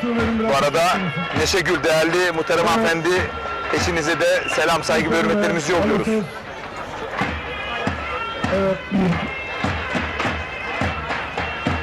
Ses bilgi. Seslerine. Ses kontrol. Alo ses.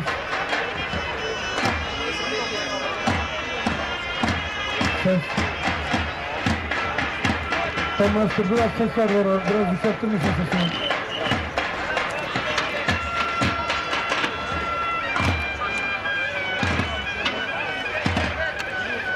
Ses 43.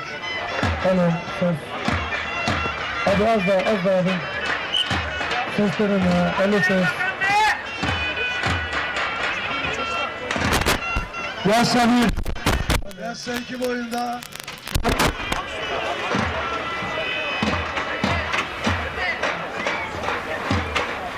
Yaşa küçük, yaşa orta, yaşa büyük boyda puanlama saati gelmiştir. Evet avucular. Evet değerli güreşseverler, baş pehlivanlıkta 3. tur kura eşleşmesini arz ediyorum. Osman Kan, Nedim Gürel'le, Orhan Okulu, Enes Doğan'la, Ali Gürbüz, İsmail Balaban'la, Fatih Atlı, Osman Aynur'la, diğer pehlivanlarımız Mustafa Taş, Özkan Yılmaz, Yusuf Can Zeybek, Durmuş Altın. Kurallar gereği tur atlamıştır. Bilgilerinize arz olunur. Evet değerli güreşseverler. Baş pehlivanlıkta 3. tur salavatlaması başlıyor. Baş pehlivanlarımıza şöyle kocaman bir moral alkış istiyoruz. Alkışlar sizlerden, güreşler onlardan. Antalya Sirk Belediye Başkanımız Sayın Enver Aput. Evet, sözü Cazgırlarımıza bırakıyoruz. Yine bugün her meydanımızda Sirk güreşleri ağamız Veli Demir otomatının sahibi Sayın Veli Demir adına güreş yapıyor. Osman Kan, Antalya Sirk. Kocaeli Büyükşehir Belediye Başkanımız Sayın Doçent Doktor Tahir Büyük Akın adına güreş yapıyor. Yine Gazi Paşa güreşleri ağamız Yanık betonlarının sahibi Sayın Ramazan Yıldırım adına güreş yapıyor. Nedim Gürel, Kocaeli Gölcük. Tarık Antalya Murat Paşa Belediye Başkanımız Avukat Sayın Ümit Uysal adına güreşiyor. Yine bugün burada genç iş adamı Sayın Osman Bahçe adına güreşiyor. 2015-2018 yılları tarihi Kırkpınar Başpehlivanı Orhan Okulu Antalya Kumluca. Antalya Murat Paşa Belediye Başkanımız Avukat Sayın Ümit Uysal adına güreşiyor. Yine bugün burada Likya Optiklerin sahibi iş adamları Sayın Erkan Bacaksız ve Okan Bacaksız adına güreşiyor. 662. tarihi geleneksel Kırkpınar Başaltı birincisi her meydanlarımızın çiçeği birinde bastık yani. Enes Doğan, Antalya Elmalı Yuva. Antalya Murat Paşa Belediye Başkanımız, Döşemaltı Belediye Başkanımız Mimar Sayın Turgay Genç adına girişiyor. Yine bugün burada Çarşamba ADN Yapı İnşaatların sahibi İş adamı Sayın Mehmet Çarşambaoğlu adına girişiyor. 2011, 2012, 2019, 2021 yılları tarihi Kırkpınar Başpehlivanı Ali Gürbüz, Antalya Korkuteli Sımandır. Antalya Büyükşehir Belediye Başkanımız Sayın Muhittin Böcek adına güreşiyor. Yine bugün burada Gazipaşa'da faaliyet gösteren yanık hazır betonlarının sahibi Gazipaşa Yağlı Pehlivan Güreşleri güreş ağamız namıyla maruf yanık Sayın Ramazan Yıldırım adına güreşiyor. 2013-2017 yılları tarihi Kırkpınar Başpehlivanı. 2022-2023 yılı tarihi Kırkpınar Başpehlivan ikincisi İsmail Balaban, Antalya Elmalı Akçay. Antalya Büyükşehir Belediye Başkanımız Sayın Muhittin Böcek adına güreşiyor. Yine bugün burada güreşlerimizin tertip komite başkanı, aynı zamanda Alanya Belediye Başkanımız Sayın Adem Murat Yücel'e Atasporumuz güreşe sahip çıkıp bu er meydanlarında yaşattığından dolayı şükranlarını sunuyor. 2006 yılı tarihi Kırkpınar Başpehlivanı Osman Ayur, Antalya Sirk.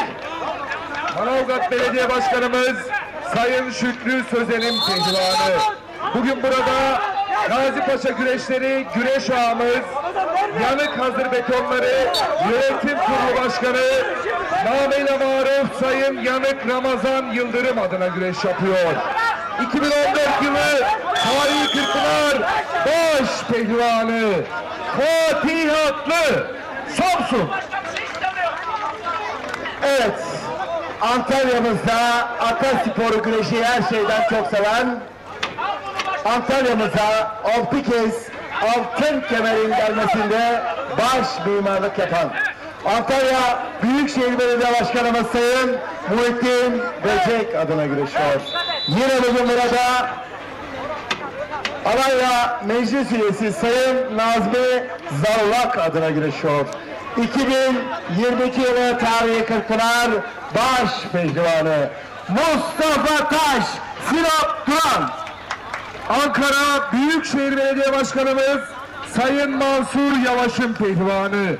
Bugün burada Antalya Kemer Kiriş'te faaliyet gösteren Saylor Otelleri Yönetim Kurulu Başkanı Sayın Reis Burhan Şeker adına güreş yapıyor.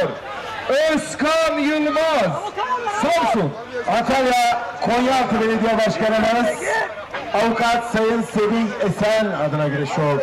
Yine bugün burada üzerimde maddi manevi emeği bulunan 17. Geleneksel Gökbel Yağlı Pehlivan Güreşleri Tertip Komite Başkanımız, aynı zamanda Alanya Belediye Başkanım Sayın Adem Murat Yücel'e teşekkürler sunuyorum. Furkan Durmuş Altın, Antalya Korkuteli Taşkesik. Küçük ortada puanlama saati gelmiştir. Pehlivan! Pehlivan! Tatar! Zeytinyalı! Cevahir Tatar! Pehlivan olan pehlivan! Asman kündeye alınca Ahmet Ağa'nın 5 yaşında mandası olsa sırt üstü atar. Öngörü dağıtır! Osmancık'ta sarı satır! Pehlivan olan pehlivan! Birler! Üstadlar aşkına kısmet taşır! Allah Allah! İllallah! Muhammedur Resulullah! Haydi aziz seyircim! Başpehlivanların 3. turuna dualarla, alkışlarla diyelim maşallah! Haydi aslanlar! Allah derman versin! Evet değerli güreş severler, başpehlivanlar için çeyrek finale kalma noktasında Allah Allah nidalarıyla son 12 başpehlivan salavatlandı.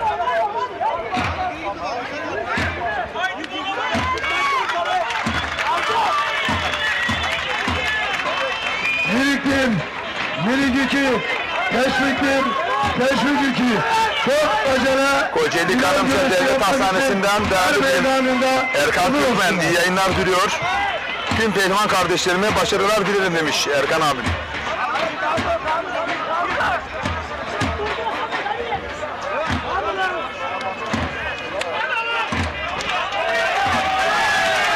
Evet değerli güreş severler, bu 4 çift özelinde çeyrek finale kimler kalır? Ali Gürbüz mü, İsmail Balaban mı, Orhan Okudu mu, Enes Doğan mı, Nedim Gürel mi, Osman Kan mı? Fatih Atlı mı, Osman Aynur mu?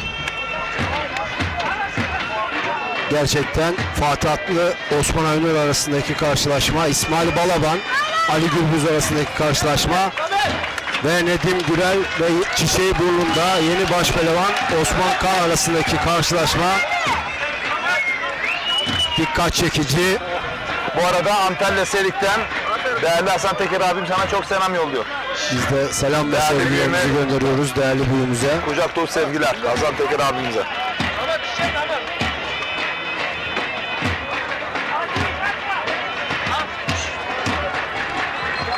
Mustafa Taş, Özkan Yılmaz, Yusuf Can Zeybek, Furkan Durmuş Altun 4. tura isimlerini yazdırdılar. Çeyrek finalde mücadele edecekler. Diğer 4 isim de birazdan belli olacak. Bu karşılaşmaların sonucunda diğer 4 isim. Tekrar ediyorum. Burası Alanya Gökbel Yaylası Er Meydanı. Koza TV, Lider Haber TV, Ekin Türk TV ortak canlı yayın ağındayız. Önümüzdeki hafta 19-20 Ağustos Cumartesi ve Pazar günü CV Enerji Türkiye Yağlı Güreş Ligi'nin 6. etabında Manisa Yunus Emre Yuntdağı Er Meydanı'nda birlikte olacağız. Ve hemen ardından Çarşamba günü 23 Ağustos Çarşamba günü Samsun Vezirköprü Kunduz Yağlı Pehlivan güreşlerinde olacağız. Halil İbrahim Çiçek değerli güreş ağamız. 25 Ağustos Cuma günü gece güreşi klasiği olan İstanbul Şile Yağlı Pehlivan güreşlerinde olacağız. İlhan Ocaklı himayelerinde tertip edilecek. 26 Ağustos Türk güreşinin, Türk Yağlı güreşinin sembol organizasyonlarından biri tarihi Çanakkale Çardak Er Meydanı'nda olacağız 26 Ağustos'ta. Metin Semerci ve Seyhan Aslan himayelerinde tertip edilecek. Ve yine 27 Ağustos Pazar günü de Muğla Seydi Kemer 8 Zümrüt Çayırı Er Meydanı'nda olacağız. Seydi Kemer Belediye Başkanımız Sayın Önder Akdenizli himayelerinde tertip edilecek. Ve Ağustos ayı canlı yayın planlamamızı sizlere anlatmış olduk. Bu arada Kocaeli Devlet Hastanesi'nde dahili doktorumuz, çok değerli dostumuz, büyüğümüz Göksel Kar iyi yayınlar diliyor. Pehlivanlarımıza başarı dileklerinde bulunuyor. Altın kalpli bir doktorumuz şifa dağıtıyor, şifa. Allah onlardan razı olsun. Tüm hekimlerimizden, hemşirelerimizden, tüm sağlık çalışanlarımızdan Allah razı olsun. Hele özellikle pandemi döneminde yapmış olduk fedakarlıkları unutulmaz. Onlar gerçek vatanseverler. Göksel Kar değerli büyüğüm onlardan biri. Sağlık anlamında sponsorluğumuzu yapan Başkent Hastanesi ve mücadeleler başladı. Alanya Belediyesi bu dörtlü mücadelede güreşseverler Mustafa Bayram'dan bir değerlendirme bekliyor. Var olsunlar. Evet, sağ ekranda Orhan Okulu ve Enes Doğan karşılaşmasını izliyoruz. Enes Doğan. Evet, değerlendirme gelmeden önce çok önemli bir bilgiyi paylaşmak istiyorum. Evet, sen değerlendirmeni yap, daha sonra bilgiyi paylaşacağım. Enes Doğan ikinci turda Kürşat Korkmaz'la yapmış olduğu müsabakada gerçekten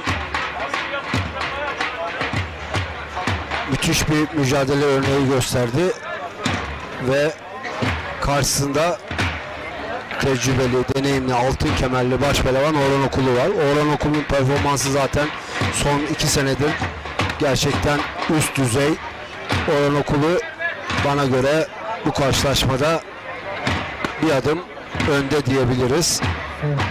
Osman Kan, Nedim Gürel arasındaki karşılaşmada çiçeği burnunda başpehlivanımız Osman Kan. Evet.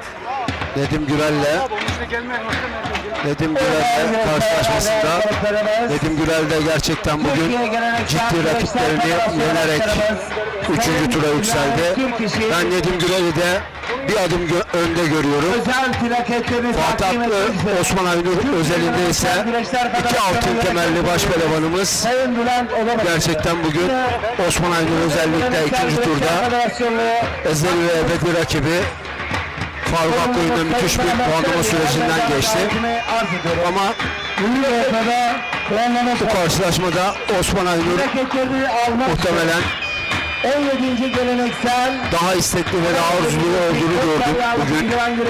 Fatih Aklı da bugün çok iyi ama. Fatih Aklı her zaman iyi.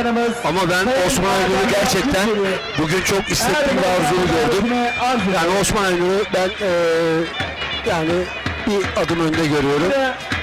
Ali Gürbüz ve İsmail Balaban arasındaki karşılaşmada yani normal şartlarda puanlamadan önce çözülmeyecek bir güreş diye düşünüyorum. Dev mücadele yıllardır anlatmak yani ezeli ve ebedili rakipler zaten. Evet, Türkiye Geleneksel Güreşler Federasyonu Başkanı puanlamadan önce de biten karşılaşmaları nadirdir yani. Güreşe vermiş olduğu değerlerden dolayı. Dur, şimdi söz sende. Evet, mücadeleler başladı. Az sonra ekranımıza bir fotoğraf gelecek değerli güreşseverler. Onun üzerine küçük bir bilgi paylaşımı yapacağım sizler için. Bu güzel Fatih Aklı tabloyu coşkuyla alkışlıyoruz. Teşekkür ediyoruz. Yine Türkiye Geleneksel Güreşler Federasyonu Başkanımız Sayın İbrahim Türkiş adına Akdeniz Bölge Sorumlumuz Sayın Mehmet Serdu, mücadelesi sağlık arkadaşlar. Genel Koordinatörü, camiamızın, güreş camiamızın Kestelli Mehmet'i, Sayın Mehmet Boza da plaketlerini bu arada Orhan Okulu Enes Doğan mücadelesi de sınırların güreş alanının dışına kadar çıktı. Coşkuyla alkışlıyoruz. Güreşe hizmet eden tüm paydaşlara şükranlarımızı sunuyoruz. Bu arada ekranımız Güreşler Federasyonu Başkanımız sanırım Sayın İbrahim Türkiş'e de fazla sıcaktan mı oldu acaba? Olabilir. Jestlerinden dolayı şükranlarımı sunuyor. Coşkuyla alkışlıyoruz. Gerçekten muhteşem bir sıcak hakim.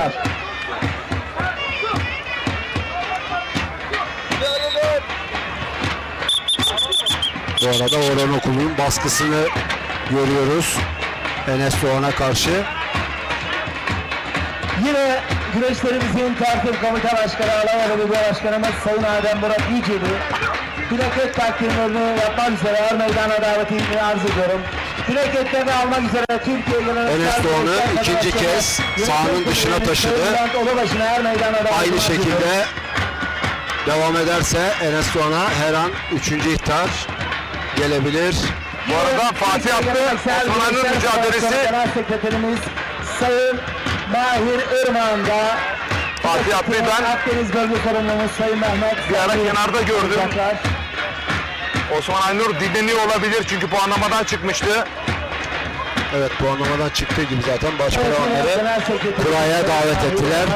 Akdeniz Bölge Sorumlumuz Sayın Mehmet Selvi plaketleri kabul ettiler. Yine göreve gelir gelmez Türk yağlı güreşine ve geleneksel güreşlerimizin değerine artı değerler katan Türkiye Geleneksel Güreşler Federasyonu Başkanımız Sayın İbrahim Gülüş adına Türkiye Geleneksel Güreşler Federasyonu üyemiz Sayın Bülent Odabaşı, değerli başkanımız Evet, 3. kez dışarıya çıkmasından sebep Enes Doğan'a kule hakem heyeti tarafından bir ihtar geldi.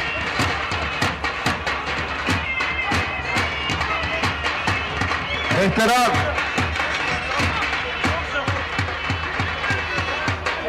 değerli güreş severler, saygıdeğer konuklar, minik bir boyunda final. Manavgat Belediye Başkanımız Sayın Şükrü Sözen'in pehlivanı, yine bugün burada Manavgat'ta faaliyet gösteren Ay Otomotivleri Yönetim Kurulu Başkanı Sayın Burak Ay adına güreş yapıyor. Bu arada Ali Gürbüz İsmail Balaban'ı bastırdı değerli güreş severler. Karakaya. Sol kadrajda. Harun Otomotivlerinin sahibi iş adamı Sinan Sayın Harun Zırh adına güreş yapıyor. Muhammed Beracerit Korkuteli Küçükköy. Minik 2 boyu final. Arif Bulut Cengizel Bey Güreş İhtisas Kulübü adına güreş yapıyor. Antalya Serik Süleyman Efe Kara. Antalya Döşemealtı Belediye Başkanımız Sayın Mimar Turgay Genç adına güreş yapıyor. Bugün burada Durali Kara İnşaatları sahibi iş adamı Sayın Durali Kara adına güreş yapıyor. Antalya Döşemealtı Teşvik oyunda Orhan Okulu Manavgat Belediye Başkanı Enes Doğan'a galip. İlk çeyrek finalist Orhan Okulu oldu. Ramazan Berk Kutlar. Evet, 5. isim oldu. Çeyrek finali adını yazdıran değerli güreş severler. Güreşip de pehlivanı. Adını çeyrek finale yazdıran Antalya ilk isim Orhan Okulu. Evet. 2 boyu final. Antalya Kumluca Belediye Başkanımız Sayın Mustafa Köroğlu adına güreş yapıyor. Bugün burada Moda Tarımlarının sahibi iş adamı Sayın Menderes Oktay adına güreş yapıyor. Arda Yaraş Antalya Kumluca. İşte tekrarını bir kez daha izliyorsunuz. Belediye Başkanımız Sayın Mimar Orhan Turgay Okulu Genç adına soldan iç güreş kasıkla yapıyor. bir anda Bugün burada ters paçayı buldu. Alfa Paça geldi. Sahibi iş adamı Sayın Yine Cafer İşlek adına ters güreş çangalı denedi, yapıyor. uzak kaldı. Celal Bayar İşlek Antalya Döşemealtı. Allah Allah İllallah Muhammedur Resulullah. Çift sarma denerken bir anda alkışlarla diyelim maşallah. Haydi aslanlar Allah derma versin. Orhan Okulu Enes Doğan'ı mağlup ederek adını Toz kameram. çeyrek finali yazdıran 6. başpehlivan oldu değerli güreş severler. Yaşa 2 Yaşa 3 yarı final güreşler yapmak üzere her meydanında hazır olsunlar. Haydi aslanlar.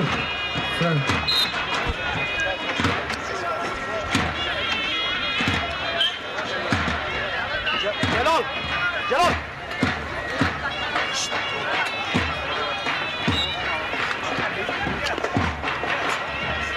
Bak!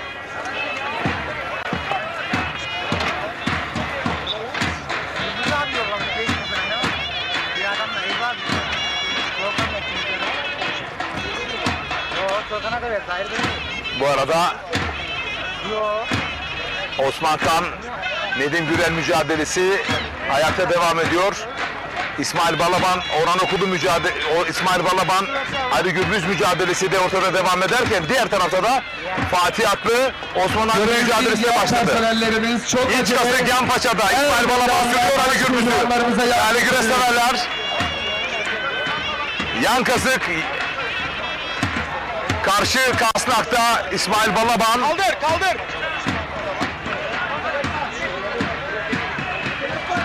Yan paçaya dolandı. Yan kasıkta Ali Gürbüz.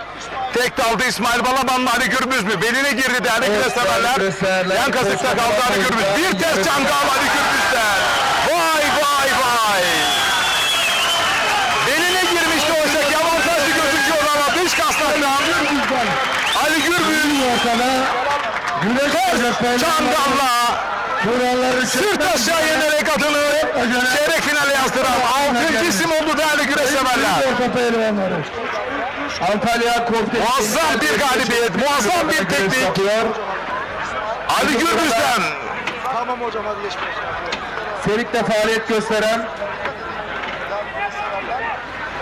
Korkuteli Uzunlar Gurmelerinin sahibi iş adamı Sayın Hasan Uzun adına güreş yapıyor. Enes Yıldız Antalya Korkuteli. Antalya Korkuteli Belediye Başkanımız Sayın Ömer Niyazi İşlek adına güreş yapıyor. İşte görüyorsunuz tekrar ekranlara geliyor. Megastar Ali Gürbüz çeyrek finalde. Hüseyin Küçük Saraç adına güreş Nedim yapıyor. Gürel şu anda Osman Kan'ı bastırdı. Soldan iç kazık. Yandan paçaya doğru hamlesi söz konusu değerli güreşseverler. Her an bir geniş açısı bulabilir. Diğer tarafta Fatih Altta Osman Aydın mücadelesi de başladı. Sayın Harun. Evet hemen ekrana geldi ekranın sağında. Süleyman Cerit Korkuteli Küçükköy. Beşamaltı Belediye Başkanımız Sayın Mimar Turgay Genç adına güreş yapıyor. Yine Antalya Döşemaltı'nda faaliyet gösteren Demir Petroller'in sahibi iş adamı Sayın Mehmet Demir adına güreş yapıyor. İbrahim Yörük Antalya. Allah. Evet, çeyrek finale kalan 6 ismi Mustafa Bayram, anons edebilir misin? Alkışlarla diyelim maşallah. Orhan Okulu, Mustafa Taş, Özkan Yılmaz, Yusuf Can Zeybek, Furkan Durmuş Altun. 6 isim çeyrek finalde. Evet, bir fotoğrafımız ekranlara gelecek değerli güreşseverler. Onun da acele kura çekmek üzere. Cepler hakimine gelmiş. Nedim Gürel bir kaskanı da arayışında. Her an gelebilir. Fotoğraf ekranlara geldi değerli güreşseverler. Bu fotoğraf baş pehlivanımız Recep Kara'nın fotoğrafı. Baş pehlivanımız Recep Kara'nın işaret parmağı, serçe parmağı düzeltiyorum. Değerli güreşseverler sakatlığından dolayı çekildi görüyorsunuz. İlk tedavi yapıldı. Recep Kara sakatlığından dolayı doktor raporuyla çekildi. Geçmiş olsun diliyoruz. Türkiye Alı Güreşi'nin Yaşayan efsanesi Ahmet Taşçı'dan sonraki en kareli baş pehlivanı Recep Kara'ya geçmiş olsun dileklerimizde bulunuyoruz. Acil şifalar. Ben de geçmiş olsun diliyorum. Geçmiş olsun Recep Kara. Oğlum sakin. Demin az önce Nedim Gürel'in bir kas kanadı girişimi oldu. Oralarda çok iyi. Evet, en güzel yaptığı oyunlardan bir tanesi. Septirmeyi de yapıyor. Septirme ve kas kanadı oyunlarını gerçekten güzel yapan bir baş pehlivanımız. Evet, hemen yanımızda çok değerli kadim dostum. 30 yıl bu yer meydanlarında kol bağlayıp güreş tutmuş bir devrimiz. Antalya Aksu Spor Kulübü Başkan Vekilimiz Arif Tatar, hoş geldin değerli üstadım. Hoş bulduk Sayın Recep dostum. Kıran kırana mücadeleler var. Evet. Pür dikkat izliyorsun. Alt boylardaki gençleri de izliyorsun. Aksu Spor Kulübü'nün yiğitlerini de izliyorsun. Bir değerlendirme yapar mısın? Öncelikle ekranlar başındaki seyircilerimize iyi yayınlar, iyi seyirler diliyorum. Gerçekten bugünkü havaya bakarsan Antalya, Alanya, Gökbel yaylasındaki herhalde son yılların en sıcak havası ve en böyle çekişmeli mücadelelerine sahne oluyor. Ben bugün onu gözlemledim Sayın Tosun. Büyük keyifle izliyorsun. Evet, büyük keyifle izliyoruz. Küçük boylarda falan müthiş mücadeleler var. Gerçekten. Aynı şekilde başta izliyoruz. Baş pehlivanlarımız kıran kırana mücadelesini veriyor. Biraz önce Ali Gürbüz, İsmail Balaban maçını gördük. Evet. Yani dağlı güreşte hiçbir şey kesin garanti değil.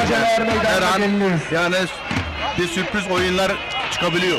Destek Neticeye küçük, varabiliyorsun. test orta, destek. Enes Doğan'la Kürşat Çiftlik Korkmaz'ın mücadelesi nefesleri kesti. Belki maçlarından biriydi. Kürşat Korkmaz ve Enes Doğan her ikisini de kutluyor. Şimdi bu güreşlerin heyecan fırtınası kaldığı yerden nerede devam edecek? Antalya Aksu'da. Tarih verelim mi? Sayın Başkanımızdan da davet edelim. Antalya Aksu Belediyesi güreşlerimiz bu yıl 3 yıl 6, 7, 8. 8'inde güreşlerimiz oluyor. 6, 7 konserlerimiz var. Biraz daha çıtayı genişletti Sayın Eczacı Halil Şahin Başkanımız, Aksu Belediye Başkanımız. Her yıl üstüne kalite anlamında koyarak gidiyoruz. Bu biliyorsunuz bir ekip işi. Ben değil, biz olarak yürüyoruz. Onun için zaten bu başarının çıtası yükseliyor, büyüyor. Dolayısıyla buradan Sayın Halil Şahin Başkanımıza da Gökbel Er Meydanı'ndan Koza TV ailesi. Bu arada hem Koza TV hem Lider Haber TV hem de Ekin Türk TV 3 ortak canlı yayında beraberiz. Arif Tatar. Olmak üzere. İnşallah Aksu'da doğru olacağız. Evet. Allah başımızda yeriniz var her zaman. Kulüp başkanımız Sayın Mehmet Sevdi burada mıydı? Murat Paşa Yağlı Pehlivan güreşleri güreş beraber geldik. Sayın Dün akşam geldik biz. Ahmet Aktaş adına güreş yapıyor. Çıktık sabah. Burada Kemal gerçekten şu anda Alanya Gökbel'de seyirci potansiyeli olsun. Burada şunu söylemeden geçemeyeceğim Sayın Tosun. Güreşin gerçekten mimarları, bu belediye başkanları bu işi seven, gövdesine taşın altına koyan bu organizasyon, bu yaylada zor zahmetlerle yapılan bir organizasyonda eksiksiz gördüm. Buradan Sayın Adem Murat Başkanımı da kutluyorum. Gerçekten ayağına sağlık. Bütün ekibine teşekkür ederim buradan. Evet, bizler de teşekkür ediyoruz kendisine. Arif Tatar çok değerli dostum, teşekkür ediyorum. Yapmış olduğun katkılardan dolayı.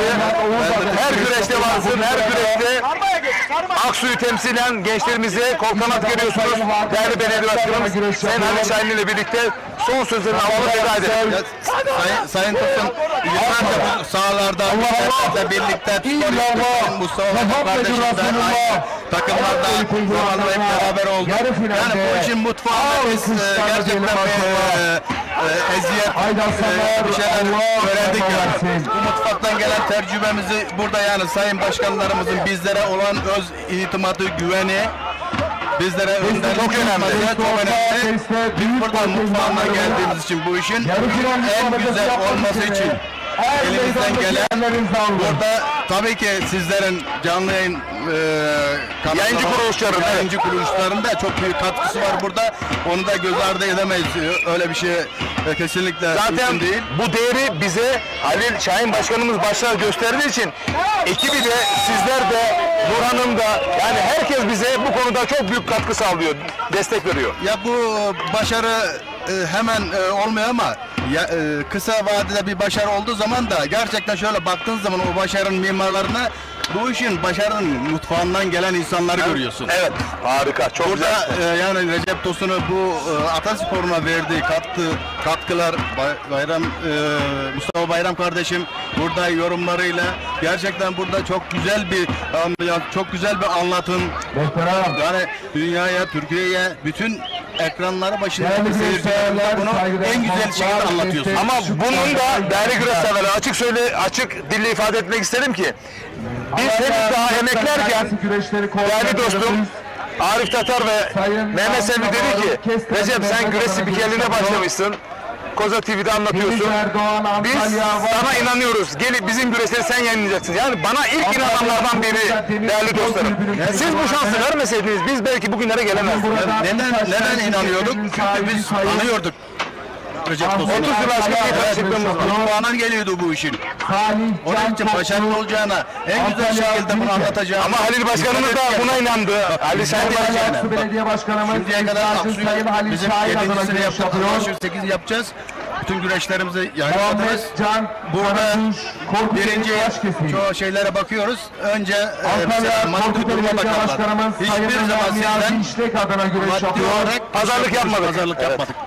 Evet, bu çok önemli bir Bugün konu. burada Şimdi aldık. Geçemeyeceğim. Oza TV'de, Ekim Türk TV'de, Lider Haber TV'de Ataspor'umuza omuz vermeye devam edecekler. Musa Bayram bu arada heyecanla Aksu güreşlerini orada yerinde anlatmak için heyecan duyduğunu belirtti biz buraya gelmeden.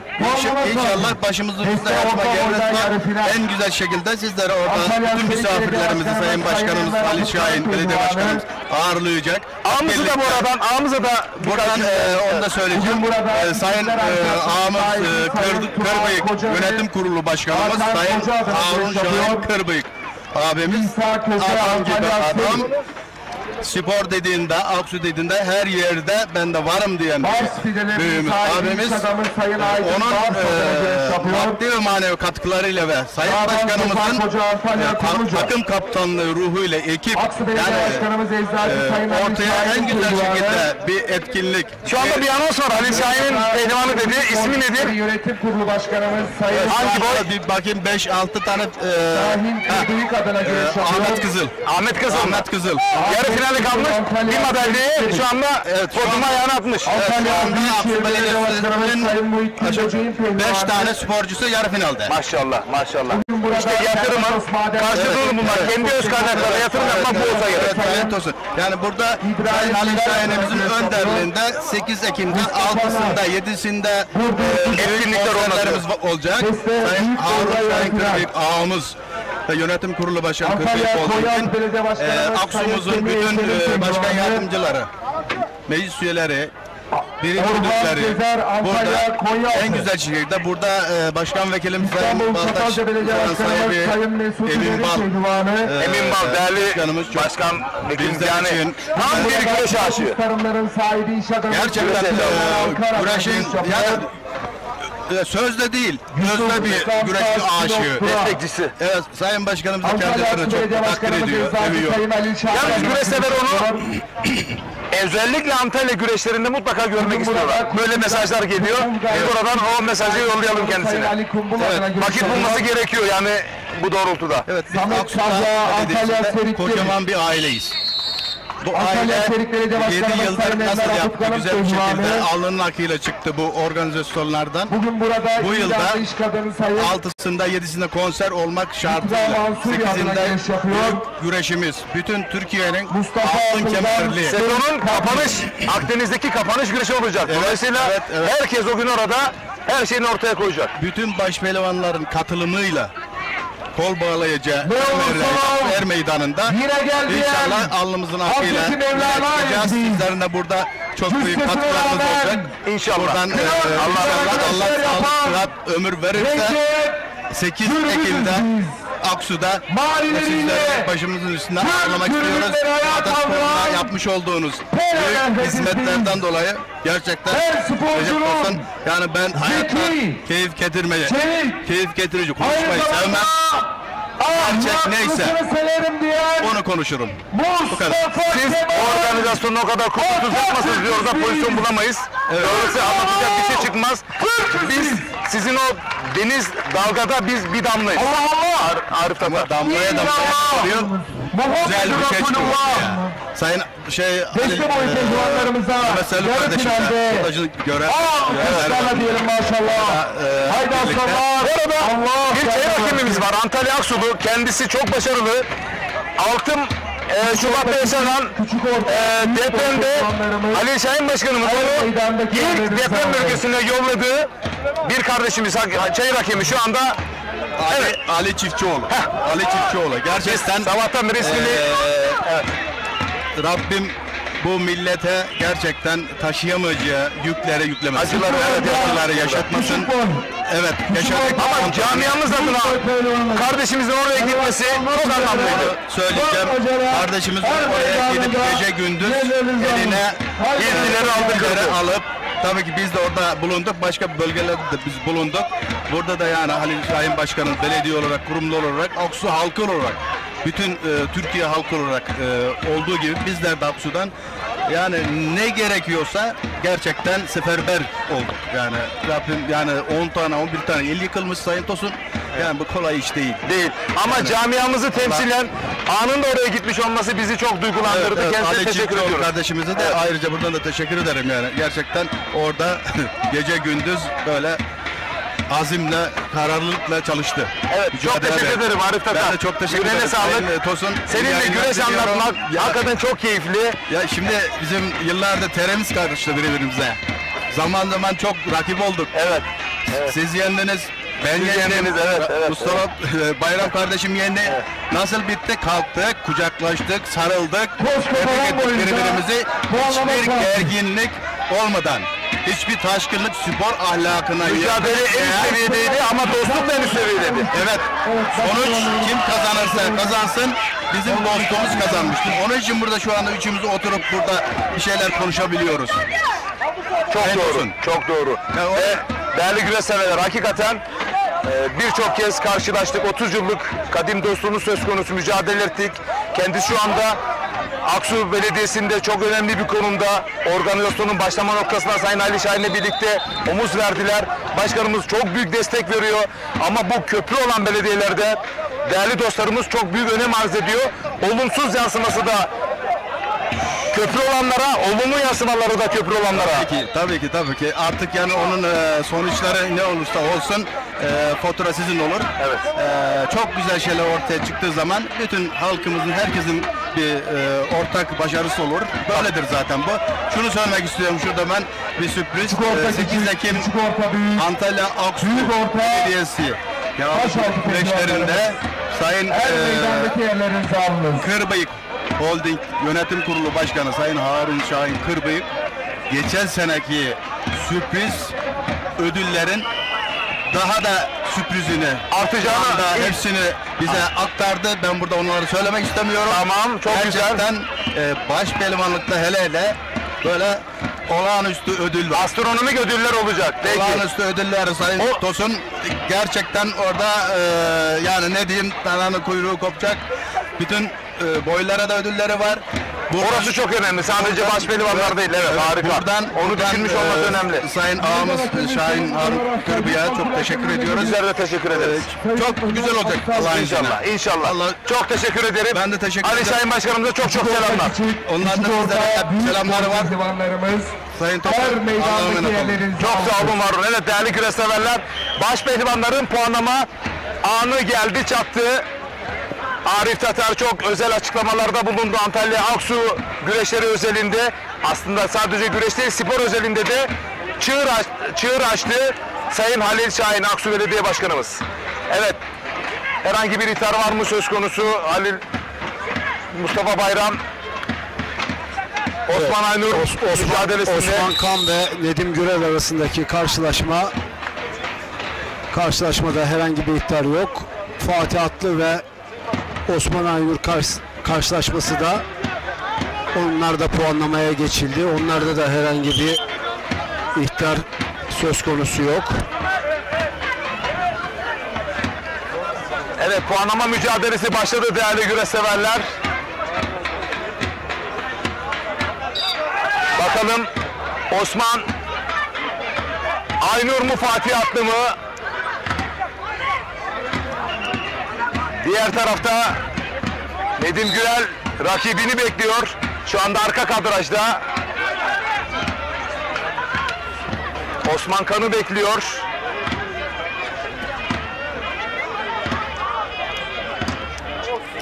Bu arada ekranımız yine açıp kapanmakta. Evet, Fatih Atlı, Osman Aynur puanlama mücadelesi başladı değerli güreş severler. Nedim Gürel aynı kadrajda. Rakibi Osman Kan'ı bekliyor.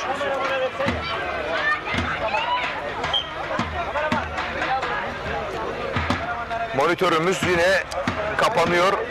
Biz çıplak gözle anlatmaya çalışacağız mücadeleleri.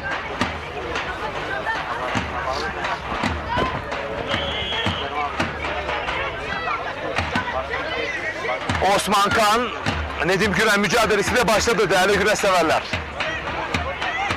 Yan yana iki mücadelede.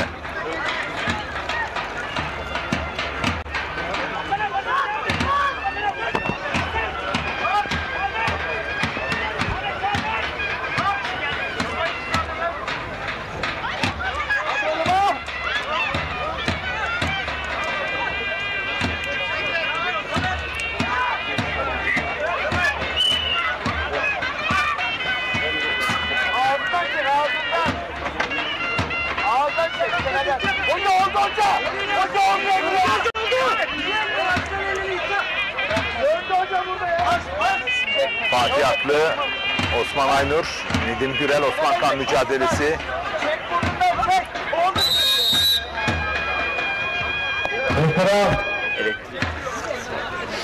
Burada. Değerli güreşseverler, küçük orta, küçük boyda çeyrek final. Antalya Şehit Belediye Başkanımız Sayın Enver Afutkan'ın pehlivanı. Yine bugün burada Fatih Aklı, Osman Aynur, Nedim Gürel, Osman Kan. Güreş yapıyor. Ali Kan Antalya Çeyrek finali kalan 5 isim belli oldu. Mustafa Taşköşkan Yılmaz, aynı zamanda oldu. Yusuf Canse'de Furkan Kılıçaltın, Ali Gürbüz Orhan Okulu değerli güreşseverler. Yücel'in pehlivanı. Yine bugün burada Alanyalı avukat Sayın Ali Kağaner adına güreş yapıyor. Kubilay Karakulak, Alanya Okurcalar. MCM Isparlar Spor Kulübü Yönetim Fatih Aklı'nın hata söz konusu, Osman Aynur hemen savuşturdu. Sağlık görevlilerimiz her meydanına müdahale edelim. Sağlıkçılar. Bu arada Osman Kan Nedim Gürel'i bastırarak adını çeyrek finale yazdıran 7. isim oldu değerli güreşseverler. Belediye Başkanımız Sayın İsmail Yıldırım'ın pehlivanı. Osman Kan, Murat Özkaplan, Pehlivanlar Diyarı Karanürsel. bir kez daha tekrarına. Servisçiler Odası Başkanı ve aynı zamanda Türkiye Şoförler Federasyonu Yönetim Kurulu üyesi Sayın Süleyman Şahin'in pehlivanı. 7. isim olarak adını çeyrek finale yazdırdı. Fatih Aklı mı, Osman Aynur mu? 8. isim, bakalım kim olacak? Antser taşımacılıklarının sahibi iş adamı Sayın Hasan Yılmaz ve Mustafa Yılmaz adına güreş yapıyor. Yine bugün burada pehlivan babası Hüseyin Karakulak adına güreş yapıyor. Ayak boyunda puanlaması var. Muharrem Akman, bakın Osman Kan'ın o puanı aldığı son anlar ekranlara geliyor. Tekrar izliyorsunuz. Bakın oradan bir anda koltuk altından, başadan, göğüs çaprazından budamış, toparlanmak istedim. Bir için artık her şey çok geçti. Osman Kan çeyrek finalde. Genç başpehlivan dolu dizgin devam ediyor. Makine Sanayi Limited şirketi yoluna. Genel Müdürü Sayın Çayırda tek bir başpehlivan kaldı. Erdem adına güreş yapıyor. Abdullah Asim Alta, Kocaeli Gölcük. Ankara Büyükşehir Belediye Başkanımız Sayın Mansur Yavaş'ın pehlivanı. Bugün burada Alanya'da spor eğitmenimiz Sayın Vahdet Nur adına güreş yapıyor. Fatih Aklı, Osman Aynur mücadelesi. Ordu Kumru. Değerli güreşseverler. Osman Kan az önce büyük boyda çeyrek final. Adını çeyrek finale yazdırdı. 7. isim. Antalya Serik Belediye Başkanımız Sayın Enver Afutkan'ın pehlivanı. Yine bugün burada Antalya Serik'te faaliyet gösteren 10 numara ve 26 numara hal komisyonları Sayın Gündoğdu kardeşler adına güreş yapıyor. İsmail İlker, Antalya Serik. Alanyalı genç mimar Sayın Enes Düver adına güreş yapıyor. Muharrem Emir, Balıkesir Kepsuz. Antalya Serik Belediye Başkanımız Sayın Enver Afutkan'ın pehlivanı. Kasına uzandı. Bir kez daha tek almak istedi, kaçırdı. Sayın Mehmet Katlanır adına güreş yapıyor. Mustafa Yamal, Antalya Serik Gedik. Evet değerli güreşseverler, 8. isim olarak bakalım kim kalacak ama canlı yayın kabinine Antalya'da güreşin babası diyoruz ya.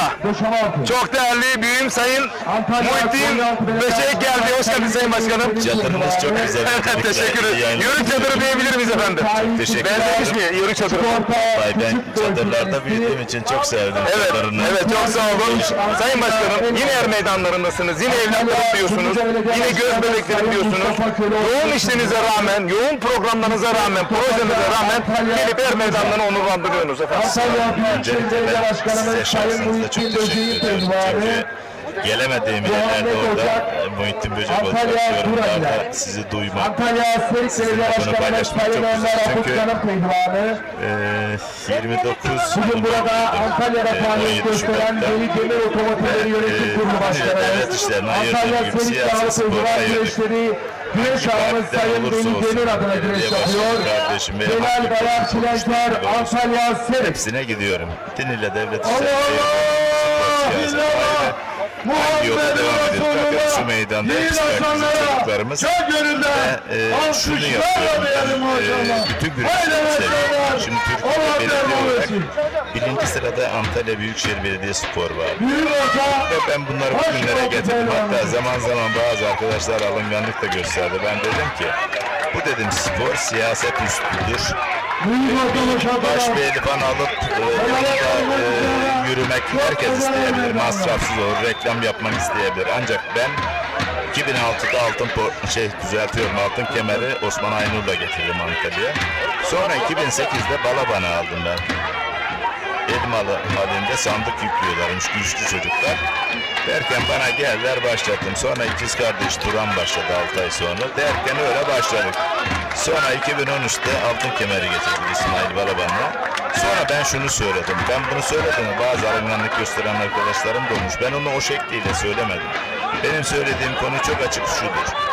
Ben o zaman Balabanlar yetiştiriyoruz dedik. İşte Cengiz Han kardeşimiz olsun, Mustafa Taş olsun, Ali de benim pehlivanımdı biliyorsunuz.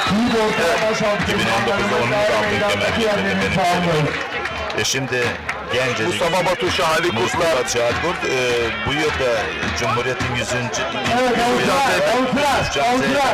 Hepsi birbirinden kıymetli. Ben o zaman dediğim Balabanlar herkes yetiştik, herkes gurur duyuyor. Herkes Antalya'da hemşehriler. Normal törenimizde puanlama evresinde puanlama Bizi illaki takip ediyorsun başkanım. Hakikaten bu bizi çok mutlu ediyor. Kıymetlisin. Çok emeğiniz var. Gerçekten sizleri seviyorum. Sizlerin bize yollamış olduğu mesajlar bizlerin sorumluluğunu bir kat daha arttırıyor. Siz çok büyük bir denizde dalgasız bir damla olmaya çalışıyoruz ama hakikaten Antalya'daki güreşin babası olarak güreşe çok büyük omuz veriyorsunuz. İyi ki varsın Sayın Başkanım. Teşekkür ederim. Çok sağ olun. Çok sağ olun. Evet değerli güreş severler. Sayın Muhittin Böcek, Antalya Büyükşehir Belediye Başkanımız, Antalya'da Türk güreşinin, yağlı güreşin babası bizi hiçbir zaman ihmal etmiyor, mahrum bırakmıyor. Her zaman yanımızda sağ olsun, var olsun. Sayın Başkanım, protokole uğurluyoruz kendisini. Değerli güreşseverler, başlıyoruz. 3. tur müsabakalarında Fatih Aklı. Evet, Fatih Aklı Osman Aynur mücadelesi devam ediyor. Her iki baş pehlivana da birer ihtar verildi kul hakemleri tarafından değerli güreş severler. Değerli güreş severlerin izleyebilirlerine önemli duyurun.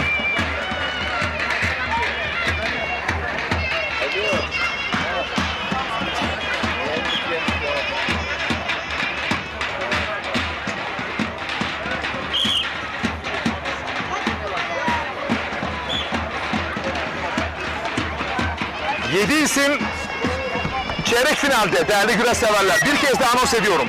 Osman Kan, Orhan Okulu, Ali Gürbüz, Mustafa Taş, Özkan Yılmaz, Yusuf Can Bey kurtarmış altın. Çok acele. 8. Her meydandaki yerleriniz alınız. Büyük Orhan Fatih Aklı, iki tecrübeli baş pehlivan. Yan kasık. Yanında her an bir künde gelebilir Fatih Aklı'dan. Bir kılçık. Bir künde bakıyoruz. Künde kılçık. Güreş devam ediyor. Bakıyoruz. Düdüğü çaldı şehir hakemi. Düdüğü çaldı şehir hakemi. Kule bardan izleyecek değerli güreş severler. Biz tekrar izleyelim. Hastalarlık müsabakalarında Osman Aynur var. Evet. Kılçık yapan Osman Aynur. Adını bakın işte. Künde atmak isterken sırt aşağı açılan Fatih Aklı ve galip gelen Osman Aynur adını çeyrek finale yazdırdı. Çeyrek final ister. Osman Kan, Orhan Okulu, Ali Gürbüz, Osman Aynur, Mustafa Taş, Özkan Yılmaz, Yusuf Can Zeynep ve Furkan Durmuş Altın. Atasporumuz güreş. Bu anlamda her iki pehlivanımızla şöyle coşkuyla alkışlıyoruz. İşte güreş severler iki baş pehlivanı da coşkuyla alkışladı. Çünkü her şeylerini ortaya koyduğu iki baş pehlivanımız da Evet. Er meydanı içerisindeki işi olmayanlar lütfen er meydanının dışına çıkalım. Görevleri harici er meydanı içerisinde hiç kimse kalmasın. Meydan hakemlerimizde penalların dışında. Bu mücadele özelinde eğer tarih edinilen Kırkpınar'ımızın Türkiye Cumhuriyeti ağamız Sayın Seyfettin Selim bugün burada olmuş olsaydı Osman Aynur'a da Fatih Atlı'yı da özel ödülle ödüllendirirdi. İşte Seyfettin Selim ağamızın yokluğu burada hissediliyor. O son 14-15 yılda Atasporumuz güreşe 50 milyon Türk lirasından fazla 100 milyona yakın ciddi manada kaynak aktardı ve bugün Atasporumuz güreşin popülaritesini kat ve kat arttırdı. Sayın Seyfettin Selim, orta boyunda değerli büyüğümüz. Antalya Konyaaltı Belediye Başkanımız bu arada Elmalı güreşlerinin rekortmen güreşası Sayın Hakan Çetin, iyi yayınlar diliyorum. Pehlivanlarımızın kıran kırana yapmış olduğu mücadeleleri olan tebrik ediyorum. Osman Aynur'u ayrıca tebrik ediyorum demiş. Desteden başa kadar tüm pehlivanlarımıza başarı dileklerinde bulunuyor. Antalya Elmalı güreşlerinin rekortmen güreşası Sayın Hakan Çetin, değerli büyüğüm. Bizleri izliyorlarmış. Boza TV 2, Türk TV ve Lider Habertürk TV ortak canlı yayınında gerçekten çok mütevazi ve güreş sevdalısı, gönlü güzel, Antalya Büyükşehir Belediye Başkanımız Sayın çalışkan, mütevazi bir güreş ağamız Sayın Hakan Çetin. Bulunduğu her ortama pozitif enerji yayıyor. Değerli büyüğüm. Aydın Balık Ağları'nın sahibi iş adamı Aydın İnce adına güreş yapıyor. Nail Seyyar, Antalya Serik. Antalya Aksu Belediye Başkanımız Eczacı Sayın Halil Şahin'in pehlivanı. Bugün burada Kırbıyık Holdingleri Yönetim Kurulu Başkanımız Sayın Şahin Kırbıyık adına güreş yapıyor. Can Kuzay, Antalya Alt boylardaki mücadeleler de devam ediyor. Değerli güreş severler, kıyasıya mücadeleler var. Burası Alanya Gökbel Yaylası, yavru pehlivan güreşleri. Alanya Belediye Başkanı Sayın Adem Murat güzel himayelerinde tertip ediliyor. 17. kez düzenleniyor geleneksel olarak. Muazzam bir atmosfer söz konusu. Pehlivanlarımız buradaki güzel atmosfere karşılık olarak paşalarını sıkı bağlıyorlar ve kıran kırana mücadelede tutuşuyorlar. Değerli güreş severler. Yeşilyayla. Ankara Büyükşehir Belediye Başkanımız Sayın Mansur Yavaş'ın pehlivanı. Bugün burada Gazi Paşa güreşleri güreş ağamız, yanık hazır betonları sahibi iş adamı Sayın Ramazan Yıldırım adına güreş yapıyor. Efe Atabey Samsun Ladin. Bana çağır diyor. Antalya Muratpaşa Belediye Başkanımız Avukat Sayın Ümit Uysal adına güreş yapıyor. Bugün burada Demre Betonları'nın sahibi iş adamı Sayın Furkan Koparıcı adına güreş yapıyor. Semih Bayram Yılmaz, Antalya Demre. Allah Allah. Bu arada İllallah Muhammedur Resulullah. Isparta'dan Yiğit aslanlara alkışlarla gelin maşallah. Yüksek olduğu mesaj yollamış. Allah Hakan Çetin'i bir kez röportajını sizle izledim. Kumluca'da çok naif bir yüreğe sahip izlenimi bende doğdu diye mesaj yollamış. Kesinlikle öyle. Kesinlikle öyle. Çok ince ve naif yüreğe sahip Sayın Hakan Çetin.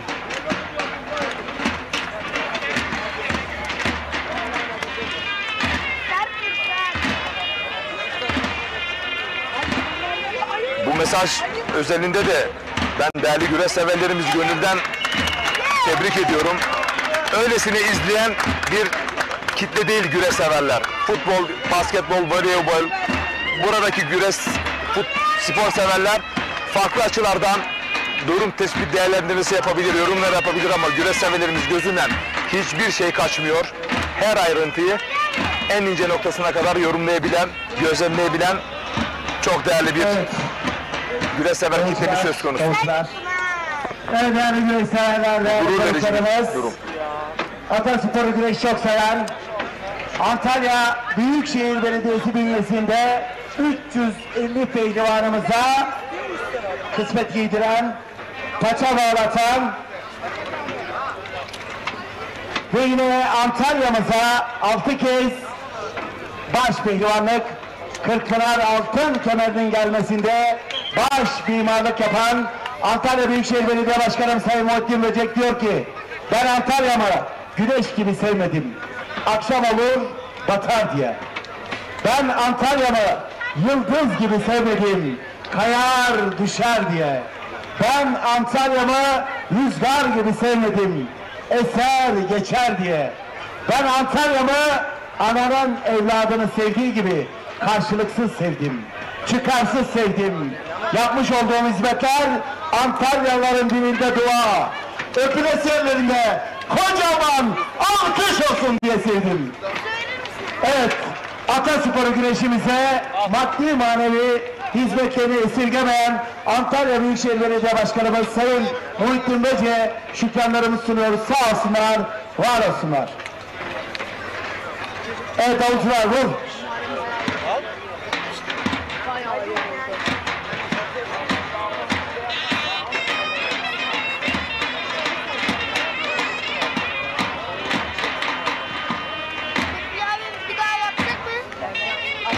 At hocam at.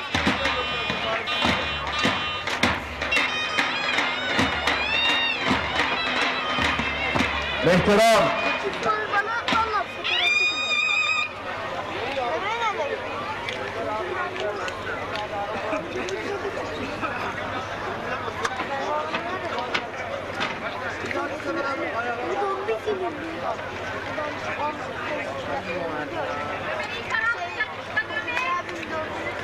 Çok eğlenceli değil mi valla? Bravo. Sürüşecek lan.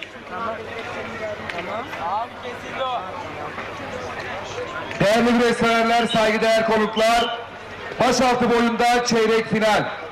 Antalya Muratpaşa Belediye Başkanımız Avukat Sayın Ümit Uysal adına güreş yapıyor. Bugün burada Gazipaşa Güreşleri güreş ağamız, yanık hazır betonlarının sahibi, iş adamı Sayın Ramazan Yıldırım adına güreş yapıyor.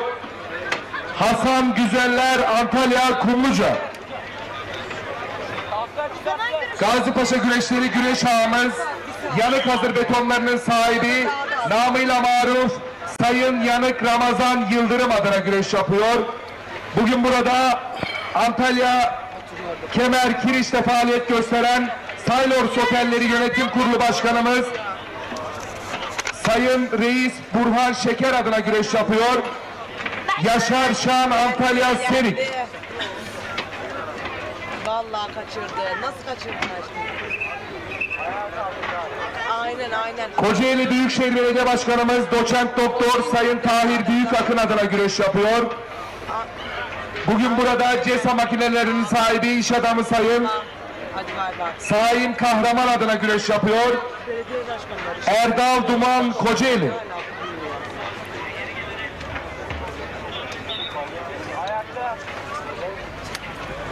Gazi Paşalılar Derneği Başkanımız Sayın Onur Nimet Üner adına güreş yapıyor. Davut Cansev Antalya Demre. MCM Özparlar Spor Kulübü Yönetim Kurulu Başkanımız çok değerli Mehmet Özparlar'ın pehlivanı Mesut Dim bizleri izliyorlarmış. İyi yayınlar diliyor. Naz Otelleri Yönetim Kurulu Başkanı Antalyalı iş adamı, pehlivan geri dönüşümlerinin sahibi Kucak sevgiler, değerli büyüme. Tam bir güreş aşığı, güreş sevdamızı. Muratpaşa Yağlı Pehlivan Güreşleri güreş ağabey 27 Ağustos Muğla Sevgi Kemer Akbaş'ın pehlivanı 8. Çayır Er Meydanı'nda Köken Antalya yapacağımız canlı yayın sonrası inşallah Yaşamaltı Belediye Başkanımız Mimar Turgay Genç'in pehlivanı yanına ziyarete gideceğim. Allah nasip ederse. Susuz Antalya 27 Ağustos akşamı inşallah Bağdat Belediye Başkanımız Sayın Şükrü Sezen'in pehlivanı eşsiz, doyumu yüksek Güzel Yazıcı Samsun. Güreş sohbetinde orada devam edeceğiz. Mesut Muhammedur Resulullah. Başaltı pehlivanlarımız çeyrek finalde alkışlara diyelim maşallah. Haydi aslanlar, Allah derman versin. Yusufcan Zeybek geliyor Antalya'dan. 6 numara Yusufcan Zeybek. Evet, kura çekimi başladı değerli güreş severler. Orhan Okulu 4 numara.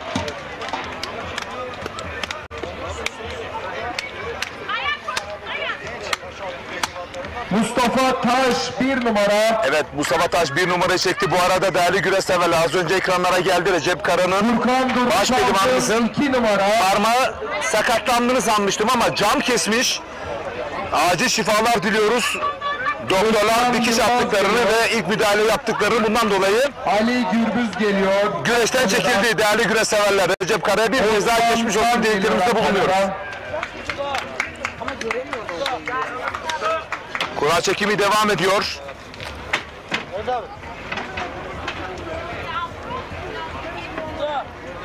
Özkan Yılmaz 5 numara.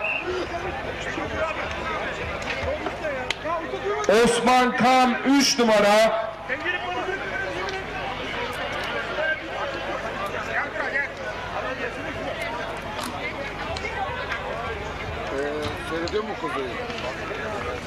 Osman Aynur 8 numara. Ali Gürbüz 7 numara.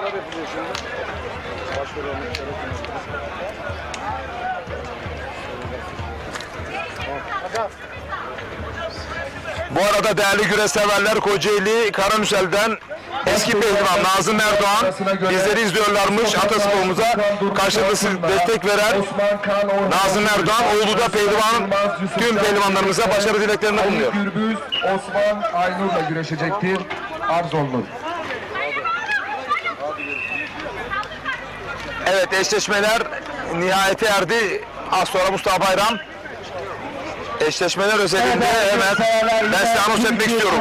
Mustafa Taş, Furkan Durmuşaltı, Osman Kan, Orhan Okulu, Özkan Yılmaz, Yusufcan Zeybek, Ali Gürbüz, Osman Aynur kapışması. Biraz da Kozak TV, Ekin Türk TV ve Lider Haber TV ortak canlı yayınlarında. Madalyalar kazandıran asrın sporcusu Türkiye Cumhuriyeti Gençlik ve Spor Bakan Yardımcımız Sayın Hamza Yerlikaya, bu güzel organizasyonu tertip ve komite eden Alanya Belediye Başkanımız Sayın Adem Murat Yücel'e teşekkür ediyorlar.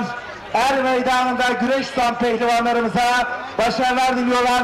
Tüm Alanyalılara da selamlarını iletiyorlar. Bu anlamda Türkiye Cumhuriyeti Gençlik ve Spor Bakanlığımız Sayın Osman Aşkınbaka, asrın güreşçisi, Altın Adam milli gururumuz, Türkiye Cumhuriyeti Gençlik ve Spor Bakan Yardımcımız Sayın Hamza Yerlikaya'ya teşekkürlerimizi sunuyor. Coşkuyla alkışlıyoruz. Sağ olsunlar, var olsunlar.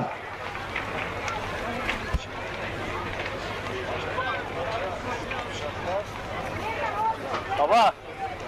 Baba. Süt nerede benim? Süt. Ha, ver o.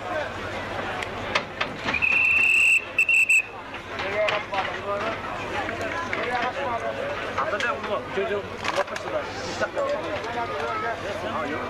Bu arada Kocaeli İzmit Mevlana Otopark'ta görev yapan çok değerli Muzaffer Kampara, Zeki Avla, Ramazan Dağtekin. İyi yayınlar. Küçük orta, küçük boy, küçük orta, büyük boyda puanlama saati gelmiştir.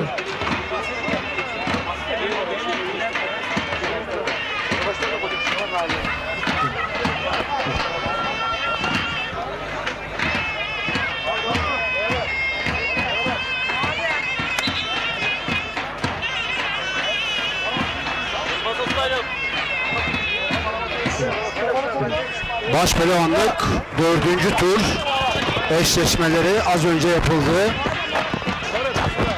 Mustafa Taş rakibi Furkan Durmuşaltun, Osman Kan rakibi Orhan Okulu, Yusufcan Zeybek rakibi Özkan Yılmaz, Ali Gürbüz rakibi Osman Aynur olarak eşleşmeler yapıldı.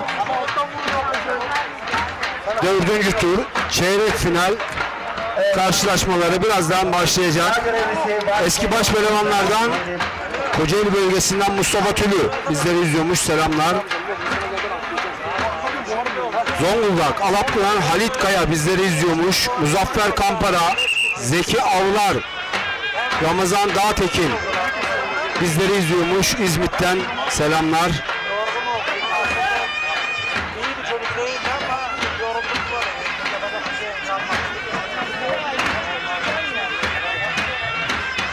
Görevli yağ personellerimiz çok acele. İzmit Mehmet Ali Paşa, Elif Şifa Eczanesi'nden Elif Kerse, Muzaffer Kampara bizleri izliyorlarmış. Selamlar. Evet, 4. tur. Çeyrek final. Mustafa Taş, Furkan Durmuş Altun, Osman Kan, Orhan Okulu, Yusuf Can Zeybek, Özkan Yılmaz, Ali Gürbüz, Osman Aynur. Balıkesir, Gönen'den sağlıkçı İbrahim abimiz bizleri izliyormuş. Buradan sevgi ve saygılarımızı gönderiyoruz.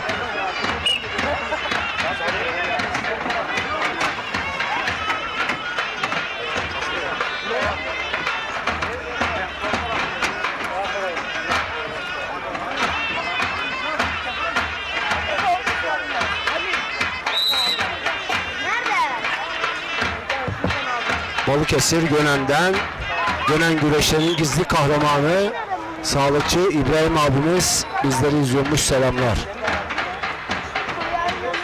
Evet, Mustafa Taş ve Furkan Durmuş Altun, iki genç başpehlivanımız. 2022 yılı Kırkpınar başpehlivanı Mustafa Taş ve bu senenin formda ismi genç başpehlivan Furkan Durmuş Altun arasında ki karşılaşma gerçekten nefes kesecek.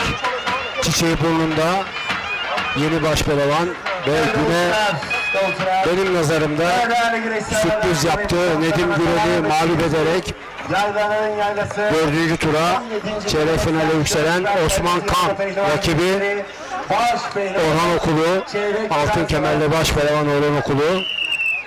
Yusuf Can Zeybek 2023 yılı Kırkpınar başpehlivanı, bu senenin formda ve gözde ismi Özkan Yılmaz'la karşılaşacak.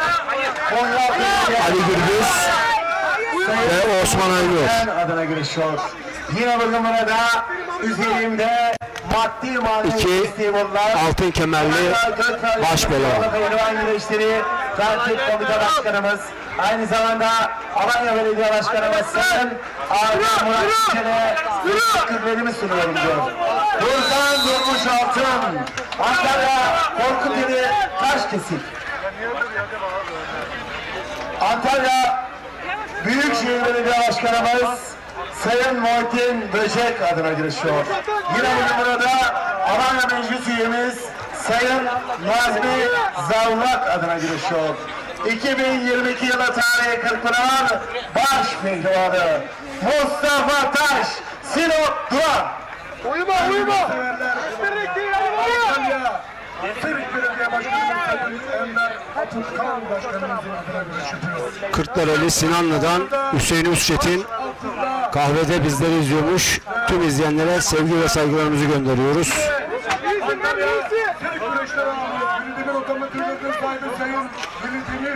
Evet, Sakarya Hendek'ten, Çakallık Köyü'nden Besim Kerse, Şafak Abaylı'dan selamlar. Bizleri izliyorlarmış. Çok selamlar. Murat Paşa Belediye Başkanımız Avukat Sayın Ümit Uysal adına güreşiyor.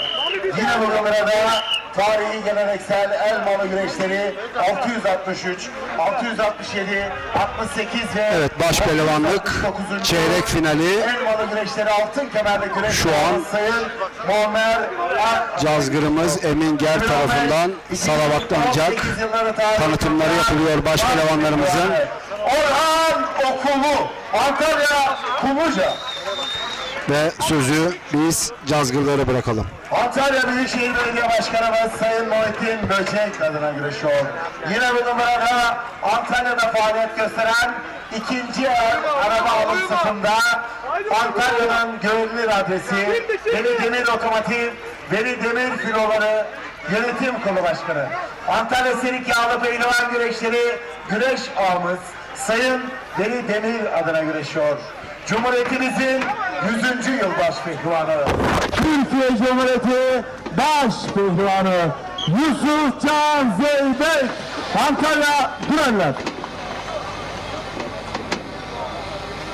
Ankara Büyükşehir Belediye Başkanımız Sayın Mansur Yavaş Başkanımızın adına güreş yapıyor. Yine bugün Meydanımızda Antalya Kemer'de faaliyet gösteren Saylors Otelleri sahibi Sayın Reis Burhan Şeker adına güreş yapıyor. Özkan Yılmaz Samsun. Antalya Büyükşehir Belediye Başkanımız Sayın Muhittin Böcek adına güreşiyor. Yine bugün burada güreşlerimizin tertip komite başkanı aynı zamanda Alanya Belediye Başkanımız Murat Yücel'e teşekkür ve şükranlarını sunuyor. 2006 yılı tarihi Kırkpınar baş pehlivanı Osman Aynur, Antalya Senik Gibiz. Antalya Döşemealtı Belediye Başkanımız Mimar Sayın Turgay Genç adına güreşiyor. Yine bugün burada Çarşamba ADN Yapı İnşaatları sahibi genç iş adamı Sayın Mehmet Çarşambaoğlu adına güreşiyor. 2011, 2012, 2019, 2021 yılları tarihi Kırkpınar baş pehlivanı. 1988 yılı tarihi Kırkpınar baş pehlivanı merhum Recep Gürbüz'ün mahkumu. Ali Gürbüz, Antalya Korkuteli Sıvandır. Evet, ne olursan ol yine gel diyeniz biz. Sevdası uğruna çöllere düşüp dağları deleniz biz. İncinsen de incitme diyeniz biz. Yunus Hacı Bektaş Mevlana'nın torunu Türk oğlu Türk'üz biz. 1071'de Anadolu'nun kapılarını açan ordusuyla en önde savaşanız biz. Gemileri karadan yürütüp ezber bozan, çağ kapatıp yeni çağ açanız biz. Korkmayın, geldikleri gibi giderler diyeniz biz. Alparslan, Fatih Sultan, Mustafa Kemal, Atatürk'ün torunu, Türk oğlu, Türk'üz biz. Ezan olur, gök kubbelerde dinmeyiz biz. Bayrak olur, gönderlerden inmeyiz biz. Sakarya'da, İnönü'de, Kocatepe'de, Çanakkale'de binlerce şehit olur, ölmeyiz biz. Adımız Müslüman, soyadımız Türk oğlu, Türk'üz biz. Allah Allah, illallah, Muhammedur Resulullah, baş pehlivanlarımıza hep beraber dualarla, alkışlarla diyelim maşallah. Haydi aslanlar, Allah derman versin. 4. tur çeyrek final. Baş pehlivanlarımızın deste küçük, deste orta, deste şimdi peşrevleriyle final müsabakası yapacak pehlivanlar. devam ediyor. Baş pehlivan Mustafa Taş, Furkan Durmuş Altun'la, Osman Kan, Orhan Okulu'yla, Yusuf Can Zeyrek, Özkan Yılmaz'la, Ali Gürbüz, Osman Aynur'la eşleştiler. Ve yarı finale kalma mücadelesindeler.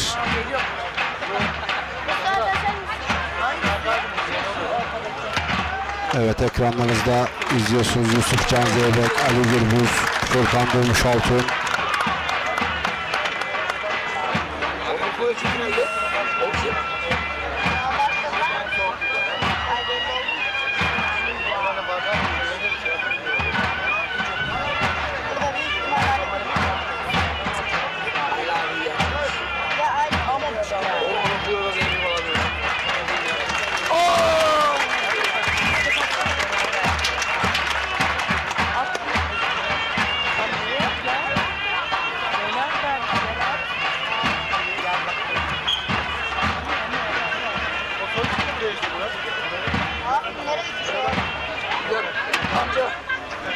Evet, Orhan Okulu ekranları başınızda. Hocası Kemal Kurt, Kemal Yılmaz. Hocası, ustası Kemal Yılmaz'ı gördük. Yani siz zeytinyağı alamıyorsunuz. Tereyağı da alalım. Tereyağı mı? Burada pişireceğim ya. He? Abi yapma yeter ya. Bak, kim o? Ne amcasını alır? Olur mu?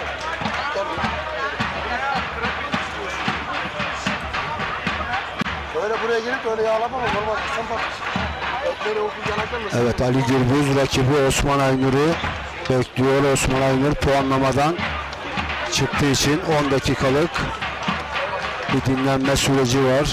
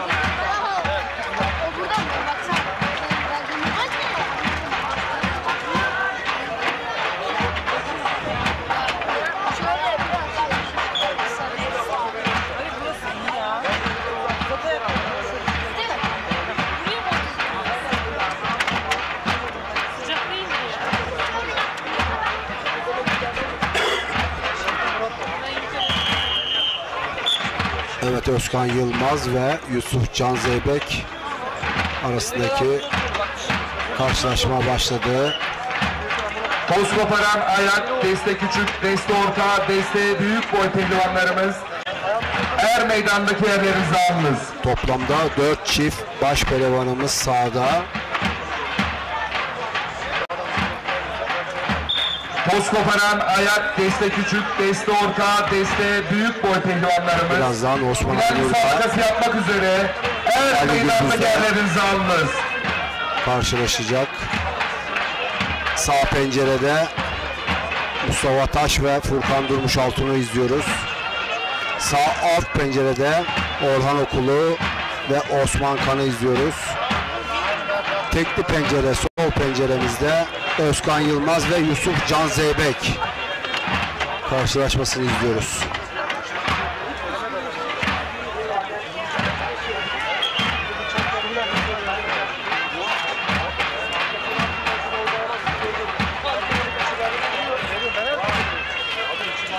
Denizli Acıpayam'dan eski milli güreşçi Özkan Koparan, Mehmet Koparan, Burak Mert Koparan bizleri izliyormuş. Buradan sevgi ve saygılarımızı gönderiyoruz. Bu arada Osman Kan ve Orhan Okul arasındaki karşılaşmada bir yeniş olabilir mi? Meydan hakemimiz durdurdu. Bakalım günün büyük sürprizine imza atabilecek mi Osman Kan? Bakın işte tam burada oldu her şey. Sağlı sollu elenseler söz konusu. Kasnak ve paçadan bir anda sol ayağını takmış. Sağ kalçasının üzerinden toparlanmak istemiş Orhan Okulu, bakalım. Burada neler yaşandı? Mücadele bara gitti değerli güreş severler. Barda. Sanki sağ omuzun üstünde kalmış gibi. Ama tabii ki son karar kulenin. Bakın tekrar izliyorsunuz değerli güreş severler. Bitirici darbesini de soldan vurmuş ama Orhan Okulu da son anda toparlanmış. Şimdi VAR'da tecrübeli kule hakemleri tekrar izleyecekler. Tekrar verelim değerli yönetmenim. Bakalım nasıl sol eli kastakta, sol ayağıyla da bir anda tırpanlamış. Sağ kalçasının üzerine düşen Orhan Okulu. Sağ kalça ve sağ omuzun üstüne düşmüş Recep Tosun. Bakın burada sağ lenseyle dağıttı. Bir anda sol eli kasnağa uzanmış Osman Kan'ın. İşte tam sol ayağını da öyle bir takmış ki sağ kalçasının adeta havada düşmüş Orhan Okulu.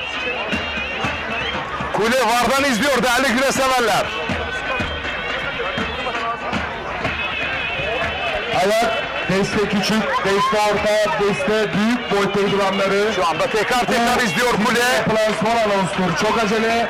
Günün büyük sürprizine imza atabilir Osman Kan.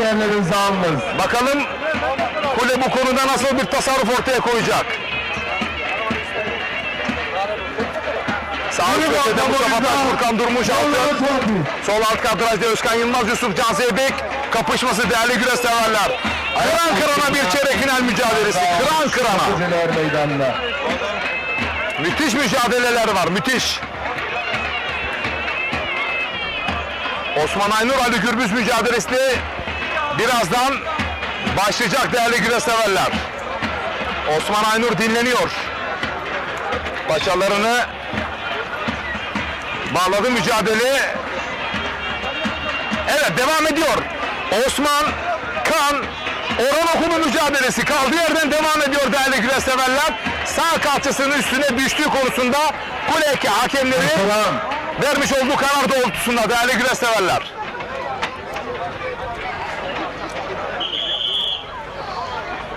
Evet, Ali Gürbüz de çayıra çıkıyor. Osman Kan da gelecek birazdan. Dörtlü ekranla devam edeceğiz. Baş pehlivan Osman Aynur çok acele er meydanına geliniz. Antalya Korkuteli Cengiz Elbey Güreş İhtisas Kulübü adına güreş yapıyor. Bugün burada İbrahim Çalık, Zonguldak Yaraşlı Güreş Şahsı yayınlar diliyor. Zırh adına güreş yapıyor. Süleyman Cevdet Korkuteli Küçükköy. Antalya Büyükşehir Belediye Başkanımız Sayın Muhittin Böceğin pehlivanı. Bugün burada Kölüş Grup Otomotiv İnşaat sahibi iş adamı Sayın Ahmet Kölüş adına güreş yapıyor. Osman Kan Enes Yıldız yine kasnakta göğüs çaprazından budamak istedi Orhan Okulu'ya. Ayak boyunda atak üstüne atak sergiliyor Osman Kan. Diğer tarafta da 2023 yılı Muratpaşa Yağlı Pehlivan güreşleri. Mustafa Taşfurkan Durmuş Altın mücadelesi sağ üst kadrajda. Özkan Yılmaz Yusuf Can Sebek mücadelesi ekranın sonunda. Ali Gürbüz de çayıra geldi. Acil olarak Ermey'den. Osman Aynur'u bekliyor.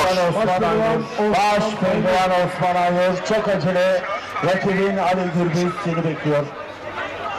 Kemal Arda Akbaş Antalya Varsak. Kumluca Demre Spor Kulübü, Demir Spor Kulübü'nün pehlivanı. Kardeşlerim kolay gelsin. Bugün burada Çetinoğulları Tarımların sahibi. Evet, dörtlü ekranda Ali Gürbüz sağ alt kadraja geldi. Osman Aynur'la kapışacak. Orhan Okulu Osman Kan mücadelesi yerde sağ üst kadrajda. Mustafa Taşfurkan Durmuş Altın mücadelesi. Özkan Yılmaz Yusuf Can Sebek mücadelesi sol üstte sol alt kadrajda değerli güreş severler. Diğer müsabakasında Foto TV, İkin Türk TV, Lider Haber TV ortak canlı yayınıyla haydi aslanlar. Alanya Gökbey Yaylası Yağlı Pehlivan güreşlerindeyiz. Çeyrek final anındayız. Kıran kırana mücadeleler var. Kıran kırana.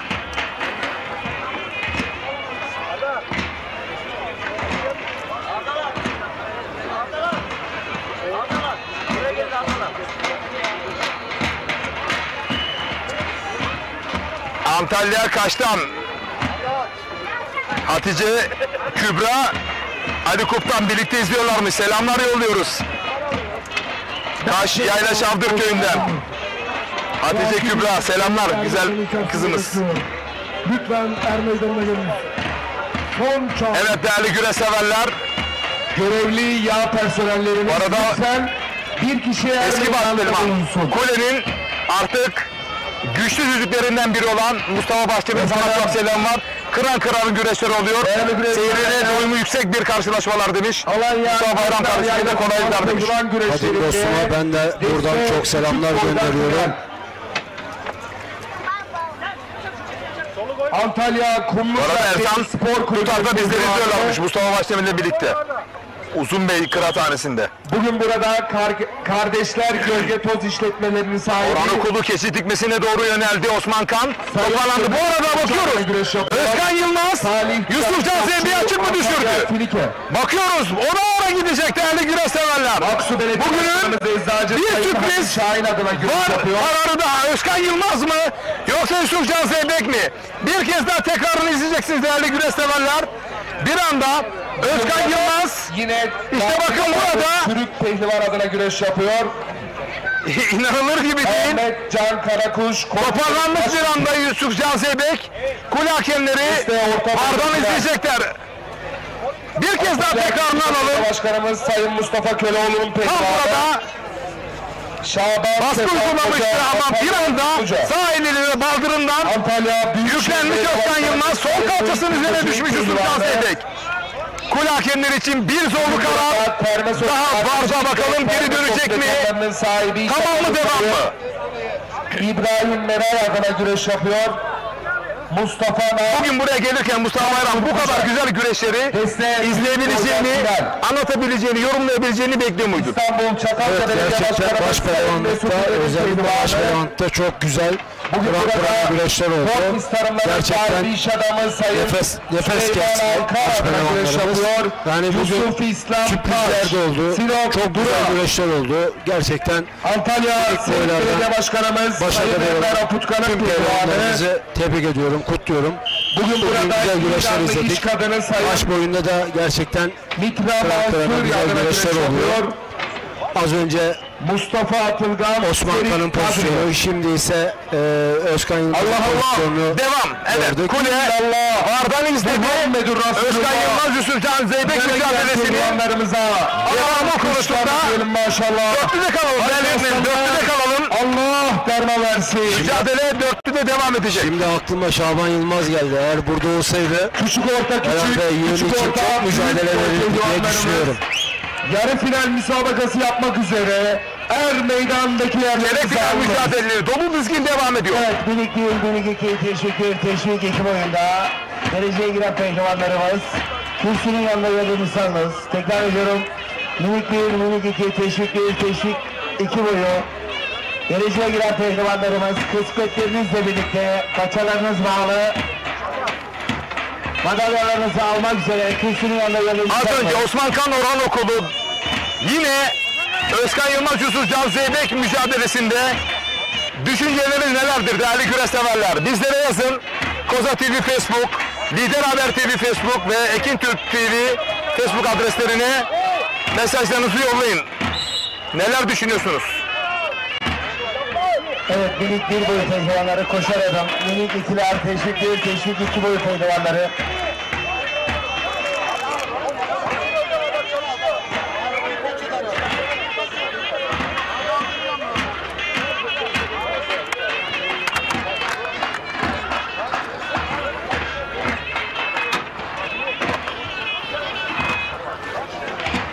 Orhan Okulu'nun baskısı devam ediyor sağ üst kadrajda. Yer güreşini benimsedi Osman Kan. Ayak boyuna dereceye giren pehlivanlar.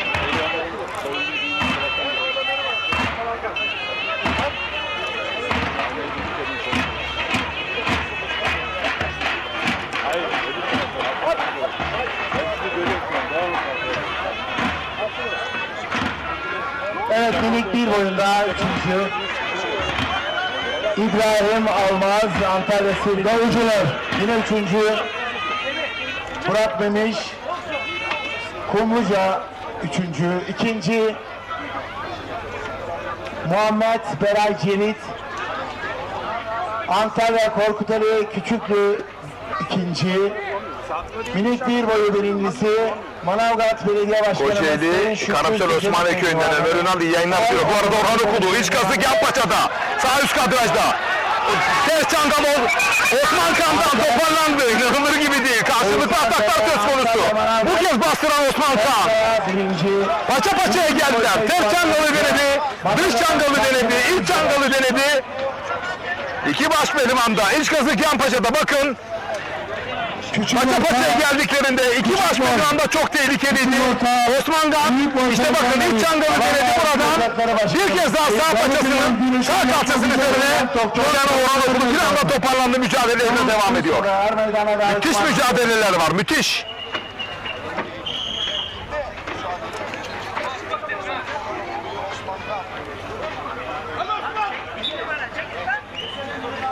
Osman Kan paça kazık arayışı içerisinde künde pozisyonuna geçti. Orhan Okulu ağırlık merkezini dağıttı. Küçük orta küçük. Küçük orta büyük boy. Çok acele meydanlar. Gerek finalde inanılmaz mücadeleler var değerli güreş severler.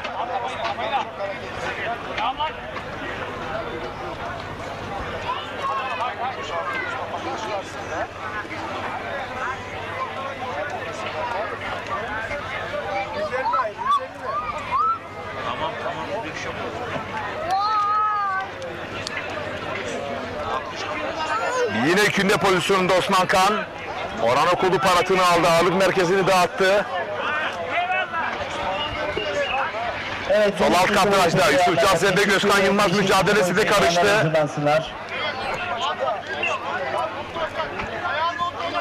Harika mücadeleleri var. Bu arada Özkan Yılmaz, Yusuf Can Zendek mücadelesinde bakın. Evet, Özkan Yılmaz günün sürprizine imza attı. Asla sürpriz değil. O yükselen form grafiği devam ediyordu. İlk yarı finale adını yazdıran Özkan Yılmaz oldu değerli güreş severler. Son Türkiye Cumhuriyeti Başpehlivanlık ünvanı elinde bulunduran Yusuf Can Zeybe'yi mağlup etti. İşte tekrarını izliyorsunuz. Keçi dikmesi oyunundan kurtulup paratını yapan Özkan Yılmaz galip geldi. Pehlivanlarımızın başarılarının devamını diliyoruz. Minik iki boyunda madalya töreni. Keçi dikme oyununda işte yani bu kafaya çıkartmaman gerekiyor. Kafayı çıkarttığın zaman orada hemen boşluk oluyor. Bu sefer kendini Başkanımız aynı zamanda evet, Ali Gürbüz'ün de baskısı devam ediyor. Sayın Adem Osman Aynur'a. Bugün burada Mustafa Taş'ta baskısı var. Furkan Durmuş Altun'a. Bilal Karakulak, Alanya Okurcalar.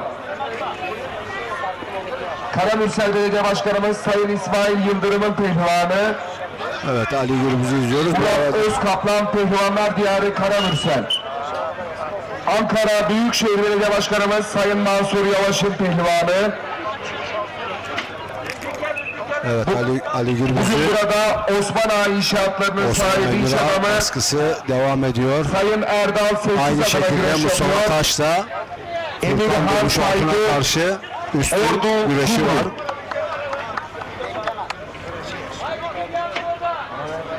Osman Kan yine dış kazan. Antalya Sarısyer Odası Başkanı aynı zamanda Türkiye oyun denemişi var. Dış paçadan Sayın Süleyman Şahin'in pehlivanı Erol Bursa Antalya Korkuteli. Allah Allah! İllallah! Muhammed-i Resulullah! Nasıl bir karar çıkacak? Alkışlarla diyelim maşallah. Haydi aslanlar, Allah derman versin. Evet, bu arada bu VAR'a gidecek. Yine VAR'a gidecek değerli güreş severler. Paçakazık'tan Osman Kan savurdu Orhan Okulu'yu. Evet, Ali Gürbüz Osman Aynur mücadelesinde de kazanan Ali Gürbüz oldu değerli güreş severler. Ali Gürbüz galip.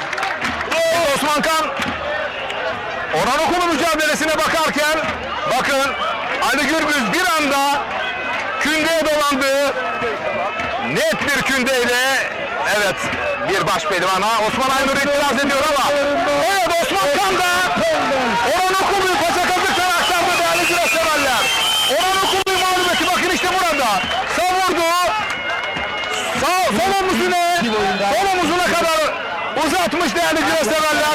Osman Kan, Özkan Yılmaz, Ali Gürbüz yarı finalde işte burada günün büyük sürprizine imza attı. Osman Kan değerli güreş severler. Gerçekten bugün müthiş sürprizlere imza atıldı. Özellikle Osman Kan'ın güreşleri gerçekten yani sürpriz oldu. Ali Gürbüz'ün kündesini izliyorsunuz değerli güreş severler. Sol omuzuna kadar artık Osman Aynur'u oldukça açmış. Ali Gürbüz. Neler oluyor böyle değerli güreş severler. Ali Gürbüz'den zaten zaman zaman künde görüyorduk. Bugün de altın temelli başpehlivan Osman Aynur'a müthiş bir künde attı. Osman Kan gerçekten günün sürprizlerini yaptı. Emniyet'in Gürel'i yendi. Ardından Orhan Okulu'yu mağlup etti. Kutluyoruz Osman Kan'ı da. Her meydana davet Başa ilk geçişlerinde biraz böyle alışma şeyinde biraz bocaladı fakat özellikle bu organizasyonda bugün artık Osman Kan ben de varım dedi yani. baş pehlivanlıkta. Enes de ondan sonra Osman Kan da gerçekten başa artık yavaş yavaş adapte olan isimlerden biri, genç isimlerden biri. Her ikisini de kutluyorum. Gerçekten güzel güreşçi oldu. Vay vay vay, neler oldu neler. Ali Gürbüz'den Osman Aynur Akün'de, Özkan Yılmaz'dan 26 numara hal komisyonları Yusuf Can Zeybe'ye mağlup etti. Kardeşler adına güreş yapıyor. Osman Kan günün büyük sürprizini imza attı. Orhan Okulu'yu paça kazıktan ters paça kazığa savurdu ve sol omuzundan açtı. Yine bugün Antalyalı iş adamı ve adını yarı final yazan 3 baş pehlivan. Hayırda tek bir isim kaldı. Mustafa Yaman, Ali Gürbüz'den teşvik bir boyut. Altın ve Mustafa Taş mücadelesi. Antalya Kumluca hayırda kalan tek bir mücadele. Oğlunun pehlivanı. Bugün hakikaten Antalya Kumluca. Sen Mustafa Bayram şunu söylüyorsun. Antalya Serik Belediye Başkanı. Yarı finalde finallerde yeni isimleri anlatalım. Yeni isimlerden bahsedelim. Kesinlikle öyle. Yani İnşallah bugün yine Özkan Yılmaz, Osman Kan gibi isimler yarı finalde kürsünün bir basamağında var. Yani böyle bir heyecan, bir renk gelsin. Güzel bir şey. Gençler biz de varız bu yarışta desinler. Kendilerini göstersinler. Kürsünün her zaman bir basamağında olsunlar istiyorum yani. Ali Gürbüz tabi, Orhan Okulu, İsmail Balaban, bunlar Yusuf Can Zeybek, Mustafa Taş tartışmasız isimler ama yani bir renk, bir heyecan gelmesi için de genç isimlerin de kürsülerde yer almaları gerekiyor ve de bu son 2-3 haftadır oluyor. Gerçekten büyük memnuniyetlik duyuyorum ben. İşte bakın burada kesilgibisi yapmak isteyen Yusuf Can Zeybek'i Özkan Yılmaz kontra bir uçumla sırt aşağı yenerek adını yarı finale yazdığına ilk baş pehlivan olmuştu. Ve Osman Kan'ın günün sürpriz galibiyeti. Ters paça kazıktan savurdu rakibini. Sol omuzuna kadar uzatmış Orhan Okulu'yu. Osman Kan tam açıldı mı açılmadı mı var. Kule hakemleri vardan izlediler. Anons geldi mi? Ya Osman Kan galip diye anons geldi ama şu an kulenin önünde ustası, hocası Kemal Yılmaz ve Orhan Okulu dikilmiş bekliyorlar. Aynı anda Osman Aynur da bekliyor. Osman Aynur'da bence tartışma yok çünkü o günde yedi yani. O günde bir kez daha alabilir miyiz değerli yönetmenim? Bana göre oldu. Yani Osman Aynur güreşi. Bence de Osman ama çok severim kardeşimi. Aynı mevzu. Sağ omuzuna boyu boyunca uzanmış. O kündeyi yedi. Onda şey yok. Onun itiraz etmesi. Ama onun pehlivanlık karakteri, o hırsı aslında itirazı ondan dolayı. Ya savaşçı adam, hırslı adam, azimli adam. Bakın burada pehlivanlarımız paçalarını bağlasınlar, öyle gelsinler. Bir anda kündeye dolanan Ali Gürbüz. Saati gelmiştir. Evet. Burada yani bu künde oldu. Yeniş de var. Ama Orhan Okulu'nun pozisyonu tartışılır yani. Tartışmaya açık diyorsun. Kesinlikle.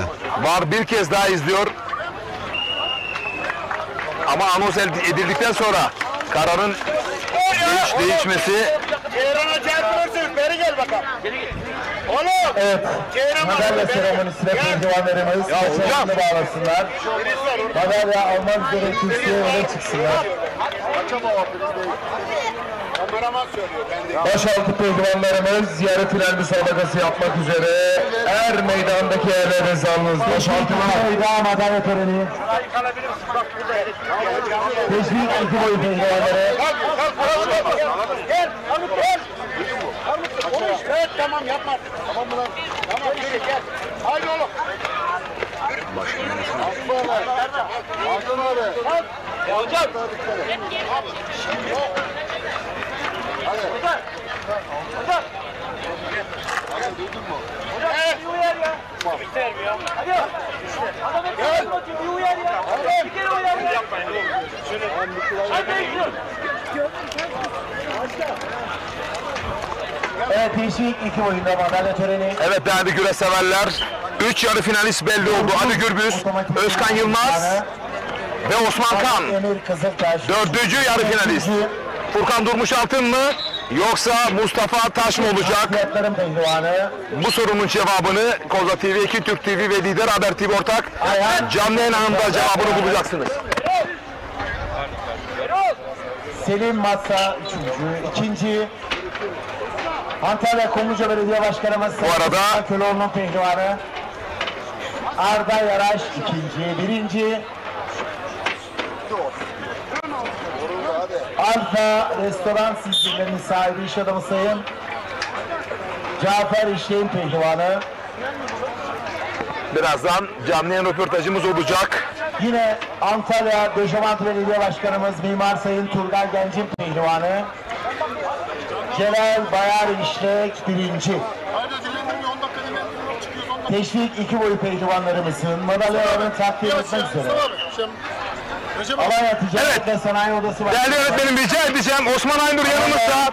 Ali Gürbüz, Osman Aynur mücadelesinin son anlarını ekranlara bir getirebilir miyiz? Osman Aynur görmek istiyor. Her meydana daveti arz ediyorum. Bakalım kendisi ne karar verecek? Evet, şu anda tekrarı ekranlara geliyor.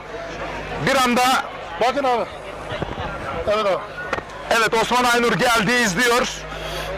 Künde pozisyonunda Osman Aynur burada. Altın kemerli güreş ağımız. Evet, tamam dedi Osman Aynur. Çok hırslı, çok karakterli, mücadeleci bir başpehlivan. Osman Aynur mağlubiyeti kabul etmiyor ama izledi. O künde pozisyonu bir kez daha alalım değerli öğretmenim. Bir kez daha alalım. Ali Gürbüz'ün künde pozisyonunu bakın. Evet. Osman Aynur. Yorgunum ya. Evet. İkna oldun değil mi Osman? İkna oldum. Evet. Kul hakemleri senin hakkını yemezler. Sen bu meydanlarında sıkı maç yaptığım için pozisyonu göremedim. Evet, bakın bizim farklı açıdan. Tabii evet. maçınız daha güzel. Evet, bakın. Yolun açık olsun Osman Aynur. Evet değerli güreş severler, Osman Aynur geldi. Hırsıyla itiraz etti ama başkanım kabul ettiği mağlubiyeti. Pehlivanlar yener de yenilirdi ama hırsız takdiri şahin, öyle değil mi? Evet maşallah. Evet Sayın Başkanım, bu yıl 17'sini düzenleniyor. Muazzam bir organizasyon. Güreş severler o kadar çok mesaj attı ki bu organizasyona omuz veren, pay sahibi olan Sayın Başkanımıza bizim adımda teşekkür ederim istediler. Siz neler söylemek istersiniz efendim? Öncelikle teşekkür ediyorum.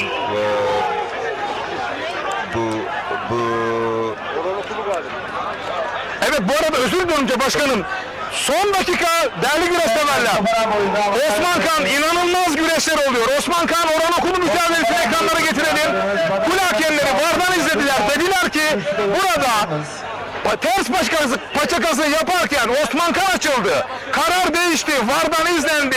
Tekrar kul hakemleri burada Orhan Okulu'nun galip geldiğini, yani burada Osman Kan'ın anonsunu, galip anonsunu iptal ettiler. Burada tam yere düştüğünde açılan, yenilen Osman Kan olduğunu, Orhan Okulu'yu yarı finale anonsunu yaptılar değerli güreş severler. Yarı finalde Orhan Okulu, Ali Gürbüz, Özkan Yılmaz var değerli güreş severler. Mustafa Taş, Furkan Durmuş altın mücadelesine devam ediyor. Başkanım, kıran mücadele. Biz anlatırken büyük keyif alıyoruz. Siz de muhakkak büyük keyif alıyorsunuz. Neler söyleyeceksiniz? Evet, maşallah. Öncelikle bizi ekran başında izleyen herkese buradan selam ediyorum. İnanın gerçekten bu yıl çok güzel güreşler oldu. Çok güzel müsabakalar oldu. Ve biliyorsunuz güreş severler şu anda saat neredeyse 7'si oldu. Tribünleri etmiyorlar. Bu arada Osman Kan geri geldi. İtiraz edecek sanırım Varda kul hakemlerine. Sabah çıkarken bu kadar doyumu yüksek, seyir sevgi yüksek, kıran nefes nefese soluk soluğa mücadele bekliyor muydunuz efendim? Ya ben bu yıl bekliyordum çünkü geçen yıldan biraz izlediklerim vardı ama onlar da haklı, onlar da diyeceğim. Çünkü temel kırmaların arkasında olmasından dolayı her gün böyle bitkin bir haldeydiler. Çünkü onlar da can. Evet. Geçen sene ben biraz canım sıkılmıştı. Güreşleri bu kadar. Ama bu sene gerçekten boydan baş pehlivanlara kadar şu anda o işte görüyorsunuz. Yenilen var, itirazlar var, vara gidiyor. Yani inanılmaz bir atmosfer söz konusu. Öncelikleri tabii ki hak eden kazansın yani. Tabii ki. Kim burada herkesin emeği var, herkesin birikimi var bugüne kadar emek veriyorlar. çünkü emeğinin karşılığını almak isteyeceklerdir. Bunun için de tabii ki buradaki hakemlere de çok iş düşüyor. Hakikaten öyle. Adaletli düdük çalmak değil mi? Adalet teslim etmek. Evet, ben onların yani Hazreti Ömer'in adaletiyle mücadele ettiğini ve o yönden baktığını düşünüyorum. Ve gerçekten güzel bir müsabakalarda ama şu anda tribünlerdeki çığlıkları görüyoruz. Ya inanılmaz hakikaten, ben de röportajdayız ama biz de ekran alabilir miyiz? Osman Kan Orhan Okulu'nun o son anlarını Sayın Başkanımız Adem Murat Yücel ile birlikte adaleti dağıtan kule hakemleri hakaretli düdük çaldıklarından hiçbir şüphemiz yok diyor ama bakalım bu şekilde mi? Evet bakın paçakazı, ters paçakazı aldı burada aktarırken sol omuzun üzerine yattığını iddia ediyor kule hakemleri Orhan Okulu'nun tam açılmadığını ama sorun şurada Sayın Başkanım. Bu pozisyondan sonra kule VAR'dan izledi ve Osman Kan'ın galip olduğunu anonsunu yapıldı. Daha sonra Orhan Okulu ve Kemal Yılmaz'ın itirazı sonrasında tekrar izledikten sonra kararı bu sefer lehte değiştirdiler. Sanırım problem burada. İşte bunu tartışmak gerekiyor ve bunu sulhe sağlamak gerekiyor Sayın Başkanım. Büyük orta pehlivanlarımız yarı final müsabakası için çok ödeler meydandaki önlerimizi aldı. Yapamamıştık. 19 yılında olacaktı. Evet. Yani biliyorsunuz burası UNESCO'ya dahil olması ve somut ve kültür varlıkları olarak dahil olmasından dolayı gerçekten çok önem gösteriyorlar. Ara yıllarda belki tam tarihini veremeyeceğiz. Çok güzel güreşler oldu. Bu yılda öyle bir güreş. Bu tarihi bir anı yaşıyoruz şu anda. Başkanım. Sanırım birazdan Fenerlerin altında. Buna hazırlıklıyız ama değil mi Sayın Başkanım? Hazırlıklıyız. Değerli güreş severler burada gece yarılarına kadar güreşler kalsa bile havada ışıklandırmalar hepsi hazır. Hiç merak etmeyin. Gece yarılarına kadar hani Osmanlı döneminde çıralar yakılırdı ya. Burada fenerler yakılacak. Güreşler devam edecek. Hiç merak etmeyin. Kıran kırana mücadeleleri var. İtirazlar söz konusu. Değerli güreş severler. Biz de bu konuda arada kalıyoruz ama biz yorumcuyuz. Güreş anlatıyoruz. Tekrar ekranlara getiriyoruz mücadeleleri. Bu güreşin ne kadar kalite seviyesinin yüksek olduğunun bir göstergesi Sayın Adem Murat Yücel. Evet, gerçekten biz de bunu arzu etmiştik, özlemiştik. Bazı durumlarda biliyorsunuz biz de hep yani bir işi sadece her zaman yenileyerek yapmış olduğumuz için değil, yani en iyisini yapmak için mücadele. Ve bu güreşlerin de kalitesi bunun en iyi bir güreş organizasyonlarından birisinin olduğunu göstergesi oldu. Evet Sayın Başkanım, şimdi itirazlar devam ederken bu arada Alanya'da çok güzel işlere imza atıyorsunuz. Şimdi de onlardan da bahsetmek istiyorum. Alanya Belediyesi güneş enerjisi santralleri gücünü yükseltiyor. Dolayısıyla siz doğanın gücünü, insanlı gücüne katkı sağlama noktasında projeler üretiyorsunuz. Bunlar çok önemli. Biraz bunlardan konuşurken tansiyon da düşmüş olur. Bunlardan bahsedelim. Biliyorsunuz ki biz sadece yerel yönetici olarak yani sadece 5393 sayılı yasada yapması gereken yol, köprü bunlarla değil, yani onun sadece klasik yapmamız gereken işler ama bizdeki halk kitlesi yani seçimlerdeki bir belediye başkanından beklenen artık belediye başkanının vizyonuna, misyonuna bakıyorlar ve belediye başkanı artık eğitimde ne verebiliyorlar, sağlıkta ne verebiliyorlar, sosyal projelerde ne biliyorlar, yenilikleri nasıl, çevreye nasıl sahip çıkabiliyor, spora nasıl katkılar oluyor, birçok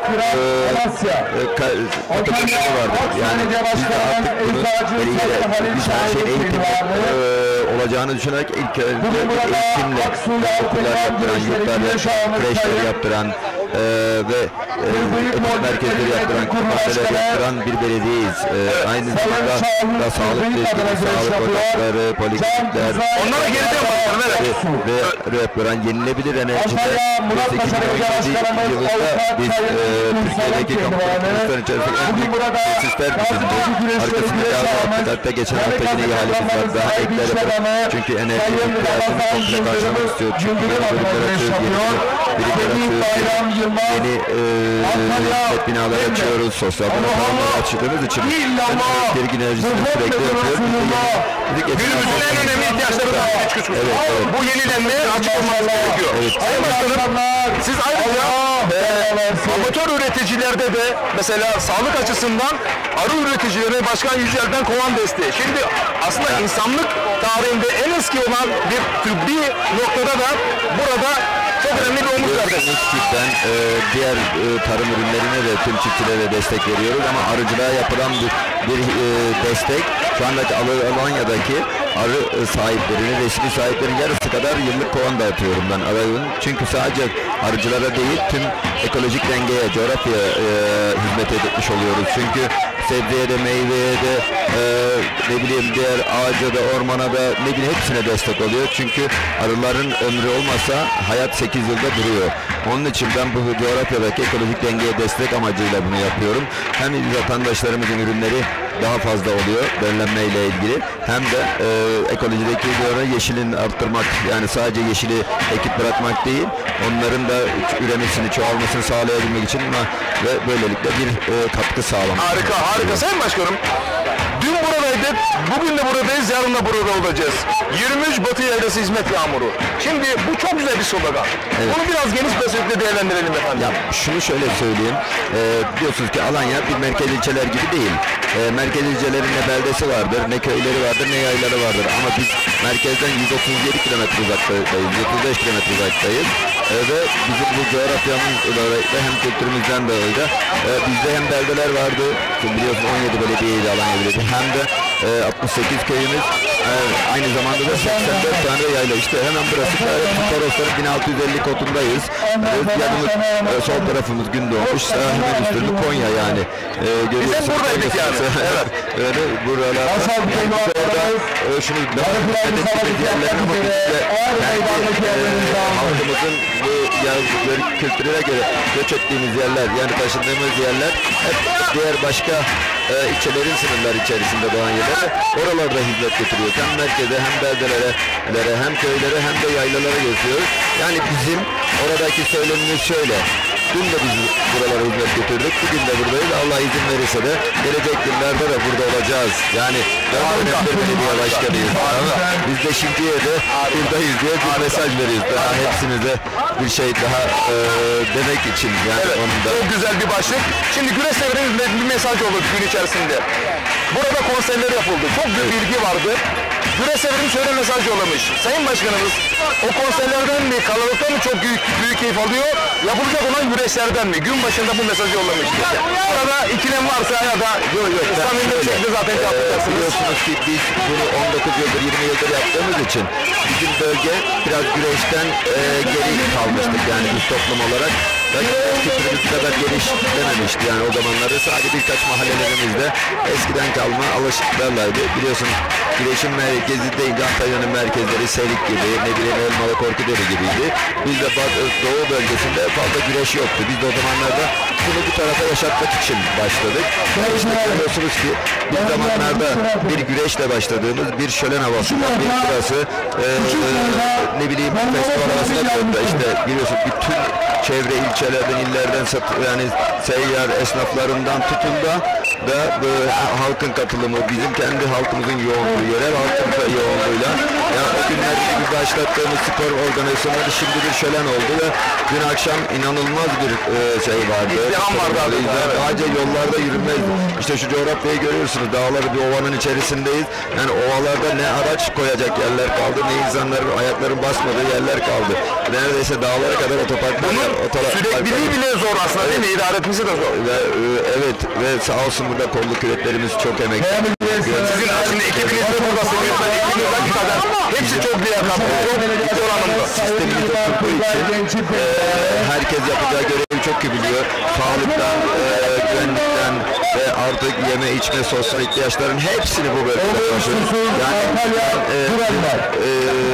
bazı haberlerde 70 bin olarak geçti. Ben 70 bine yaklaştığını düşünüyorum yani. Ve inanın bu kadar meydanın içerisinde de adım atacak yer kalmadığı gibi çevre mahallelerin ara sokaklarına kadar araçlar doldu. Yani ben 10 bin üzerinde araç olduğunu düşünüyorum. 10 bin çarpı 4 de 40 bin. Yani çok büyük bir rakam. Burada da yaşayanlar var. Bir de motosikletler biliyorsunuz.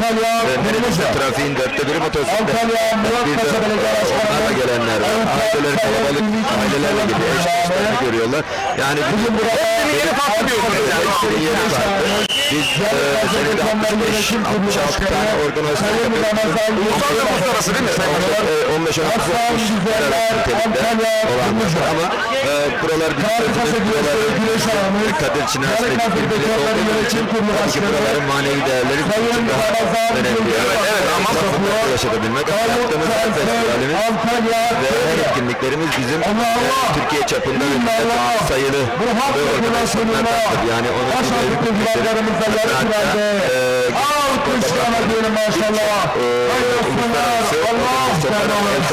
yapıyoruz biliyorsunuz her yönüyle. Yani biz gerçekten yaptığımız işleri İnsan odaklı. Evet, evet. Bir proje daha değerli güreşseverler. İslami İnsanı vicdani değerler noktasında. Bu arada bakın Mustafa Taş, Furkan Durmuşaltın bir günde Mustafa Taş'tan adını yarı finale yazdıran son baş pehlivan oldu. Mustafa Taş net bir gündeyle Furkan Durmuşaltın'ı çeyrek finalde saf dışı bıraktı. Değerli güreşseverler. Muazzam bir güreşler. Hakikaten tekrar izleyebiliriz değerli güreşseverler.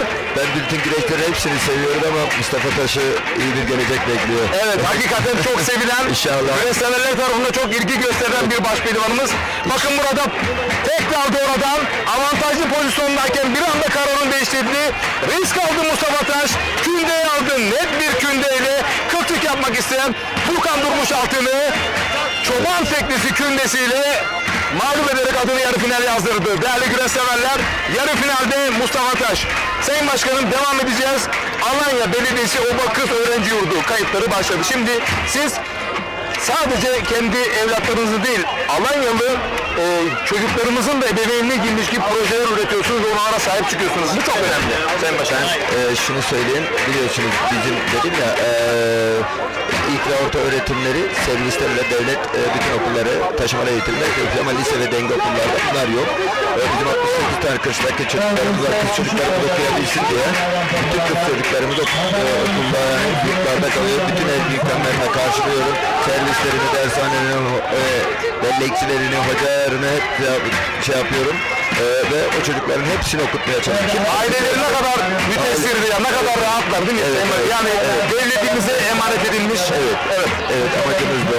Hatta şu anda etüt merkezlerimiz var. Tam da o noktada Alanya Belediyesi Etüt ve Destek Eğitim Kursu. Burada şu anda kayıtlar 10-31 Ağustos tarihleri arasında. Zaten şu anda tam kapasitede çalışıyor. Alanya'da etüt ve dershaneye giden öğrencilerimizin %44'ünü Şehit Aybüke ile Fahri Gülses Eğitim Etüt Merkezi'nde ve bütün hem de mezunlarımızın ayrı bir bölüm derslerine de giden lise ve denge okulların ve ortaokuldakilerin son sınıfının hepsini çocuklarımızın etüt merkezlerimizde de ücretsiz olarak ve algı sınavlarını da hep öyle yaparak çocukları ve hazırlıyoruz. Ayrıca YSK'da ilk 10.000'e giren öğrenciler ödüllendirmiş. Evet. Çünkü biz onların belki de hayatı boyunca unutamayacağı bir ödül bence. Çünkü biz atalarımızdan şunu gördük. Atalarımız bizi çok çalıştırdı ama hep ödüllendirdi. Biz de gençlerimiz öyle bir gençlik, öyle bir nesil yetişiyor ki Allah'a çok şükür soran, sorgulayan, hesap soran ve araştıran, okuyan bir nesil var. O neslin önünde elinden tutmak gerekiyor hep birlikte ve onları yani bir ilçenin etüt merkezlere gidenin %44'ünü bir belediye altından kalkabiliyorsa çok iyi şeyler verdi. Harika. Kalifeli bellekçilerimiz, kaliteli eğitimcilerimizle birlikte belediyemizde %yakın öğretmeni var. Siz bunları yakından takip ediyorsunuz mu? Yani bu şu anda belediyemizin 9 tanesi var, 26 üyesi var. Yani harika, çok güzel bir sayı ya, inanılmaz bir sayı. Şu anda yani ben eğitimin, her şeyin eğitimin olduğunu düşünenlerden ve ne kilise cehaletten gelir. Harika insanları memleketine bağlı, devletine sahip. Tam bir vatansever şuuru olması ortasında. Vatansever olsun, bayrağını seven, onları yetiştirmek için artık yolu köprü zamanı değil. Onlar zaten işlerimiz. Onlar zaten. Değerli güreşseverler, Koza TV, Lider Haber TV, Ekim Türk TV ortak canlı yayın ağındayız. Canlı yayın konuğumuz Alanya'nın çalışkan, güler yüzlü ve mütevazi belediye başkanı Sayın A.B. Murat Yücel. Çok özel konularda değindi ve geçen hafta İslami çerçevede Alanya Belediyesi 5000 kişilik aşure dağıttı Muharrem ayı vesilesiyle. Şimdi İslami insanı vicdanı değerli noktasında birçok projeler üretiyoruz. Bunları da ıskalamadan oralara yer ayırmak durumundasınız ve bunu da başarıyorsunuz.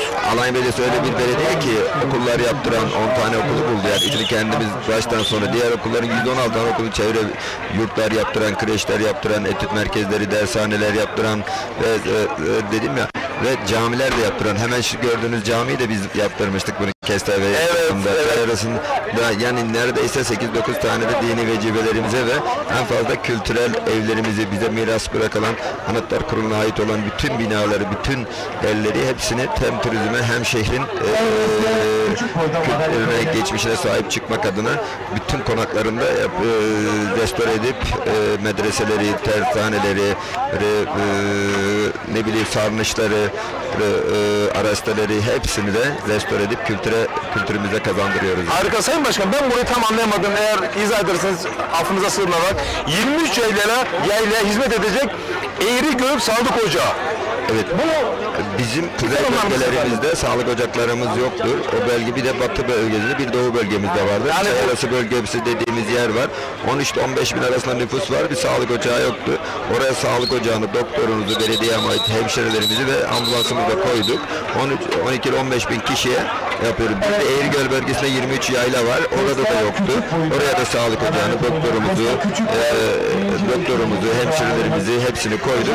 Ve biliyorsun çok uzak orası şehir. Yani oradan acil bir durumlarda şehre ulaşabilmeleri çok zor olurdu muhakkak. İnanın günlük o bölgelerde aile hekimliği kadar hastalarımız oralarda en acil noktada onların sağlığına bir nebze ilk yardımda en azından müdahalelerde destek çıkmaya çalışıyoruz ve onları çünkü vatandaşlarımız aşağı inip gelmesi 2,5 saati buluyor. Şimdi Alanya'ya turizm bölgesi olarak görüyor ya ama işte burada Toroslara çıkınca yörük. Ama bunları unutmamamız, ihmal etmemeniz, onları düşünmeniz, onlar için proje üretmeniz çok anlamlı, çok önemli. Belediye olarak gerçekten çok güzel yapılandık, çok güzel kurumsallaştık, çok kaliteli mesai arkadaşlarımız var. Yani kalker ocakları olan, asfalt olan, beton santral olan, bitki üretim tesisleri olan, enerji tesisleri olan, en son işte Alanya suyu bu ay sonu itibariyle satışa sunuyoruz. Tekrar edelim o su. Alanya su üretim tesisleri. Biliyorsunuz ki eskiden enerji savaşları vardı, şimdi su savaşlarına dönüyor. Biz de erkenden tedbirimizi alıyoruz ve tek kurumsal markanızı da aldık ve ihracat bölgesinden bir marka oluşturduk ve şu anda her şeyi tüm şirketin tamamı belediyenin olmak üzere ve bu ay sonunda itibaren satışlarına başlıyoruz. Rabbim hayırlı kılsın inşallah. Değerli güreş severler, muazzam bir, siz de eminim ki doyumu tadına varamadığınız bir röportajdı Sayın Adem Murat Yücel. Birçok konu başlıklarıyla siz değerli güreş ve spor severlere bilgilerimizi burada aktardık. Yarı final birazdan kurası çekilecek. Ben siz çok değerli güreş severlerimize 8 yıldır güreş anlatan bir güreş neferi olarak bir istirhamı olacak. Şu anda Koza TV, İki Türk TV ve Lider Haber TV ortak canlı yayın ağındayız. Sizlere 8 yıldır benim güreş anlatımına hizmetim olduğunu düşünüyorum. Siz bunu dile getiriyorsunuz. Benim sizden bir ricam olacak. Adem Murat Yüceller her zaman yetişmiyor. Bakın günü geldiğinde eğer değerli büyüklerimiz takdir buyurduklarında Adem Murat Yücel'e günü geldiğinde lütfen Alanyalılar destek olmayı unutmayın. Adem Murat Yüceller ülkemize çok fazla yok. Sahip çıkın Adem Murat Yücel başkanımıza. Başkanım konuşacağım veda ederim. Teşekkür ediyorum bu böyle bir yayında bize söz verdiğiniz için. Bizleri izleyicilerimizle buluşturduğunuz için. Biz bugüne kadar hep Allah korkusuyla bu işlere talip olduk. Bundan sonra da Allah izniyle çok daha ideallerimiz var, hedeflerimiz var. Eğer bu ideallerimizi, hedeflerimizi Allah korkusuyla da yapmak için yine de her zaman bu yani dün vardık bugün buradayız. Yarın da olacağız inşallah. Allah izin Başkanım verirse. protokolde çok konuklarınız var. Çok sağ olun, Evet, herkes çok sağ olun. sizi orada bekliyorlar. Herkesi kapıda karşıladınız. Hiçbir siyasi rozet yoktu. Sayın Muhittin Böceği herkesi kapıda karşıladı. Bir misafirperverlik önüne ancak bu kadar ayrıştırmadan birleştirici rolünü buraya ortaya koydunuz. Samimiyetiniz ve gönülden teşekkür ederim. Ben Sayın teşekkür Başkanım. ediyorum. Sayın bizim büyüğümüz Sayın Genel Başkanımız Devlet Bahçeli liderimiz bize bir sayı vardır. Seçildikten sonra herkes rozetini çıkartacak. Herkese hizmet edeceksiniz. İnsanlığa hizmet edeceksiniz. Vatanınıza hizmet edeceksiniz demiştir. Biz de Sayın Genel Başkanımızın çizdiği doğrultuda görevimizi yapıyoruz. Emin adımlarla devam edeceğiz inşallah. Evet değerli güreş severler, Koza TV, Ekin Türk TV, Lider Haber TV ortak canlı yayın ağında röportajımız nihayete erdi. Adem Murat Yücel konuğumuzdu, değerli belediye başkanımız. Kısa bir reklam arası vereceğiz. Daha sonra başpehlivanların yarı final mücadele birlikte olacağız. Alanya Gökbey Yaylası Er Meydanı'nda bizden ayrılmayın.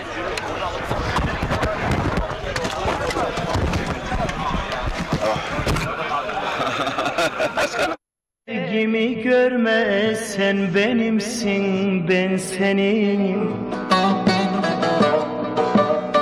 Gel seni benden ayırma, gel seni benden ayırma. Sen benimsin, ben senim. Radyo Ekin. Sarı saçlarına deli gönlümü bağlamışım, çözülmüyor mihriban, mihriban. Radyo Ekin. Erisin dağların karı, geçti ömrümün baharı. Ecel kapım çalmadan, durma gel ömrümün varı. Radyo Ekin. Sinemdedir benim derdim dağlarım. Ben yaramı gizli sarar bağlarım. Ben gündüzler güler geceler ağlarım. Benim neler çektiğimi kim bilir. Radyo Ekin. Kliplerinizin tüm dünyada izlenme rekoru kırmasını ister misiniz? O zaman doğru kanaldasınız.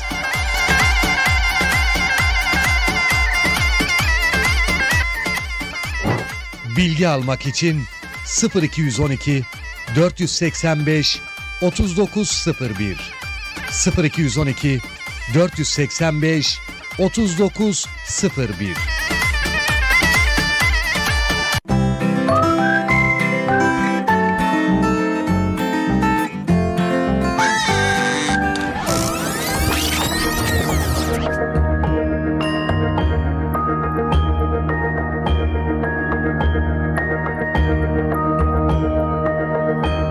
Tarihi eserler ve mekanlar tüm vatandaşlarımızın sahibi olduğu ortak değerlerdir.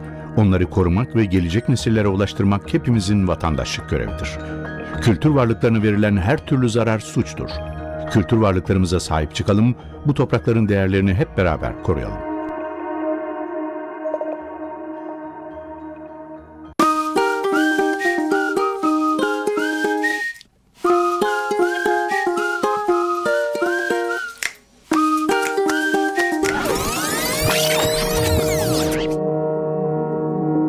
Tarihi eserler ve mekanlar tüm vatandaşlarımızın sahibi olduğu ortak değerlerdir. Onları korumak ve gelecek nesillere ulaştırmak hepimizin vatandaşlık görevidir. Kültür varlıklarına verilen her türlü zarar suçtur. Kültür varlıklarımıza sahip çıkalım, bu toprakların değerlerini hep beraber koruyalım.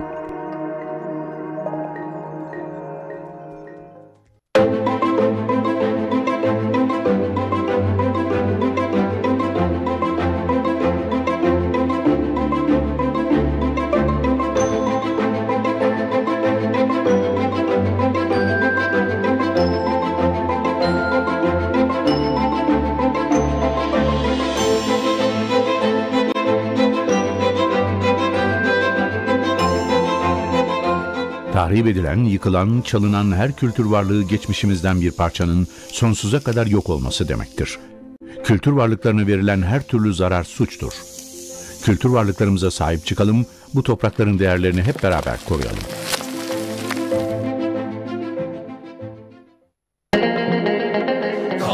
bağımsız Türkiye. Vazgeçer miyiz senden? Dil san aşkımızdan. Yitik sevdamız. Teknofestler göreceğiz. Milyon milyon geleceğiz. Gençlerle omuz omuza zaferlere ereceğiz. Göklerde kızıl elma, Anadolu sularda. Çok çıktı yollara, şimdi de sende sıra. Cumhuriyetimizin 100. yılında 2,5 milyondan fazla ziyaretçisiyle İstanbul'da rekorlar kıran Teknofest 30 Ağustos'ta başkentimiz Ankara'da, 27 Eylül'de İzmir'de. Geliyor işte tam bağımsız Türkiye Cumhuriyeti Kültür ve Turizm Bakanlığı'na bağlı 350'den fazla müze ve öğren yerine artık sadece müze kartla giriliyor. Müze kartla ülkemizdeki müzeleri ve öğren yerlerini bir yıl boyunca doyasıya gezebilirsiniz. Üstelik müze kart şimdi milli saraylarda da geçerli. Kimlik kartınızda kolayca sahip olabileceğiniz müze kartınızı hemen alın, Türkiye'nin tarihi ve kültürel hazinelerini keşfe çıkın. Tam bir yıl boyunca geçerli olan müze kart sadece 60 lira. Türkiye Cumhuriyeti Kültür ve Turizm Bakanlığı. Serebral palsi, bebeklik ve çocukluk döneminde en sık rastlanan fiziksel engellilik durumudur.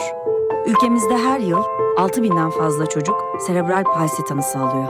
Serebral palsi onların hayata aktif katılmalarını zorlaştırsa da özel eğitim ve rehabilitasyon sayesinde birçok şeyi başarabilirler.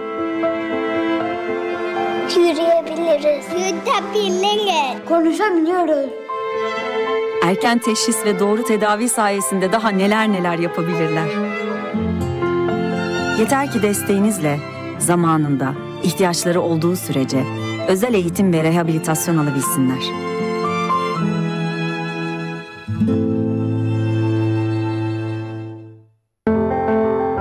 Bugün sahibi olduğumuz her bilgi tarihi tecrübeyle birikti, kültürel miras yoluyla geldi. Onlarla öğrettik, iyileştik, geliştik.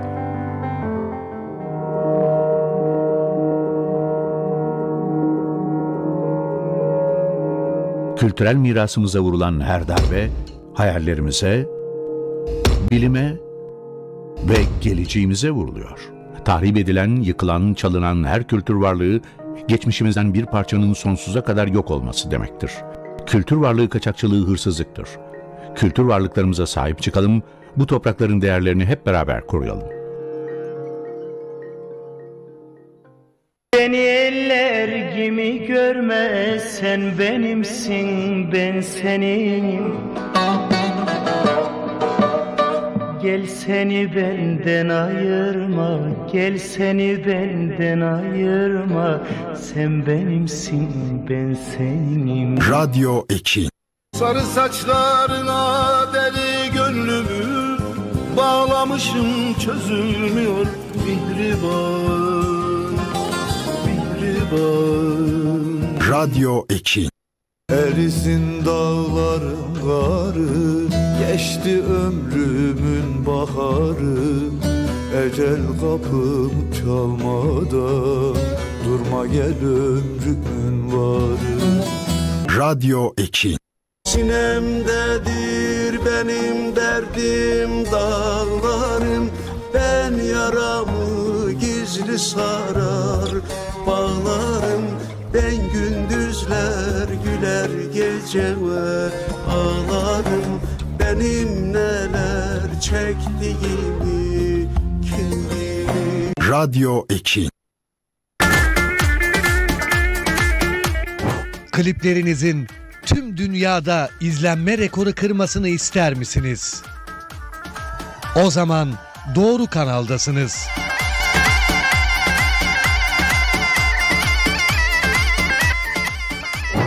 Bilgi almak için 0212 485 3901 0212 485 3901.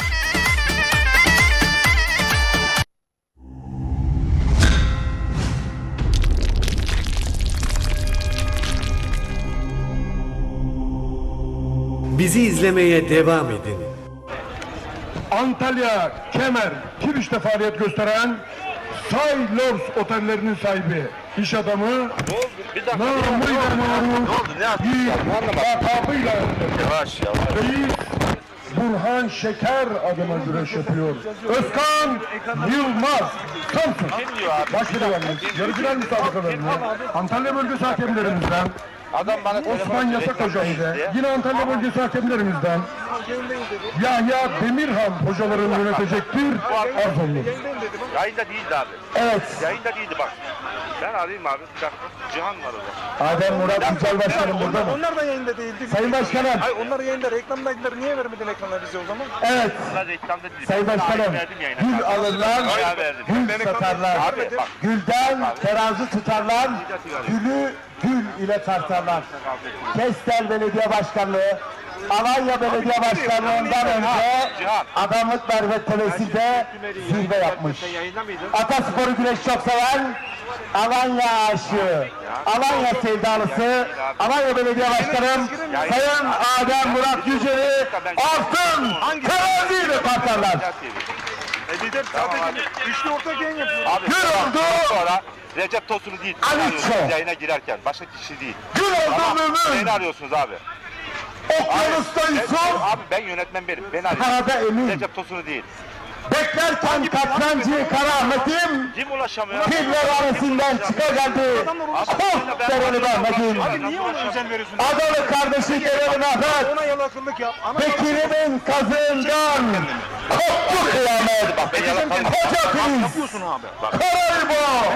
Kaos kaplanı Cengiz. Karaahmet. Rabbim. Allah'ım. Selamımı Fatiha'mı. Onlara öyle. Bunu ekranıma getirdin. Bana ihanet ediyorsun. Anladın mı? 300 minareden ezan sesleri midir gelen? 40 davulun sesi midir? Yoksa koca Yusuf mudur ölen? Gökmen Er Meydanı kaybıyor. Toros kaplanı Cengiz Erbeya midir gelen? Hey! Bir Recep Gürbüz! Uyuyor musun? Gökmen Er Meydanı'nda kral krala güreşler var. Duymuyor musun? Saygılarımı sunuyorum. Sevgi, saygı, hoşgörü insanları insan eder. Beni de tanımak isterseniz tarihi Kırkpınar baş cazgırlarından Antalya Elmalı Cazgır Elinger. Bak ben senin vallahi bir tane çocuğum var. Allah Allah! Soruyorum. Mehmet bir tane. İllallah! Muhammedur Resulullah! Baş pehlivanlarımızla hep beraber dualarla alkışlar alıyorum maşallah. Haydi aslanlar! Allah derman versin.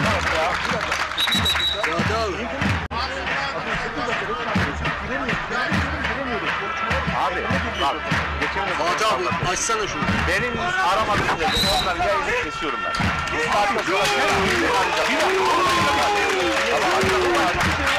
Hadi neyse. Başlayalım hadi. Aç ben seni ekrana vermedim. Küçük marka, küçük boy. Küçük marka. Baş pehlivanlık 5. tur yani yarı final eşleşmeleri yapıldı. Cazgır Eminger baş pehlivanlarımızı salavatladı. Orhan Okulu, rakibi Ali Gürbüz, Özkan Yılmaz rakibi Mustafa Taş'la eşleşti ve seyircinin Ali Gürbüz'e büyük alkışları mevcut. Mustafa Taş ve Özkan Yılmaz gerçekten bugün muhteşem güreşler çıkardılar. Her iki baş pehlivanımız da olağanüstü güreşler yaptı. Ali Gürbüz jenerik bir yenişle Künde ile Osman Aynur'u mağlup etti. Orhan Okulu ve Osman Kan arasındaki karşılaşmada biraz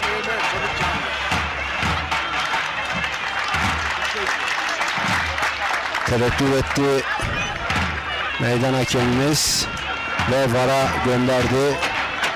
Sonuçta Orhan Okulu galip ilan edildi.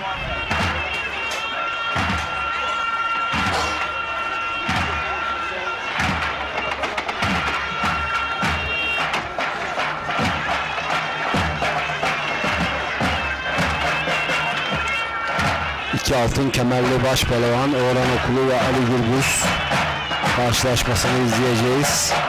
Özkan Yılmaz bu senenin gerçekten en formda ve yükselişte olan baş pehlivanlarından bir tanesi Özkan Yılmaz ve 2022 yılı Kırkpınar baş pehlivanı Mustafa Taş'la bakalım nasıl bir karşılaşma ortaya koyacak Özkan Yılmaz. Bu arada bizi Kocaeli Körfez Avcılar ve Atıcılar Dernek Başkanı Recep Kan bizleri izliyormuş. Selamları var.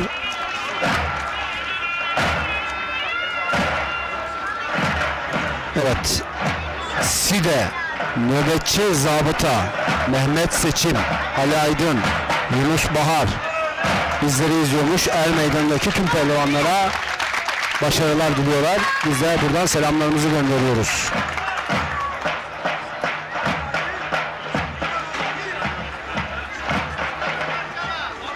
Antalya Varsak'tan İbrahim Ayanoğlu bizleri izliyor.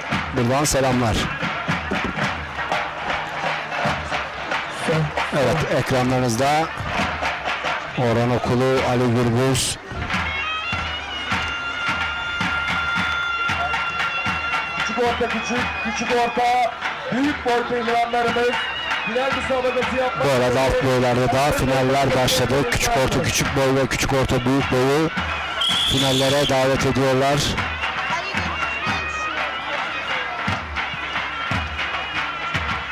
Evet, Ali Gürbüz ve Orhan Okulu arasındaki karşılaşma başladı. Mustafa Taş ve Özkan Yılmaz, onlar da başladılar. Sahada iki çift baş pehlivanımız mevcut. İkisi de iki çift de ortada.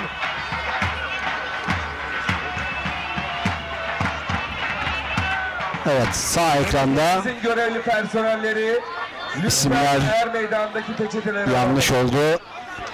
Sağ ekranda, evet, düzeltiyor sayın yönetmenimiz.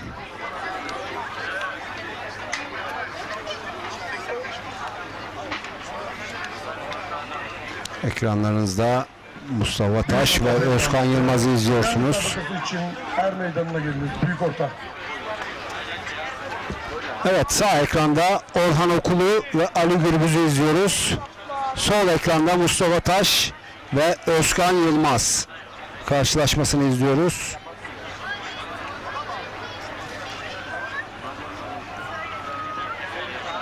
Kütahya'dan Metin Şahin bizleri izliyormuş. Buradan selamlar gönderiyoruz.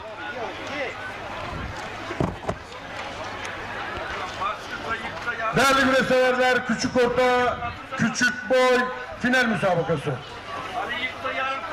Erol Bursa. Antalya Servisçiler Odası Başkanımız, aynı zamanda Türkiye Şoförler Federasyonu Yönetim Kurulu üyesi Sayın Süleyman Şahin adına güreş yapıyor. Antalya Korkuteli. Alanya Belediye Başkanımız Sayın Adem Murat Yücel Başkanım adına güreş yapıyor. Yine bugün Er Meydanımızda Avukat Ali Kaan Er adına güreş yapıyor. Kubilay Karakulak, Alanya Okurcalar. Küçük orta, küçük boy final müsabakasını Antalya bölgesi hakemlerimizden Sayın Hasan Kara hocam yönetecektir. Küçük orta, büyük boy final müsabakası. Antalya Kumluca Belediye Başkanımız Sayın Mustafa Köleoğlu adına güreş yapıyor. İsmet Topaca, Antalya Kumluca.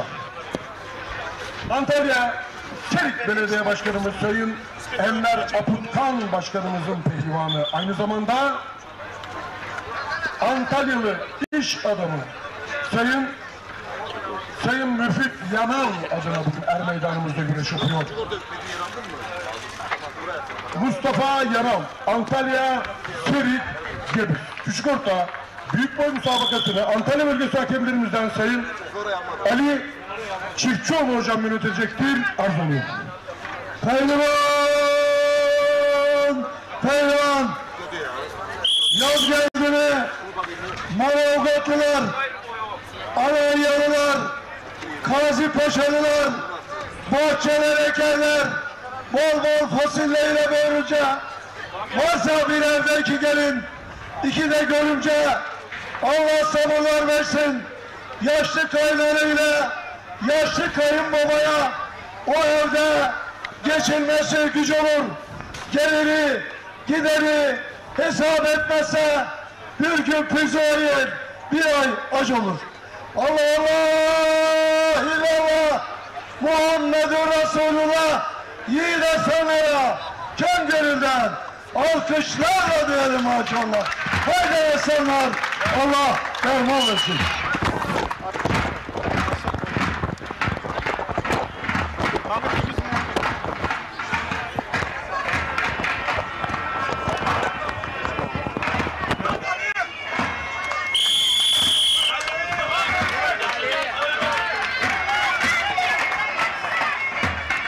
Evet değerli güreş severler, baş pehlivanlık yarı final mücadeleleri başladı. Yarı finalde baş pehlivanlarımız nasıl gelmiş söz Mustafa Bayram'da. Evet, Recep Tosun, Ali Gürbüz ilk turda Serdar Yıldırım'ı yendi. İkinci turda Yıldır'a Yakın'ı yendi. Üçüncü turda Osman Aynur'u yendi.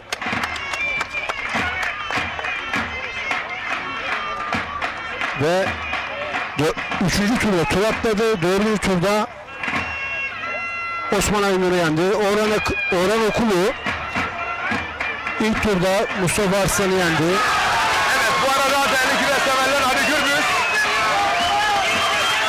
Orhan Okulu'yu finale yapan baş pehlivan oluyor. Çok tartışmalı bir Osman Kan Orhan Okulu mücadelesinden sonra Ali Gürbüz Orhan Okulu yarı finalde bakın koltuk altından bir anda yan kasıkta kaldı oradan final Paça'ya er meydanına gelmiş. çok sıkı bir şekilde kavradı, yüklendi. Müsabakası için Sırt aşağı net bir galibiyette Ali Gürbüz Megastar adını finale yazdırdı. Evet, ilk finalist Ali Gürbüz oldu. Ali Gürbüz ilk turda Serdar Yıldırım'ı mağlup etti. İkinci turda Yıldır'a Yakın. Üçüncü turda İsmail Balaban. Dördüncü turda Osman Aynur. Ve beşinci turda Orhan Okulu'yu mağlup ederek finale ismini yazdırdı. Orhan Okulu ilk turda Mustafa Arslan'ı yendi. İkinci turda Emre Erkal'ı yendi. Üçüncü turda Enes Doğan'ı yendi. Dördüncü turda Osman Kan'ı yenmişti. Ve az önce Ali Gürbüz'e yenilerek mağlup oldu. Özkan Yılmaz ilk turda Hasan Cengiz'i yendi. İkinci turda Ünal Kahraman'ı yendi. Üçüncü turda tur atladı. Dördüncü turda Yusuf Can Zeybe'ye yenerek yarı finale kaldı. Mustafa Taş ilk turda İsmail Koç'u, ikinci turda Recep Kara'yı, üçüncü turda tur atladı. Dördüncü turda Furkan Durmuşaltun'u yenerek şu an yarı final müsabakasını yapıyor.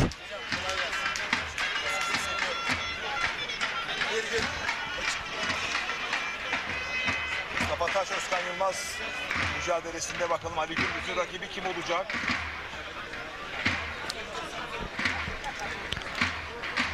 Evet, Bulgaristan'dan izleyicilerimiz var. Bizi izliyorlarmış. Buradan Bulgaristan'a kucak dolusu sevgiler ve saygılar gönderiyoruz.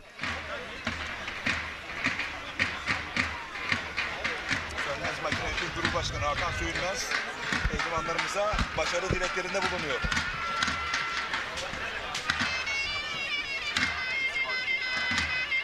Sönmez Makine Yönetim Kurulu Başkanı Sayın Hakan Söyülmez pehlivanlarımıza finalde başarılar diliyor.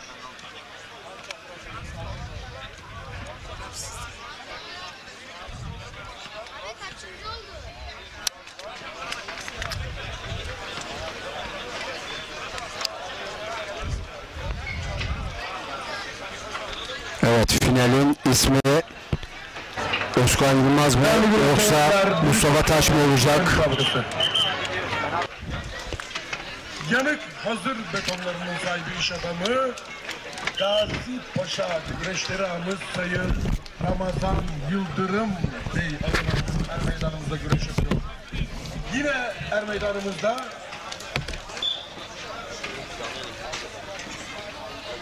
yine Likya optiklerinin sahibi Sayın Okan Bacaksız adına güreş yapıyor. Salih Şentürk, Antalya Elmalı. Antalya Aksu Belediye Başkanımız Sayın Eczacı Halil Şahin Başkanım adına güreş yapıyor. Yine bugün er meydanımızda Aksu Yağlı Güreşleri ağası iş adamı Kırbıyık Holding'in sahibi ağaların ağası Sayın Şahin Kırbıyık adına güreş yapıyor. Muhammed Can Gusey, Antalya Aksu Büyük Orta Final müsabakasını Antalya Bölgesi Antalya Kumluca Bölgesi hakemlerimizden Sayın Mehmet Karamıklı hocam yönetecektir. Arz olun. Pehlivan! Pehlivan! Pehlivan kolları peşref çeker eller havada uçar. Bazıları rakipten kaçtıkça kaçar. Yiğit olan. Bu arada Bursa Çalı güreşlerinin altın kemerli güreş ağası Hakan Sönmez er meydanında güreşen tüm pehlivan kardeşlerime başarı dileklerinde bulunuyorum demiş. Değerli büyüğüne teşekkür ediyoruz. Peygamber padişah başa güreşi. İstanbul Sultanbeyli'den Erdoğan'a iyi yayınlar diliyor. Favorim Ali Gürbüz finalde demiş. Muhammedur Resulullah. Yiğit aslanlara final müsabakasında dualarla alkışlarla diyelim maşallah. Haydi aslanlar. Allah canına versin.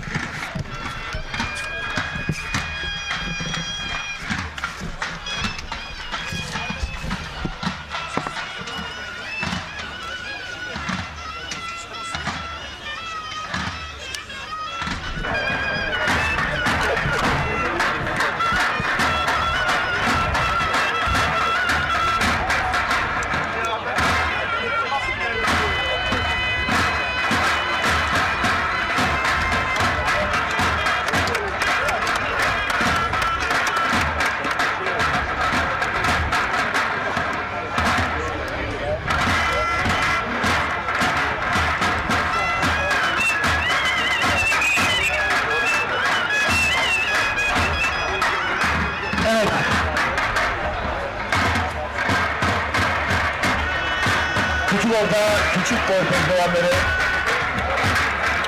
madalyalarınızı almak üzere lütfen kürsülerine izlemiyoruz.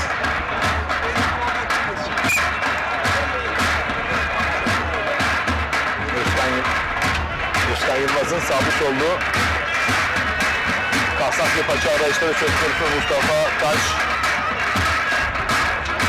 iyi savuşturdu, parasını aldı. Mücadele uzun sürecek gibi, saat 7.30, gece ışıklar yanacak herhalde. Evet, yavaş yavaş hava kararmaya başladı. Muhtemelen akşama kaldık.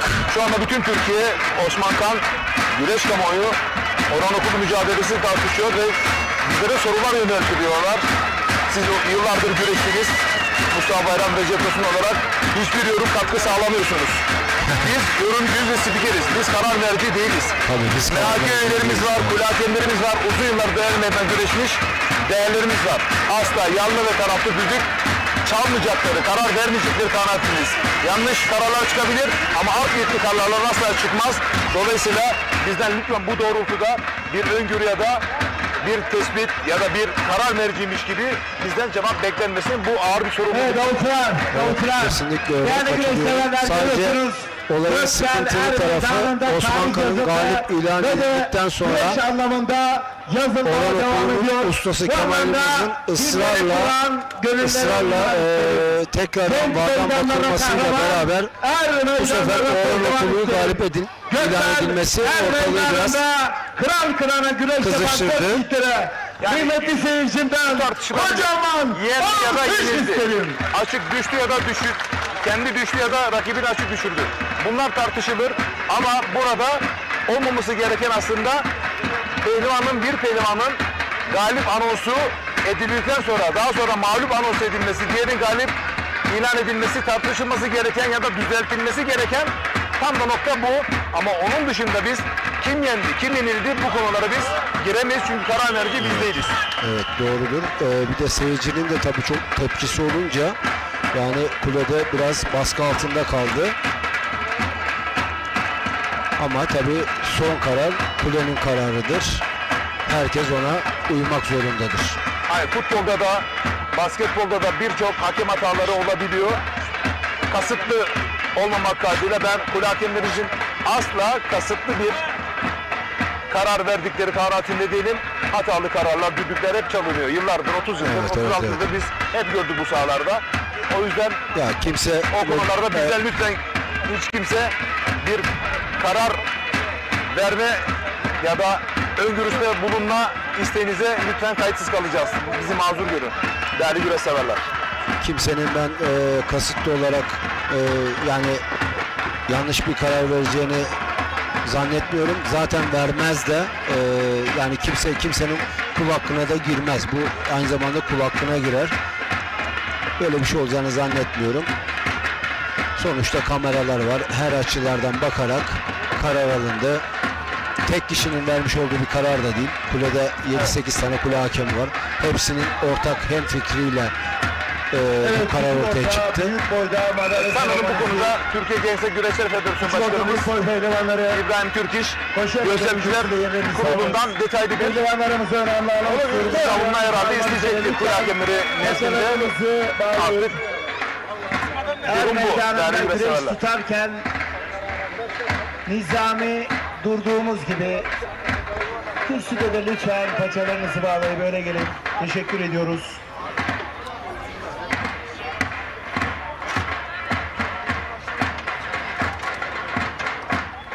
Evet, küçük orta büyük boyda madalya töreni.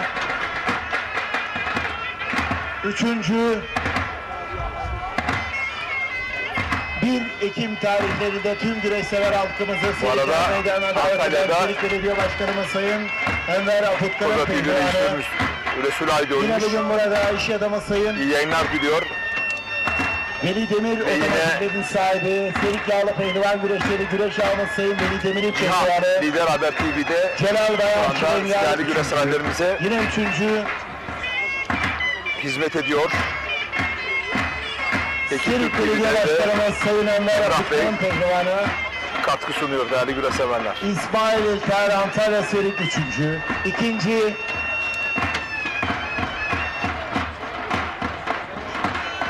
Kumluca Yağlı Pehlivan Güreşleri Tertip Komite Başkanımız aynı zamanda Kumluca Belediye Başkanımız Sayın Mustafa Köloğlu'nun pehlivanı. İsmet Topaca Antalya Kumluca 2.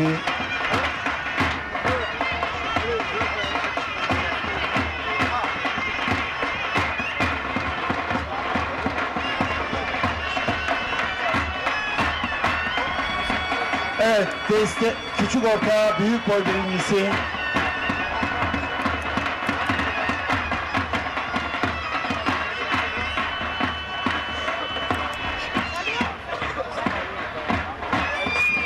Ekim tarihlerinde tüm güreşsever halkımıza pehlivan diyarı, bu arada Azime Coşkun diyarı Serikler Meydanı'na 50 kilogram bisiklette Antalya birincisi, Türkiye ikincisi, 13 54 kilogram bisiklette Antalya birincisi ve Türkiye ikincisi.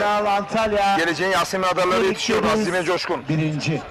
Küçük orta büyük boy pehlivanlarımızın madalyalarını takdim etmek üzere Alanya İlçe Jandarma Komutanımız Binbaşı Sayın Hüseyin Biri Ermeydan'a davetimi çok güzel kasnaklardan, paçalardan arayışları dizleyerek arayışları var.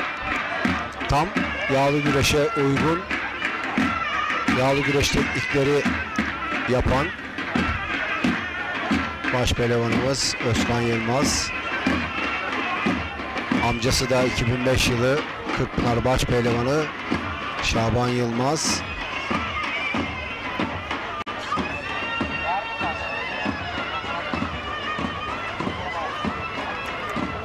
Finalin ilk adı Ali Gürbüz. Ali Gürbüz ilk turda Serdar Yıldırım'ı yendi. İkinci turda Yıldır'a Yakın. Üçüncü turda İsmail Balaban. Dördüncü turda ise Osman Aynur'u yenerek finale yükseldi. Evet, yine Alanya Belediye'nin Osman Aynur 5. turda da Orhan Okulu'yu yenerek finale yükseldi Ali Gürbüz.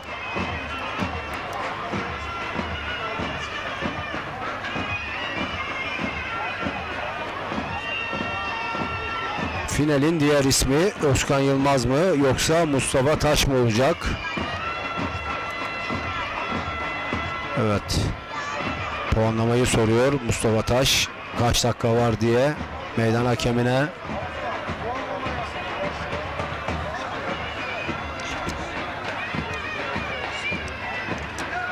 Evet, kıymetli komutanımıza teşekkür ediyor. Pehlivanlarımızın başarılarının devamını diliyoruz.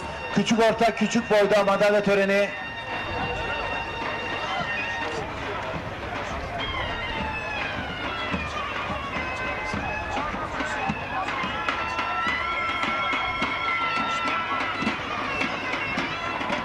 Evet, küçük orta küçük boyda 3.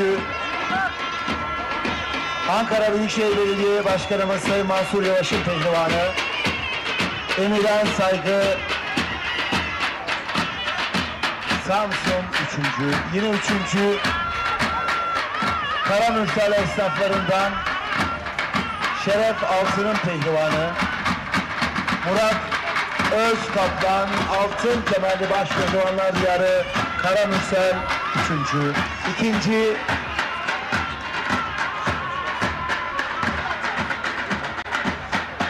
evet, ikinci Aslı Nesi Alanya'mızın öz evladı.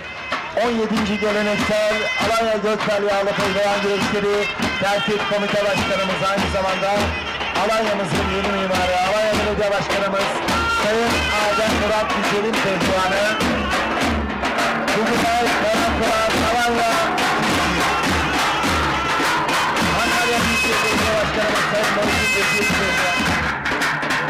Yine bugün burada Antalya Büyükşehir ve Mühendisler Odası Başkanı ve aynı zamanda Türkiye Şoförler Federasyonu Yönetim Kurulu'yumuz Sayın Süleyman Şahin'in pehlivanı Erol Bursa Antalya Korkuteli birinci.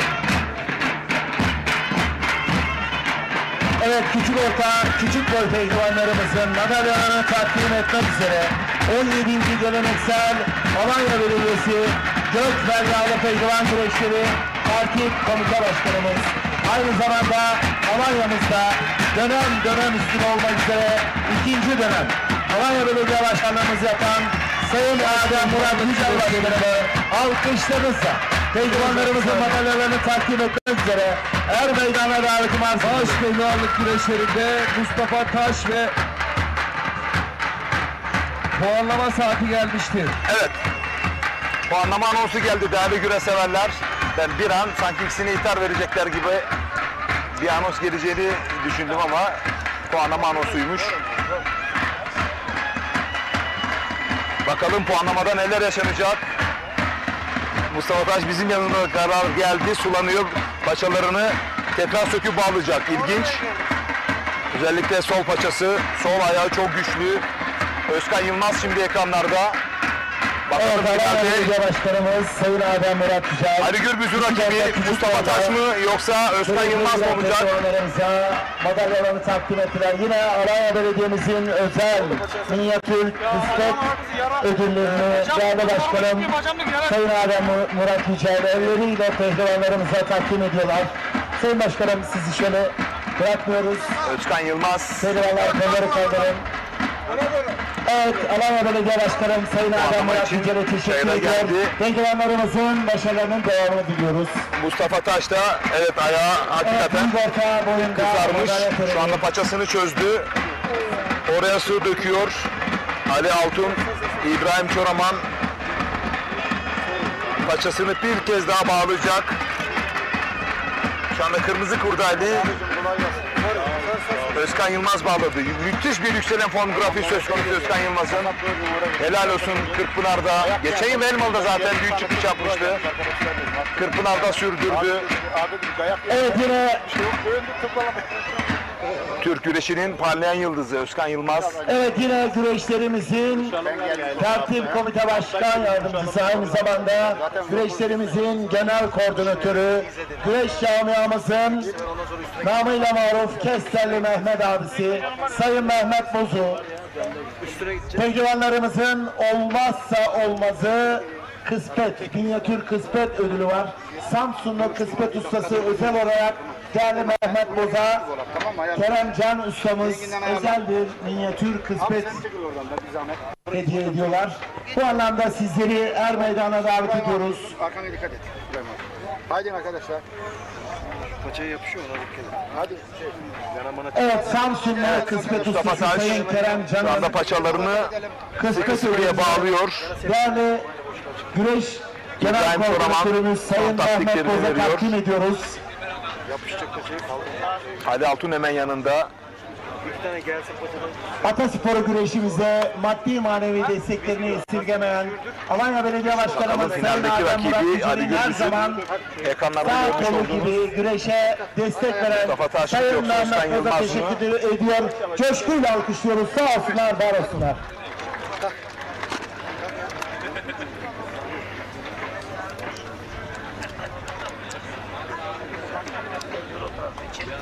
İşte Ali Gürbüz'ün Orhanokulu'yu yarı finalde mağlup ettiği o son anlar Salih Kasnak'ta Soylu Paşa'da çok güçlü bir şekilde yüklendi. Buradan sırt aşağı yeniş ortaya koydu Ali Gürbüz finalde.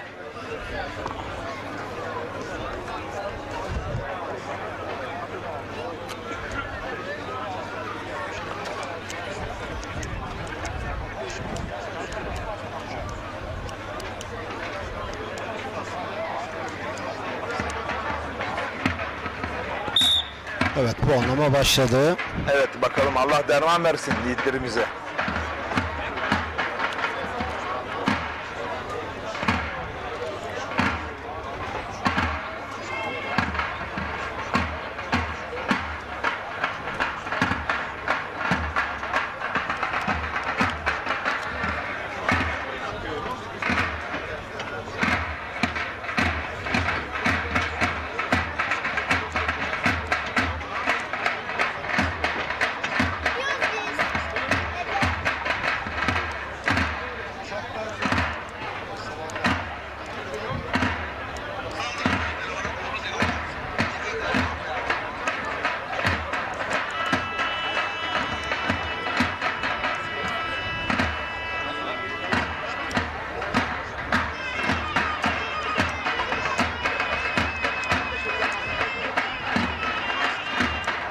Evet, bu arada güreşin hakkını verenler sosyal medya portalında Orhanokulu Osman Kan ve Ali Gürbüz Orhanokulu mücadelesinin son anlarını şu an itibariyle izleyebilirsiniz tekrar. Yorumlarınızı oraya bırakabilirsiniz.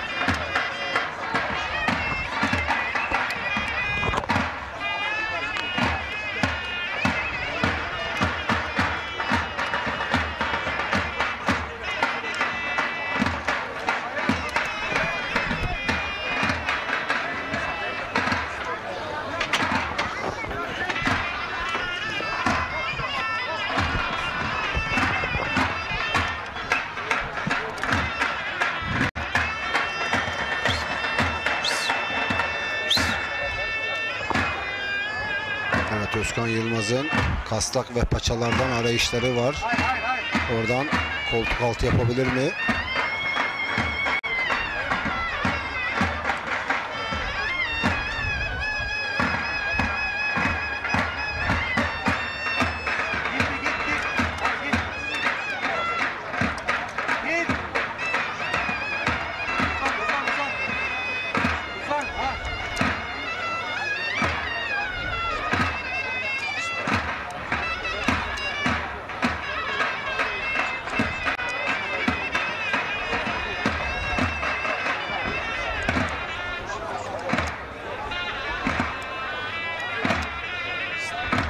Bu arada arka kadrajda Osman Aynur, Mustafa Taş'a sesini duyurmaya çalışıyor.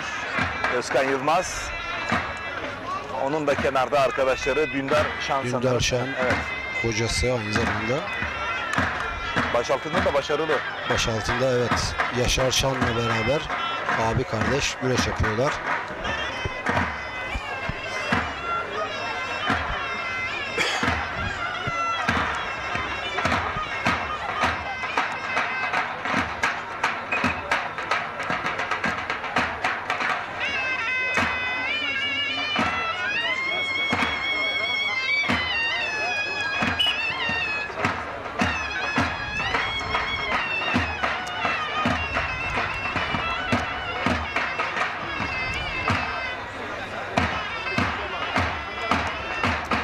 Baş pehlivanlık güreşlerinde Mustafa Taş baş pehlivana birinci ihtarı verilmiştir. Evet, bir ihtar. Evet, Mustafa Taş'a kule hakem heyeti tarafından bir ihtar geldi. Güreşin daha hızlanması ve aktif olmaları için yapılan uyarı bu.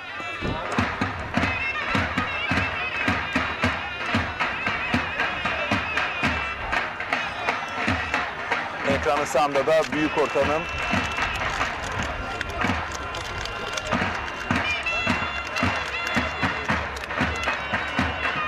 büyük ortanın finali oluyor. Evet. Bu arada Özkan Yılmaz ve galip. İnanılır gibi değil. Evet, sırt aşağı bence açık bir paçayı yakaladı. Ayağında yaptırdı, evet. Mustafa Taş da kabul etti. Sağ eli kasnakta, sol eli paçada. Ayağında yaptırdı ve finalde Ali Gürbüz, Özkan Yılmaz finalini izleyeceksiniz değerli güreş severler. Bir kez daha tekrarını izleyeceksiniz. Final müsabakası yapmak Paçaları bulduğu zaman her meydandaki affetmiyor valla. Müthiş pençelerle. Bak son anları oluyor. Kasnak ve Final paçadan müsabakası için ve burada ayağıyla yaptırıyor. Başaltılar, Haydarsanlar. Kalçası üstünde dönüyor ama diğer kolda. Evet arkadaşlar, Bu Özkan Yılmaz evet. seneye var ya seneye neler yapacak neler. Hemen hemen Ali Gürbüz'le olan Kırkpınar'daki maçına benzer bir. Biraz daha farklı ama bu o sol pençesi var ya. Bak İnanılmaz. burada. İnanılmaz. Bakın tam burada sol eli yerde öbürü, sağ eli öbürü. yeri zaten payanda yaptı. Payanda, aynen. Orada puan da var. Yeniş de var. Değerli güreş severler. Evet, finalin ismi Ali Gürbüz ve Özkan Yılmaz. Yani Kırkpınar'dan sonra ilk karşılaşmaları Akdeniz olacak. Karadeniz derbisi izleyeceğiz değerli güreş severler. Evet, aynı zamanda dediğin gibi Akdeniz ve Karadeniz derbisi olacak. Hadi bakalım. Final müsabakası Nasıl bir final olacak? Meydanına geliniz. Şimdi başaltı finali anons edilecek. Daha sonra baş pehlivanlar final anonsuna çıkacaklar.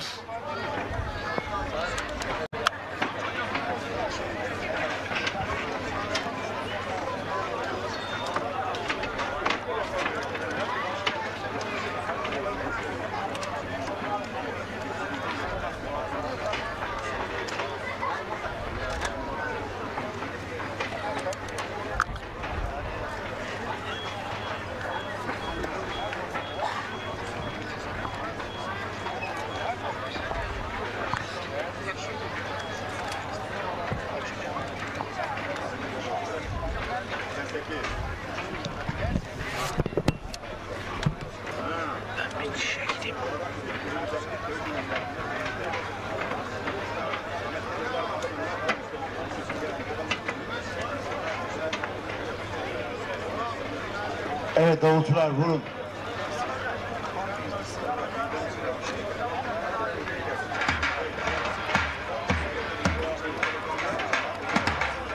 Davulcular.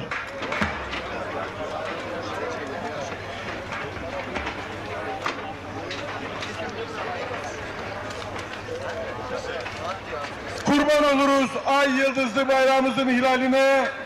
Görmüş olduğunuz koç yiğitler. 17. geleneksel Gökbel yağlı pehlivan güreşlerinde güreş yapacaklar baş altının finaline. MCM Özparlar Spor Kulübü Başkanımız Sayın Mehmet Özparlar deyim pehlivanı. Tufan Güzel Antalya Kumluca. Antalya Murat Paşa Belediye Başkanımız Sayın Avukat Ümit Uysal Başkanımızın pehlivanı. Yine bugün meydanımızda Antalya Gazi Paşa güreşleri ağımız. Yanık betonlarının sahibi ünlü iş adamı Sayın Ramazan Yıldırım adına güreş yapıyor. Hasan Güzeller Antalya Kumluca. Başaltı final müsabakasını Antalya bölgesi hakemlerimizden değerli hocamız Osman Kökçü hocam yönetecektir. Arz olunur. Buyur Çiğ Usta. Pehlivan. Türküz büyük ortağı puanlama. Tuna boylarında koşturan, Viyana kapılarında kırıcı oynadan Gazi Osman Paşa'nın torunlarıyız. Aydın'ın gebesiz kardeş, Erzurum'da adaş, kimsenin gözünden akmayacak güneş. Gavurun dalı çoktur, yemin ediyoruz, üzerinde meyvesi yoktur. Türk'ten başka dünyada dost yoktur. Süslü avrat, fakir kocayı batırır. Hayırsız evlat, zengin babayı batırır. Haylaz çiftçiyi de kurinat batırır. Sayın Alanya Belediye Başkanım Adem Murat Yücel, önümüzde seçimler var. Sen de iyi hazırlanmadıysan senin rakibin Gökbel meydanında sırt aslan yatırır. Kullardan zarar gelmez. Allah yazmadıkça Allah'tan bela gelmez. Biz kullar azmadıkça. Allah Allah, illallah, Muhammedur Resulullah. Haydi aziz seyircim, geleceğin baş pehlivanlarına dualarla, alkışlarla diyelim maşallah. Haydi aslanlar, Allah derman versin. Evet, başaltı finali de Allah nidalarıyla Sebahattin Erdoğan. Final müsabakası için meydanına geldiniz. Baş pehlivanlar, koç yiğitler. Haydi aslanlar. Başaltı finali salavatlanırken Türkiye Aldı Güreşi'nin pırıl pırıl parlayan, parıldayan, ışıldayan yıldızı canlı yayın kabininde. Enes Doğan hoş geldin. Hoş bulduk Recep abi. Yorgunluk var değil mi Enes? Yorgunluk var ya, çünkü çok güreş geziyoruz. Güreşler çok. Yol zaten ayrı bir yoruyor bizi. Yorgunluğumuz var. Birçok güreşsever bugün senin Kürşat Şevki Korkmaz'la yapmış olduğu mücadeleyi konuşuyor.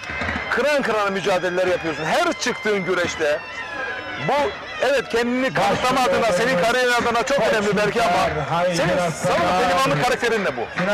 Evet. Ya ben güreşe başladığımda durmayı sevmiyorum. Sürekli çalışıyorum.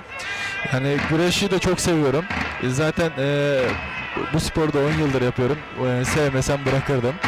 Yani sevdiğimden sürekli maç yapasım geliyor. Yani sonuna kadar gidesim geliyor. Peki hedefin ne? Senin çok büyük bir hayran kitlen oluştu. Seni çok yakından takip eden güreş severler var. Onlara buradan ne mesaj vermek istersin? Bir altın kemer utopik bir hayal mi? Yoksa hayır ben elimden gelen her şeyi yapacağım. Nasip, Allah nasip ederse olur mu diyeceksin. Senin söyleyecekleri şu anda çok önemli güreş severler nezdinde. Recep abi benim hedefim Allah'ın izniyle ilk önce baş pehlivanlıktı. Allah'a şükürler olsun oraya ulaştık. Şimdiki hedefim altın kemer. Allah da nasip eder inşallah. Ben de ustalarım gibi Orhan abi, Ali abigil gibi, kemer alan abilerim gibi ben de o birincilik basamağına çıkıp altın kemeri almak istiyorum. Şimdi güreş severlerin şöyle bir takdiri söz konusu. Bu çok önemli Enes. Sen yensen yensen de yenilsen de hiç itiraz etmiyorsun. Evet. Ustansa büyünse elini öpüyorsun. Evet. Senin yaşadığında sarılıyorsun, helal düşüyorsun. Burada vermek istediğin mesaj ne? Abi bizim güreş camiamızda zaten usta çırak ilişkisi çok önemli. Yani yenildiğini bilmen lazım. Yendiğinde de alçak gönüllü olup çünkü rakibin de karşında yeniliyor. Onu da görüp şey yapman lazım yani kabul etmen lazım. Şimdi peki sorum şu, senin bu düşüncelerini kendi jenerasyonunda görebiliyor musun? Ya bir de öz eleştiri de yapalım ya da evet var abi de diyebilirsin. Var abi ya, alttan gelenler efendi çocuklar, karakterli insanlar da var. Yani biz örnek aldığımız pehlivanlar var bizim. Onlar da bizi örnek alırsa yani öyle devam eder bu iş. Peki bu arada balıkçı Sebahattin Erdoğan demin başaltını anons etti, ezanı Muhammed okunuyor. Evet. Seninle alakalı Kocaeli Karamsel'de beraber kahve içerken baş pehlivanlığa yükseldiğini en çok sevindiğim pehlivan dedi. Çok efendi, su gibi dedi. Sağ Şimdi usta. onların böyle büyüklerin gönüllerine girmeyi nasıl başardın? Ya her gördüğüm yerde ben ustamın elini öptüm, Sebahattin Usta. Sadece o değil demek ki. Demek ki o tabii. Çünkü herkesi gözlemlediğinden bunu söylemiştir. Tabii ya abi biz her gördüğümüze selamımızı veririz, Allah'ın selamını. Bir de ben şunu hep aklıma koyarım. Pehlivan yükseldikçe gönlü alçalacak. O yüzden her gördüğüm küçüğümü, büyüğümün gözlerinden, ellerinden öperim yani. Her türlü severim. Bugünlere gelmende şimdi çok önemli pay sahipleri, hocalarım var, ustalarım var, antrenörlerim var, büyüklerim var ama bir tarafta da senin o yağlı havlularını, eşofmanları yıkayan anneciğim var. Annem. Buradan anneme çok selam olsun. Çünkü annem, ben 13 yaşında başladım güreşe. 10 yıldır annem gece sütümü içiriyor. Sabah kalkar kahvaltımı hazırlar. Antrenmandan gelirim, kıyafetlerimi yıkar, serer, akşam yemeğimi hazırlar. Yani annem, babam çok onların çok büyük emeği var da o emekleri ödeyemem. Onlardan Allah razı olsun. Enes Doğan. Mesela babalar biraz sert durur ya. Yenildiğinde babanın yüzü nasıl oluyor ya da eve geldiğinde, yenildiğinde annenin sana olan şefkati nasıl oluyor? Galip geldiğinde, birinci olduğunda eve geldiğinde babanın sana bakışı nasıldı?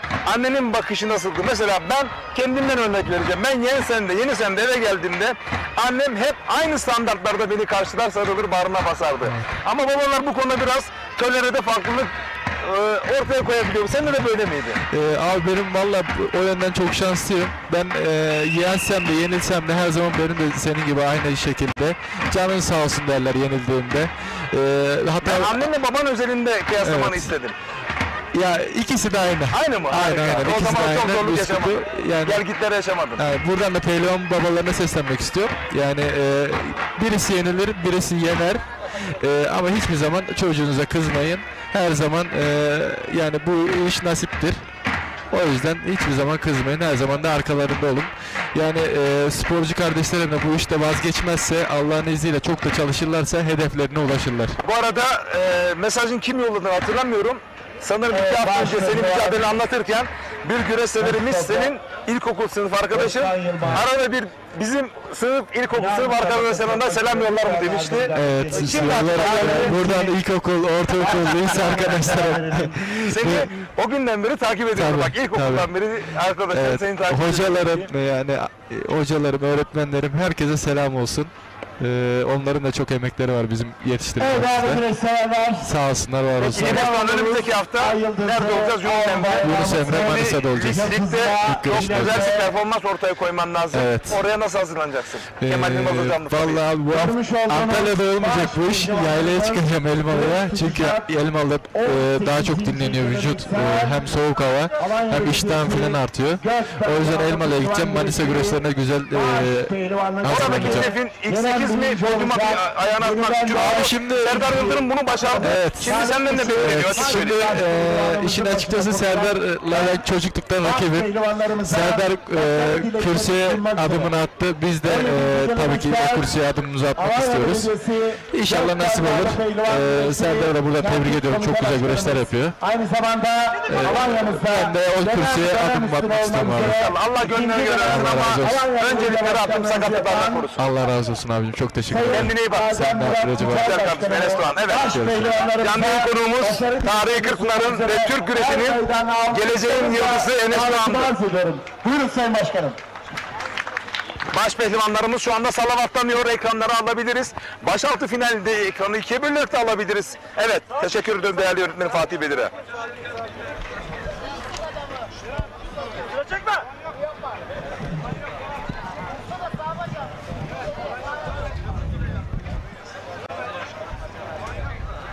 Evet başkanım sizi...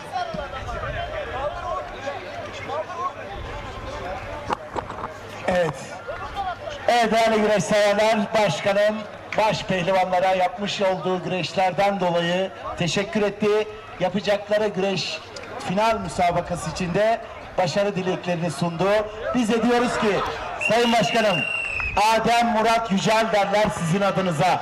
Yapmış olduğunuz hizmetlerle Alanya doyamadı hizmetlerinizin tadına. Adem Murat Yücel deyince Alanya.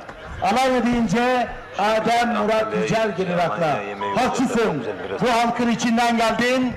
Alanya'ya yaptığın hizmetler senin eserin. Alanya'da dolduramaz kimse senin yerin. Helal olsun sana yapılan alkışlara. Alanya güvenle bakar yarınlara. Bu halkın içinde olduğun hep bir numara. Yaşa Sayın Başkanım, sen çok yaşa. Bu arada değerli güreşseverler, bu ay sonunda 26 Ağustos'ta o da sevinç ve mutluluktan olsun. Sembol organizasyonlarından biri. Uzun yapacağım hizmetler. Çanakkale tarihi Yağlı Pehlivan Güreşleri'nin güreş ağzı, altın kemerli güreş ağzı. Başkanıma alkışlarımızla protokole uğurluyoruz. Belediye ağırlık ücretini ödedi. Başkanım, Sayın Seyhan Hasan, finalde güreşen tüm pehlivanlara başarılar diliyor. 26 Ağustos'ta tüm güreş severleri de tarihi Çanakkale, Çardak, Ermeydan'a bekliyor. Bir alkışla baş pehlivanlarımıza şöyle moral alkışı istiyorum. Antalya Döşemealtı Belediye Başkanımız Mimar Sayın Turgay Genç adına güreşiyor.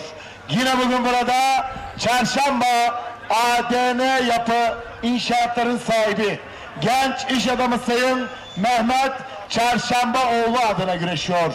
2011, 2012, 2019, 2021 yılları tarihi Kırkpınar baş pehlivanı. Antalya'mıza tarihi Kırkpınar altın kemerini ilk kez getiren merhum Recep Gürbüz'ün mahtumu Ali Gürbüz, Antalya Korkuteli Zımandır. Değerli güreş severler, Ankara Büyükşehir Belediyesi Aski Spor Kulübü'nde güreş yapıyor. Ankara Büyükşehir Belediye Başkanımız Sayın Mansur Yavaş Başkanımızın pehlivanı. Yine bugün meydanımızda Antalya Kemer'de faaliyet gösteren Saylors Otellerinin sahibi ünlü iş adamı namıyla maruf Reis Burhan Şeker adına güreş yapıyor. Özkan Yılmaz, Samsun. Evet, yine baş pehlivanlarımızın final müsabakasını yönetecek olan hakemimiz Antalya Elmalı bölgesinden Özcan Özdemir hocam yapacaktır. Özcan hocama da bir moral alkışı istiyoruz. Allah Allah! İllallah! Muhammedur Resulullah! Haydi aziz seyircim! Baş pehlivanlarımıza dualarla, alkışlar diyelim maşallah. haydi aslanlar! Allah derman versin. Evet değerli güreş severler, bugün son kez Allah nidalarıyla baş pehlivanlarımız salavatlandı. Final özelinde Ali Gürbüz mü, Özkan Yılmaz mı? Altın kemer, Akdeniz'e mi, yoksa Karadeniz'e mi gidecek?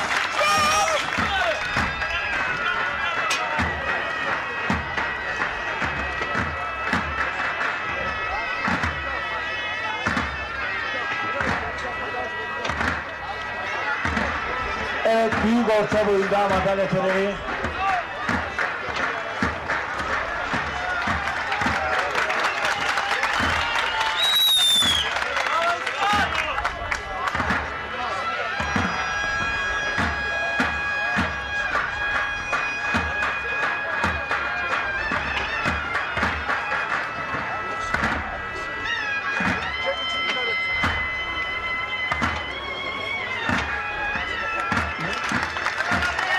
Evet.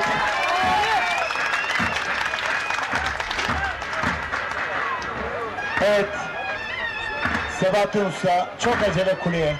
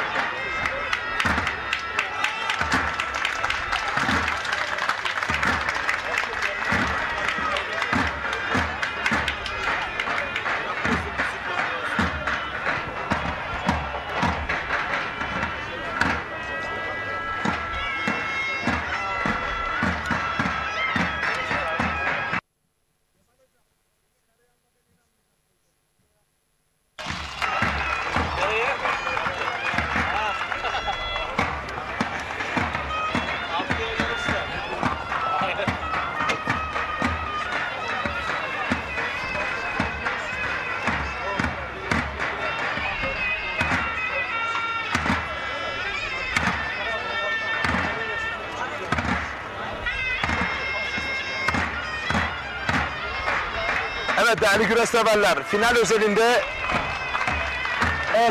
düşünceleriniz, yorumlarınız bizim için çok önemli. Ali Gürbüz mü, Özkan Yılmaz mı? Kim baş pehlivan olur? Koza TV, Ekip Türk TV ve Lider Haber TV sosyal medya adreslerimize mesajlarınızı yollayın. Bizler de yer verelim. Bugün burada Gazi Paşa'da faaliyet gösteren yanık hazır betonların sahibi, aynı zamanda Gazi Paşa Yağlı Pehlivan Güreşleri güreş ağımız Sayın Ramazan Yıldırım'ın pehlivanı Salih Şentürk Antalya Elmalı ikinci ve yine büyük orta birincisi 8 Ekim tarihlerinde tüm güreş sever halkımızı Aksu Er Meydanı'na davet eden Aksu Yağlı Pehlivan Güreşleri Tertip Komite Başkanımız, aynı zamanda Aksu Belediye Başkanımız Eczacı Sayın Halil Şahin'in pehlivanı. Yine bugün burada Başpehlivanlık final müsabakası Ali Gürbüz ve Özkan Yılmaz arasında başladı. Sayın Şahin Kırbıyım pehlivanı Can Kuzay Antalya Aksu birinci. Sol pencerede de başaltı finalini izliyoruz. Evet. Antalya Alanya Meclis Üyemiz Sayın Nazmi Sallat, lütfen kürsünün yanına geliniz. Evet, büyük orta üçüncüleri, büyük orta üçüncüsü Ankara Büyükşehir Belediye Başkanımız Sayın Mansur Yavaş'ın pehlivanı. Yine bugün burada Gazi Paşa'da faaliyet gösteren yanık hazır betonların sahibi Gazi Paşa Yağlı Pehlivan Güreşleri ağamız Sayın Ramazan Yıldırım'ın pehlivanı Ömer Faruk Kırat, Amasya üçüncü. Yine üçüncü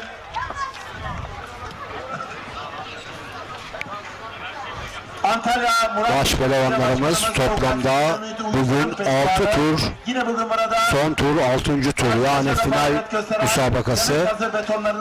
Ali Gürbüz finale gelene kadar ilk turda Serdar Yıldırım'ı, ikinci turda Yıldıray Akın'ı, üçüncü turda İsmail Balaban'ı, dördüncü turda Osman Aynur'u, beşinci turda Orhan Okulu'yu yenerek finale yükseldi. Özkan Yılmaz ise ilk turda Hasan Cengiz'i, ikinci turda Ünal Kahraman'ı, üçüncü turda tur atladı, dördüncü turda Yusuf Can Zeybe, beşinci turda da Mustafa Taş'ı yenerek Ali Gürbüz de final müsabakasına başladılar. Ali Gürbüz ve Özkan Yılmaz arasındaki final karşılaşması Ali Gürbüz'ün üstünlüğüyle devam ediyor. Şu an Özkan Yılmaz'ı sahanın dışına doğru sürdü. Milliyetçi Hareket Partisi Antalya Milletvekilimiz Sayın Hilmi Durgun'u Er Meydanı'na davetimi arz ediyorum. Evet, bakalım kazanan kim olacak? Tarih Edirne Kırkpınar'ın da rövanşını izliyoruz. Evet, en son Kırkpınar'da karşılaştılar. Özkan Yılmaz ve Ali Gürbüz. Orada Özkan Yılmaz Ali Gürbüz'ü Kırkpınar'da mağlup etti. Bakalım bugün nasıl bir sonuç çıkacak? Gazi Meclisi'nde kanun teklifi sunan... Tabii yani şimdi Kırkpınar'ın rövanşı diye bir şey olamaz, onu söyleyemeyiz. Kırkpınar apayrı bir... Rövanşı Kırkpınar'da olur. Aynen, doğru söylüyorsun. Yani evet, pehlivanlarımız ama tabii ki Özkan Yılmaz gerçekten bu sene performansı üst düzeyde, çok formda, çok güzel. Bugün de harika güreşler çıkardı. İlk turda Hasan Cengiz'i, ikinci turda Önal Kahraman'ı, üçüncü turda tur atladı. Dördüncü turda Yusuf Canzeybe'yi 2023 yılı Kırkpınar Başpehlivanı'nı yendi. Ve 5. turda da 2022 yılı Kırkpınar Başpehlivanı Mustafa Taş'ı yendi. Özkan Yılmaz Pehlivan'a kulak emrimizce bir ihtar verilmiştir. Özkan Yılmaz'a ilk ihtar geldi. Aslında ikinci defa dışarıya çıkışıydı. Normalde üçüncü defasında dışarıya çıkarsa ilk ihtar geliyordu. Biraz erken oldu ama tabii karar ve takdir kulenindir. Evet, baş altı boyunda madalya seremonisi.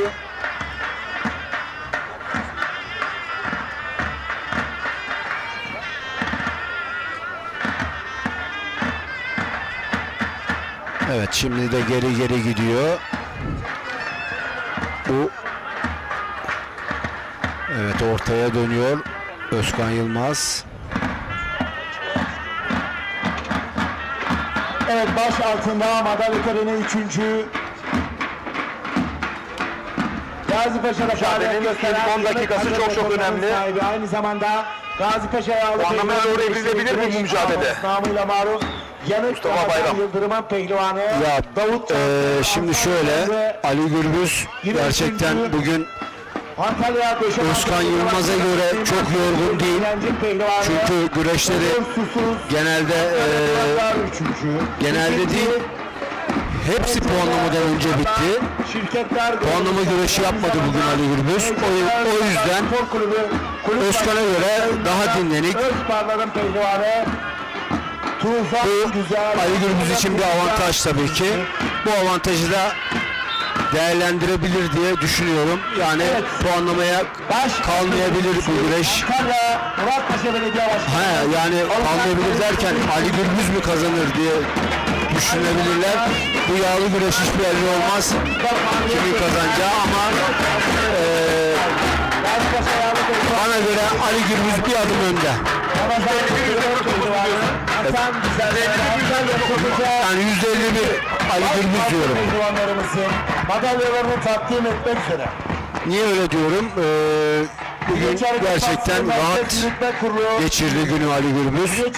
Puanlama güreşi yapmadan genişlerle bitirdi. Ama Özkan Yılmaz Hasan Cengiz'le puanlama yaptı. Yusuf Canzeybek'le zorlu bir karşılaşma yaptı. Onun arkasından Mustafa Taş'la bir puanlama güreşi geçirdi. Evet, bu arada evet, iç kazı bastırdı, septiriyor. Çok Ali Gürbüz. Vay Ali Gürbüz. Dediğimiz gibi de oldu. Evet. Buraya kadar dedi. İkinci olmuştu. Evet Ali Gürbüz severler.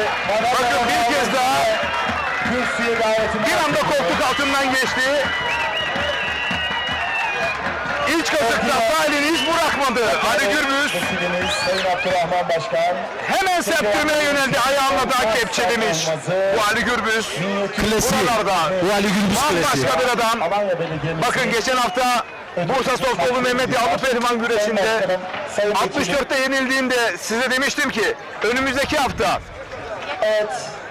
Antalya, Alanya, Gökbel Yaylası Ermeydan'da baş pehlivan olursa kimse şaşırmasın. Siz geçen hafta linkten izleyin. Ben aynı bu cümleyi kururum çünkü. Ali Gürbüz büyük bir baş pehlivan.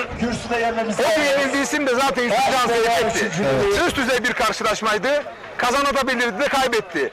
Ama Megastar ben bitti demeden bitmez dedi. Ama Özkan Yılmaz da hakikaten bugün Çayır'a adeta damgasını vurdu. Yenildi ama kaybetmedi. Her hafta yükselen bir form grafiği söz konusu. Her bir organizasyonun tertiplerini Özkan Yılmaz'ı en başta organizasyona güreşe davet edeceğim. Baş pehlivanların başına geliyor. Kesinlikle katılıyorum sana. Bu anlamda Bu güreşlerin tertip komite başkanı aynı zamanda Çok güzel güreşler oldu. Başkanımız Adem Murat Güzel yenişler izledik. Başpehlivanlar gerçekten, başpehlivanların özelinde konuşursak gerçekten çok güzel, harika güreşler gördük, izledik, yenişler izledik. Mustafa Taş, Orhan Okulu, Osman Kan'ın çıkışını gördük bu hafta. Osman Kan çıkıştaydı. Enes Doğan ve Kürşat Korkmaz'ın muhteşem güreşini izledik. Madalya seremonisi 3. Antalya Muratpaşa Belediye Başkanımız Avukat Sayın Ümit Uysal'ın pehlivanı. Yine bugün burada 600. Şimdi lütfen ben şunun altını çizmek istiyorum. Mustafa Bayram. Ali Gürbüz'ün bugünkü baş pehlivanlığı gölgede kalmasın. Özkan Yılmaz'ın finale kadar yapmış olduğu mücadeleler gölgede kalmasın. Neden bunu söylüyorum? Şu anda Türkiye Osman Kan ve Orhan Okulu mücadelesini tartışıyor. Burada yiğitlerimiz kıran kırana güreş yaptılar. Yenen de olur, yenilen de olur. Özel kararlar da olur, doğru kararlar da çıkar. Burada Ali Gürbüz anasından sus gibi bir baş pehlivanlığa uzandı. Özkan Yılmaz da öyle. Dolayısıyla bunlar gölgede kalmaması gerekiyor ve hep Osman Kan ve Orhan Okulu mücadele etrafında kümelenmemek gerekiyor. Onu değerli büyüklerimiz hafta içerisinde değerlendireceklerdir. Eğer burada bir zafiyet varsa zaten bu konuda tasarruf, takdir değerli büyüklerimiz. Gerekli açıklamalar da yapılır zaten. Yani umutsuz futbol fanatizmini atasporumuz güreşe taşımamak gerekiyor. Ben isterim ki burada Osman Kan ve Orhan Okulu beraber bir fotoğraf versinler ya da önümüzdeki hafta bu tür tartışmaları mahal vermeyelim. Bizim atasporumuz güreş diğer batılı ülkelerin sporları gibi değil. Şimdi olay zaten iki sporcu arasındaki şeyden kaynaklanmıyor. İki sporcu güreşlerini yaptılar. Biri yendi, biri yenildi. Bunlar zaten dışarıda abi kardeşler, usta çıraklar. Onda ben bir sıkıntı olacağını sanmıyorum. Yani karar doğru veya yanlış, o dediğin gibi önümüzdeki günlerde tartışılır, konuşulur, bir açıklama yapılır. Sayın Adem Murat Yüceli, Alanya Ticaret ve Sanayi Odası Başkanımız, aynı zamanda Yaylaların Yaylası Gökbel Yağlı Pehlivan Güreşleri Altın Kemerli Güreş Ağamız Sayın Eray Erdem'i baş pehlivanlarımızın madalya, kupa ve ödüllerini takdim etmek üzere alkışlarınızla er meydana davetimi arz ediyorum. Evet, kürsü basamağında, birincilik basamağında Ali Gürbüz, ikincilik basamağında Özkan Yılmaz, üçüncülük basamağında Orhan Okulu ve Mustafa Taş'ı görüyorsunuz. Orhan Okulu'nun hepsi birbirinden muhteşem, nefes kesen güreşler yaptılar. Kürsüye çıkan tüm başpehlivanları kutluyorum. Kürsü haricinde, kürsü dışında kalan, mücadele eden tüm başpehlivanları, onları da kutluyorum. Gerçekten bugün harika güreşler oldu. Bana göre süper güreşler oldu. Ben tüm pehlivanları kutluyorum. Alt boylarda da müthiş güreşler oldu. Kıran kırana güreşler oldu. Minik bir boyundan başa kadar güreşen ve kürsüye çıkan tüm pehlivanlarımızı kutluyorum. Milliyetçi Hareket Partisi MHK aynı zamanda organizasyona ev sahipliği yapan Sayın Başkanımız Adem Murat Yücel Bey de gerçekten 10 numara bir organizasyon yaptı. Her anlamda süperdi. Hava da çok güzeldi. Hava çok sıcaktı. Organizasyon mükemmeldi. Düzen, tertip, her şey harikaydı. Gerçekten buradan Alanya Belediye Başkanımızı da tebrik ediyorum. Güreş camiamız adına da kendisine şükranlarımı sunuyorum. Kısmetini değerli milletvekilimiz Abdurrahman Başkan. Evet, yine Alanya Belediye'mizin özel olarak bakır işlemeli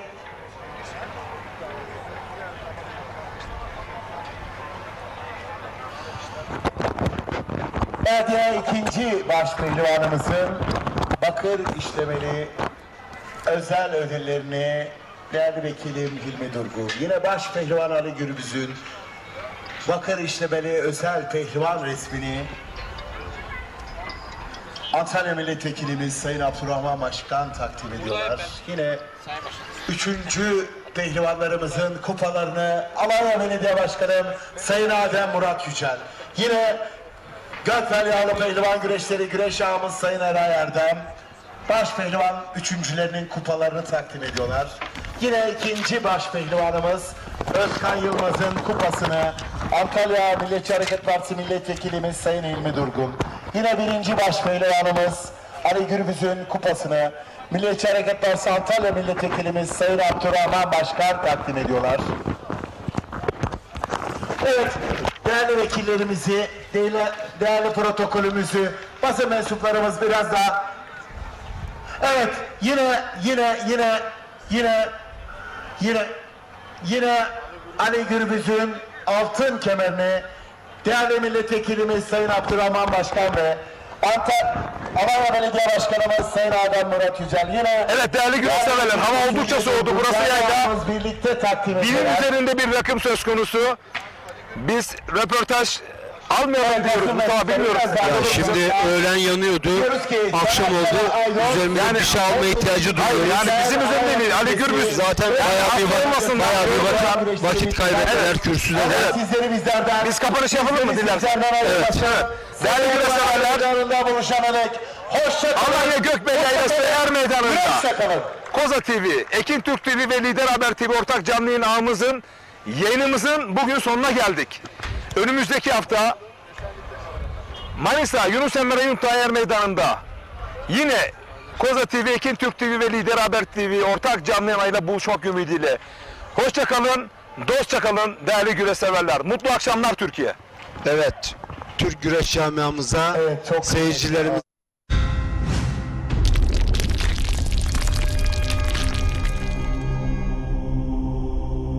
Bizi izlemeye devam edin. Beni eller gibi görme, sen benimsin, ben senin. Gel seni benden ayırma, gel seni benden ayırma, sen benimsin, ben senin. Radyo Ekin.